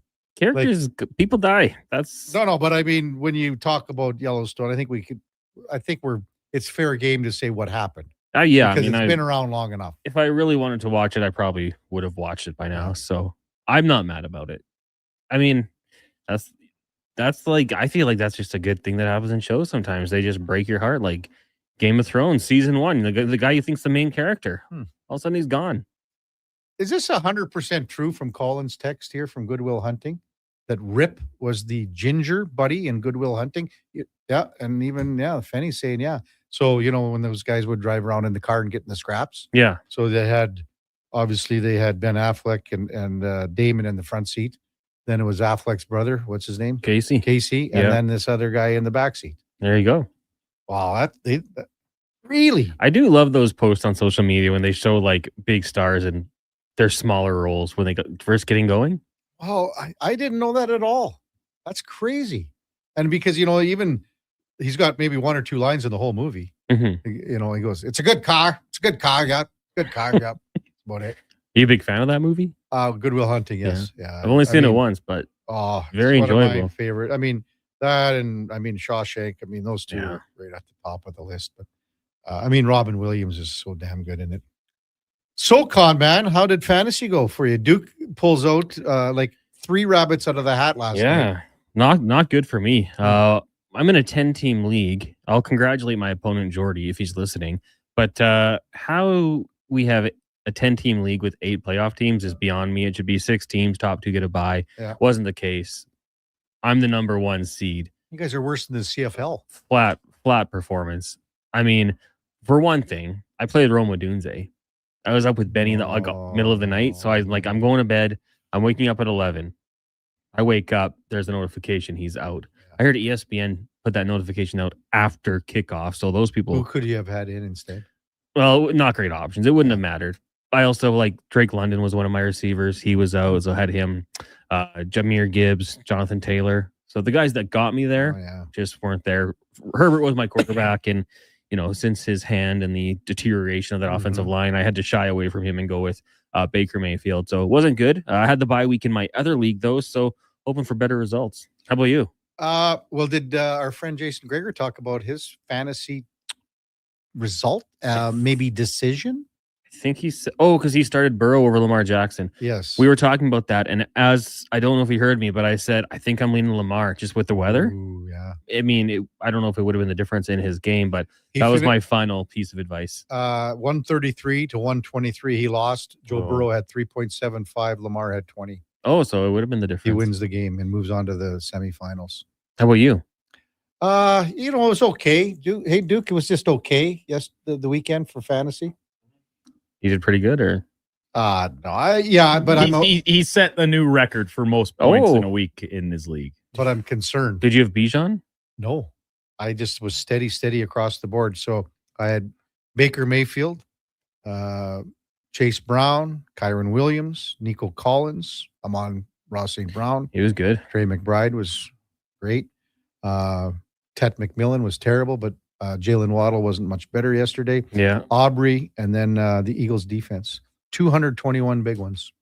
But I'm concerned now that all those guys had their game, and next week in the semis, I'll be on the outside looking in. And I'll be playing the number one guy next week. You just need a couple guys to pop off. Couple guys, but he's got I look forward to the projections, and I think I'm projected at 147.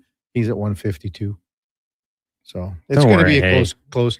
The thing with his team, and I'm going to ask you about this. I was the 1 seed and I fell. It can happen. It can. I mean, again, the guy I'm playing the chin man. The guy has the biggest chin in the entire world, Brad Hartford. So he's got Rashee Rice and he's got Travis Kelce. So what do you think about that? Like now you're going to have Gardner Minshew, right? He could probably fill in for Rashee Rice. Would you? I mean, his options would be he's got Chris Godwin, he's got T. Higgins, we'll see what happens with him. Stephon Diggs. He's got Aaron Jones. He's got lots. He's got good options. He's got tons of options. Got a good team. But he doesn't have a tight end, and Kelce. I mean, I kind of have two thoughts on that. Like you could just assume he's a backup and it's not going to work. But also we've seen backups come in there and just lock on targets and say, I'm going to throw to you. And that could be Travis Kelce in this week. It could be Rashee Rice. Rashee Rice is going to get jacked up. We've seen that, whenever he's out there, people are hunting him. And I mean, Mahomes wasn't putting him in good positions. They're throwing a few hospital balls in his direction. He got Thornton lit up too. I think everyone was freaking out about Tony Jefferson in the hit. Well, how about Mahomes putting that ball where he did? Like maybe put a little lower so he can go down for it. I think Thornton kind of has a little blame as well for ducking in the fashion that he did. But that's kind of a good thing for you though. At least maybe he's starting to make some questions. He's thinking about it, right? He's going to start tinkering. He's got Achane and he's got Gibbs.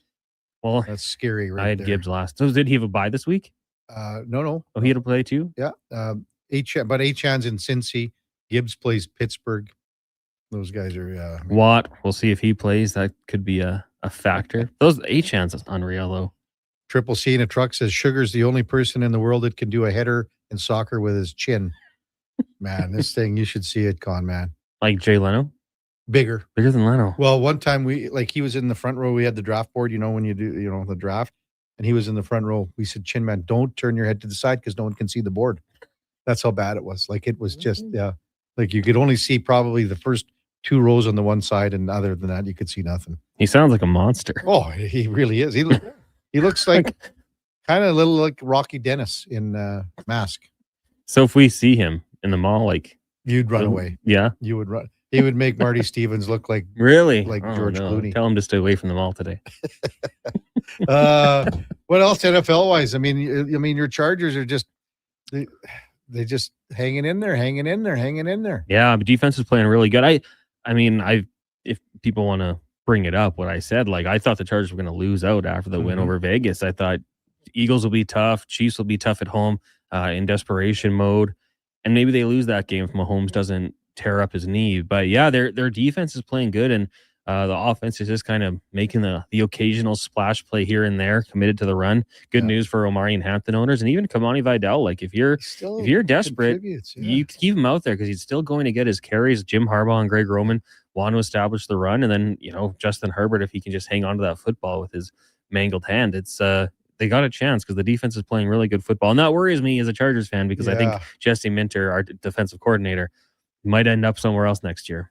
Well, and again, like they're keeping both those guys fresh at running back. Mhm. Vidal, when Hampton was out, was great. Yeah. And now if they can keep splitting carries, and I mean, it's not great for fantasy. No. I have Vidal, but I don't need him. But it's great to keep both those guys fresh. We had Austin Mock on from The Athletic right off the hop here, Con Man. And, we said this Thursday night game between the Rams and Seattle, both 11-3 teams, he couldn't remember a better Thursday night game at this stage of the season. No. When you're looking at the implications for the division, for the conference, for the entire league, for that matter. I mean, you have to go back a long ways, I'm sure. I mean, realistically, we could probably find one within the last couple of years. We just don't remember it. But yeah, this is going to be a big one. And the last time these two teams met, the Rams, they had their way with Sam Darnold. He was seeing ghosts again. 4 interceptions I think he threw, and their offense wasn't unbelievable either. But when the opposing side throws that many interceptions and you have that many turnovers, it's tough to win a football game. So I think this is a big one for Sam Darnold. I've been skeptical of what he can do against a good team in the big moment because we just haven't seen it yet. Down the stretch of the Vikings last year, his play wasn't close to what it was at the start of the season. So yeah, I want to see what he can do down the stretch here. And for the Rams, what an opportunity to kind of show that you are top dog in that division. Devontae Adams pulled up lame last on the weekend. They're saying right now not ruling him out. Yeah, hamstring injury. Yeah, not ruling him out yet. We're Tuesday here. Yeah. It worries me Sunday because I have him. So I'm thinking if you're going to use him, he's at his best in the red zone. So maybe you're limiting his reps until you get into the red zone where he can do a little bit of damage. But he's such a big piece to that offense. You need to win this game, but you need him to be healthy when the games really matter. So that's kind of a tough call. Yeah, no question about it. But Tutu Atwell came back last week, so they have another receiver, and we know how good Puka Nacua is. Did you watch the Monday Nighter last night? Did you get a chance to? Dabbled in the Monday Nighter. Looked a little cold. I just don't know what the Miami Dolphins are. What are Tua's stat line looked okay, but I didn't like Tua's game. And then, the decisions at the end of the game. Sacked, half dozen times or whatever. But, it's 10 minutes left, and you still have the opportunity here. Yeah. And they're just dilly-dallying. Yeah. Full 40-second rundown on the clock. No hurry-up offense. Which is crazy. And then they start calling timeouts and 2 minutes left. And you're okay, well, you just pissed away 5 minutes. That might be enough to move on from Coach McDaniel, I think. Well, it was almost like, okay, and Austin said it was almost like the Steelers took the will out of the Dolphins. So maybe they got in that mindset, well, we're not coming back to win this game. So let's just concentrate on putting together some really nice drives. Yeah. But what does that do for you at this time of the year? Nothing. Because now that eliminated them from the playoffs. Yeah. They were still, it was a long shot, but they were still in contention. Yeah. I mean, I think the Steelers have done that in the past, right? They are that physical team, that cold weather. I think that played a little bit into it too, with the Miami boys heading to Pennsylvania. It's cold, but -6, -10, a little bit tougher. DK Metcalf though. Is there anyone else that makes you want more? You see it, you're like, this guy should get targeted so many times a game, and then they just go away from him. And it kind of was that way in Seattle. Yeah, it was the same way. Yeah, we saw it in Seattle a little bit too, but maybe because it was Geno Smith. I don't know. Yeah, I'd be we're scheming things up so he gets at least 10 targets a game, because when he gets the ball in his hands, he's a train. He's huge. He's like Megatron was. Yeah.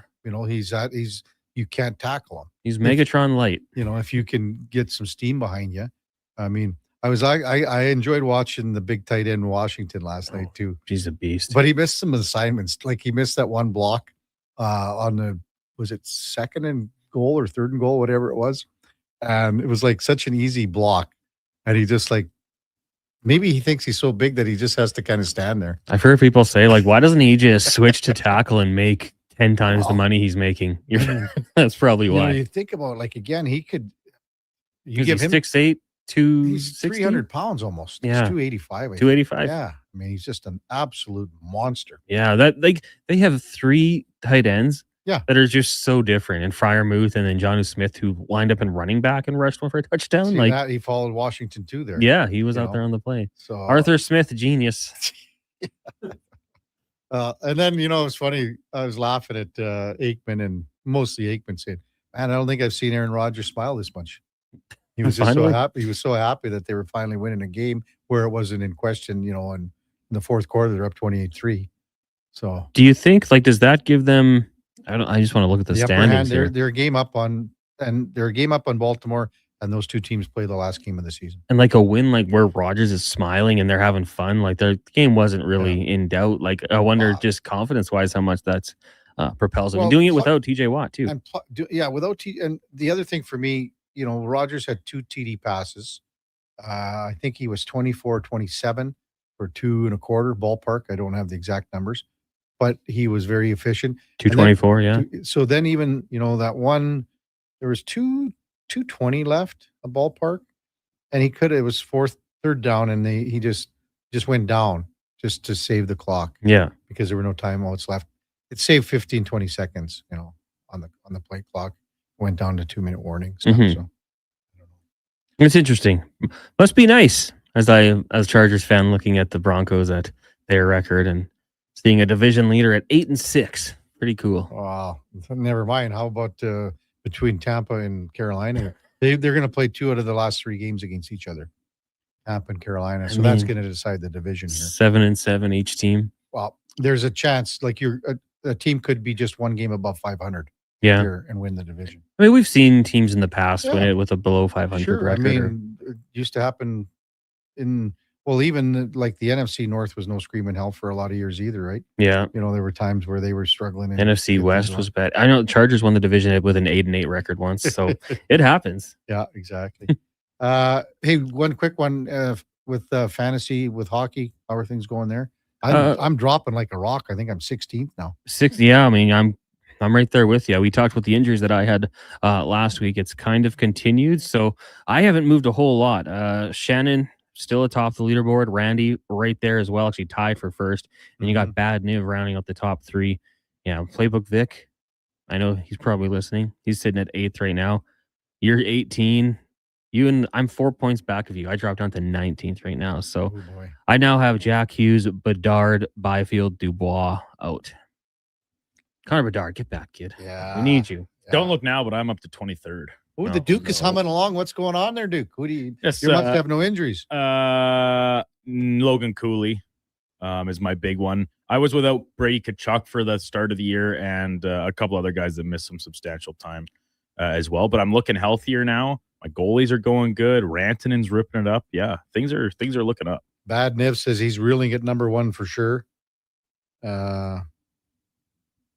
Playbook Vic has got the eyeballs. Does that mean he's up in there? He's 8th, yeah. Bad Niv right around the corner. Yeah, Duke's only 7 points back of me, so you'll probably catch me with Brady Tkachuk's return. I'm in trouble. What's coming up on the Gregor show today, Conman? Jason Gregor show today is no Dave McCarthy because he has to do some other thing, but we will have Struddy. We will have, of course, Spec live from Pittsburgh. We've got the pregame show. No walks. Lost his voice. He's lost his voice. So it'll be Gregor and I subbing in, and then did I say Struddy? Yeah, we'll be pretty busy here. We'll go to Pittsburgh as well, and we've also got the month of giving continuing today. We got a fantastic package from Wilhock Beef Jerky, 4 low seats to the Oilers Islanders game. Matthew Schaefer, pretty good, and then also underground passes. So shout out to Wilhock Beef Jerky for the package. All money raised today goes to Santa's Anonymous. Excellent. Yes. Good stuff. Conman, have a great Fantasy Frenzy and a great Gregor show. And thanks as always for coming on a Tuesday. Thank you, sir. That's Connor Halley.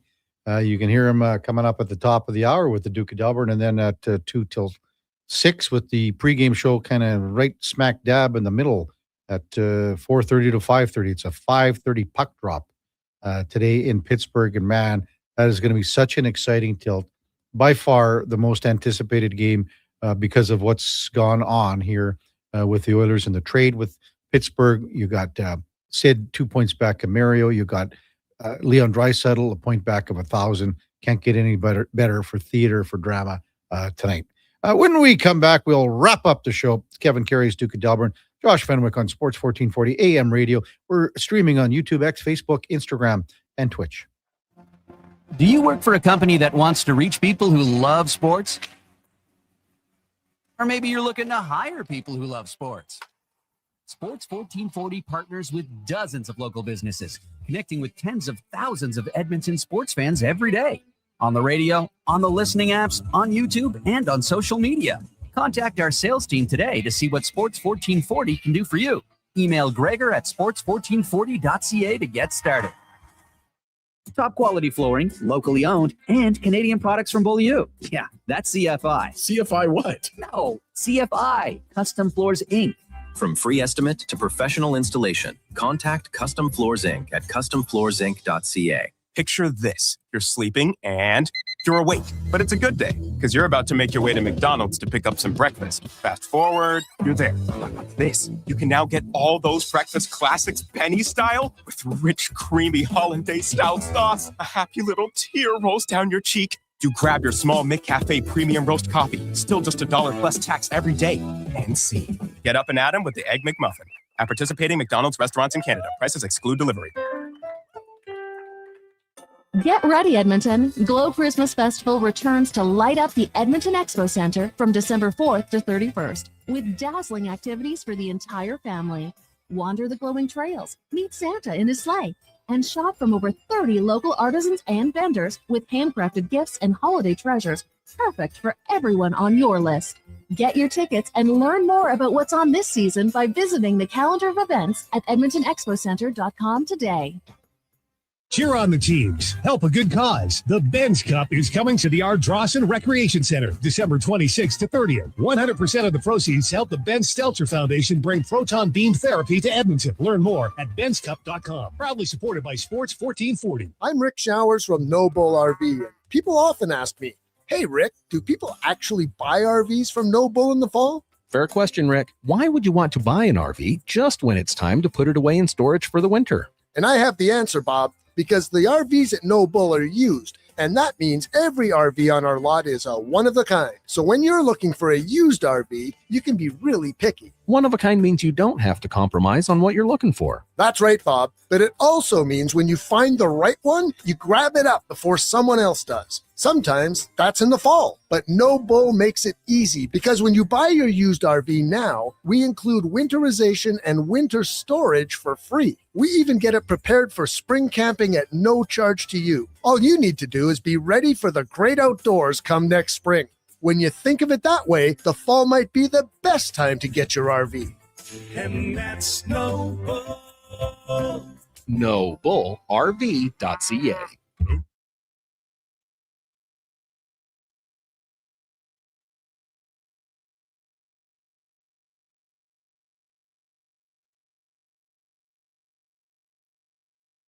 Have your sports curiosity cured with the Kevin Karius Show. This is Sports 1440.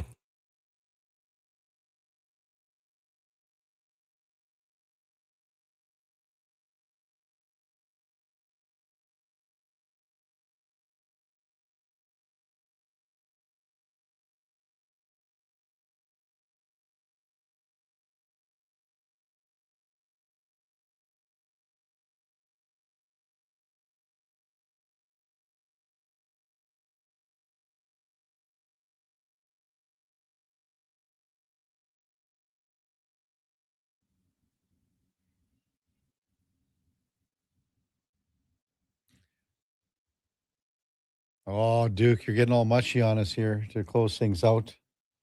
I don't know. I have no idea. You're begging for some Jonas Brothers. Was that really? Yeah. Oh, I couldn't pick it out. Well, of course you couldn't. So do they have? You don't know good music. No, I don't. Do they have an like an album or just a couple? Just songs? a couple of songs. Wow. I think I actually don't know that, but I'm. So how did you find? Like, I mean, I've never heard that one. Have you heard? it Oh before? yeah. Oh, I'm pretty sure they played that at the concert last year, actually, really? because the concert was in mid-November, if I'm trying to recall correctly.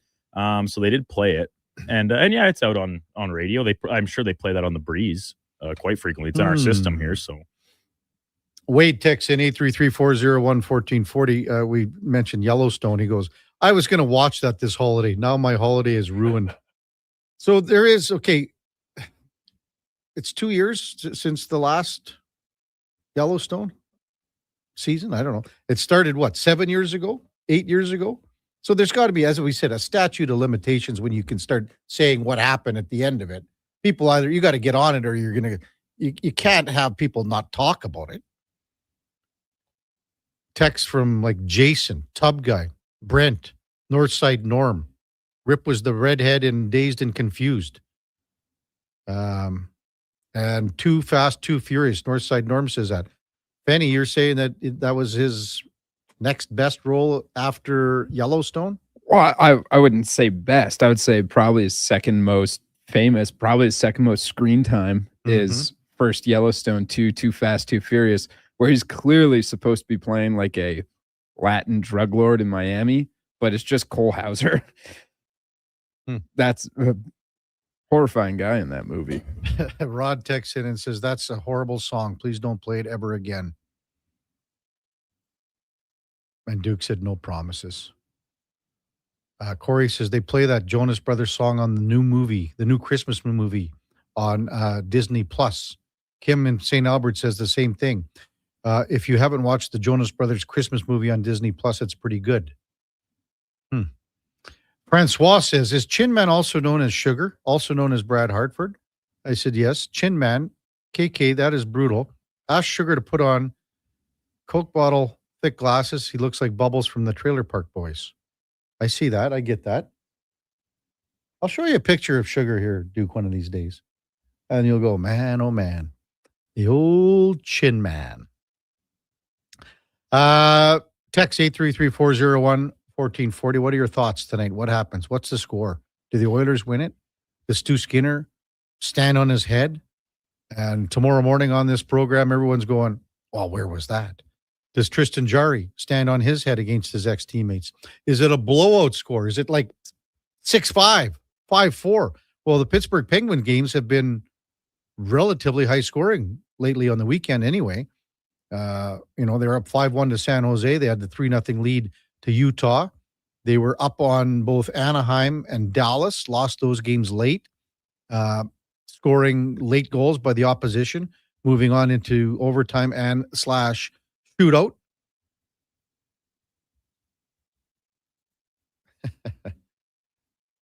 Kenneth says the Oilers will be over 3.5 goals tonight.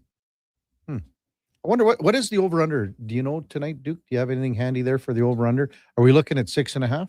I'm betting it would be 6.5. Most hockey games are always 5.5, are they not? No, 6 is common. 6.5 can happen as well. I'm just going to see. I don't have it right here. Gordon D says KK, it's 5-2 for the Oilers tonight. Ali says Jarry with a shutout. He also asked if we watch Landman. Yes. Season 2 is 2-3 weeks in, 4 weeks in. So kind of waiting for a little bit more to watch a little bingey action there. 6.5 the line tonight. 6.5. Duke, I should be setting the lines here, Duke. 6.5. What do you think? Oilers are favored. Oilers are favored, so 6. They're minus 146 on the money line. So what do you think? What would your prediction be tonight? I could see an over for sure. Would you bet if you were look? Someone said, Duke, you got to make a bet. You're betting over instead of outright winner. I would probably bet an over paired with an Oilers line. Chase some plus sign action.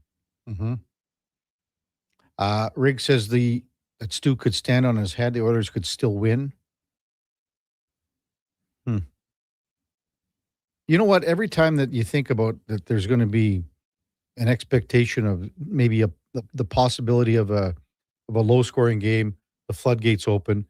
If you're thinking the possibility of a high-scoring game, somehow things tighten up.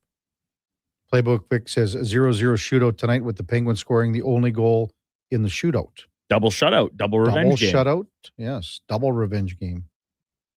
Kenny says the Oilers over 3.5 pays $2.15. Does he mean 6.5? No, like the Oilers team over. Oh, team over. Team over 3.5 looks like it's paying just over 2-1. So he said Kenneth views that as an easy win. Maybe not the biggest believer in Stu Skinner. Grazier wants to know if we can switch the YouTube screens, Fanny, too. Because Duke's on the wrong side or something? I am on the right side. Isn't that where I am right now? Oh, no, I'm on the left. Kevin, but I think the setup, the reason it is this way is so then when you look over here, Kevin, when like you're referring to me, it looks like you're looking at me on the screen. Okay. Mark Spector just texting. He'll have his story up on sportsnet.ca quite soon after his interview with Stu Skinner. One line in it from Spec: I have no regrets, from Stu Skinner. Again, this is a fresh start for him. This is going to be maybe some difficulties with, he's got young kids, family. They've got to, get down there, I suppose, and Christmas is coming. Maybe they stay here and he's coming back here for Christmas. Who knows exactly where they're at there. Jordy says, no way there's 7 goals scored. Both goalies have something to prove. Hey, that's a fine take, Jordy. It's a fine take, but you got some firepower here. You got Sid with Mario in the house looking for 2 more points to tie him. You got Leon with 1 point shy of 1,000, wanting to do that in front of Mario, Sid, playing against, the former goalie. 833-401-1440. A lot of people are kind of going lower scores. Rod says that Skinner's going to be like he's standing on his head. So it'll be an interesting night. Again, would you say this is, for you, Duke, the most anticipated game of the season? Yeah, I mean, maybe a little bit of recency bias, but there are just so many things up for grabs tonight with the 2 goalies going against their former clubs.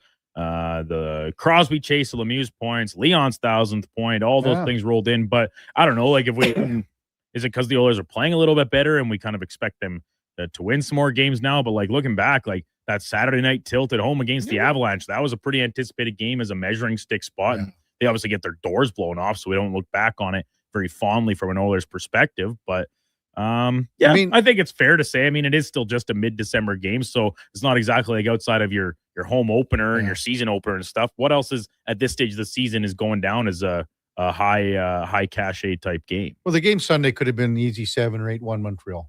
Yeah. Or 8-2, call it whatever. Sure. And Oilers scored on Saturday. They weren't great on Saturday night. Although they were good enough to win because Toronto was so bad. Terrible. And that's all the Toronto people have been saying in the last 2-3 days, that they were awful on Saturday night. Mind you, they're not that good to begin with. But anyway, thanks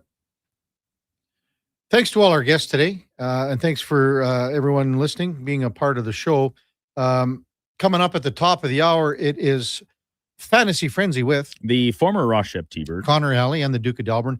At 12 o'clock, it's the Lowdown with Alan Mitchell till 2. Jason Gregor's got you covered from 2 all the way through 6, but right smack dab in the middle, 4:30, Gregor, Conman, and Landon Ferrara will be with you for the pregame show. Puck drop for the Oilers at 5:30. Gregor will continue on till 6. They'll have the postgame show to follow. Do you know what's going on there with the postgame show yet, Duke?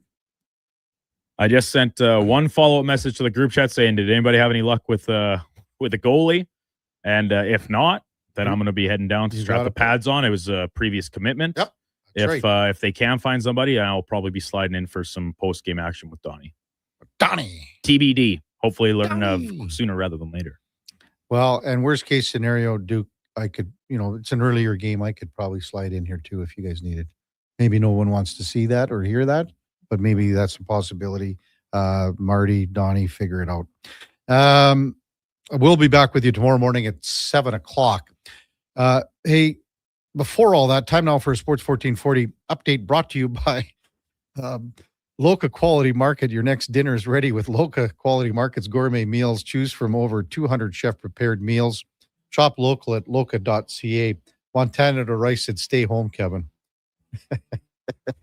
Thanks, buddy. Thanks, everyone, for listening. Really appreciate you being a part of the show. Thanks for all the great texts and being involved. We could not do this without you. Hope you have a rest of Tuesday that is spectacular. We'll see you back here tomorrow. Until then, here is the Duke. This is a Sports 1440 update.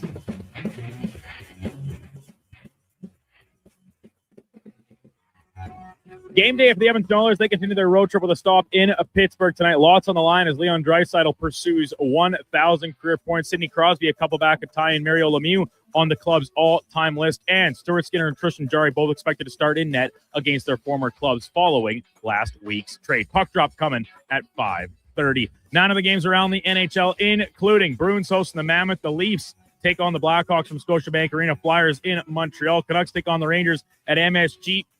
Capitals against the Wild. Flames to play the Sharks. And the nightcap has the Kraken hosting the Colorado Avalanche. On the hardwood in the association, NBA Cup championship game from Las Vegas. The Knicks taking on the Spurs after San Antonio's surprising upset over the Thunder on Saturday. That one tipping off at 6:30. And from the NFL, New York Jets severing their last tie to the Aaron Rodgers era of football as they release wide receiver Alan Lazard. He'll go through waivers. If he clears, he'll be a free agent, free to sign with any team of his choosing. Coming up on Sports 1440, it is Fantasy Frenzy with Hallie and Douglas. I'm Brandon Douglas at your Sports 1440 update. Sports 1440 in West Edmonton.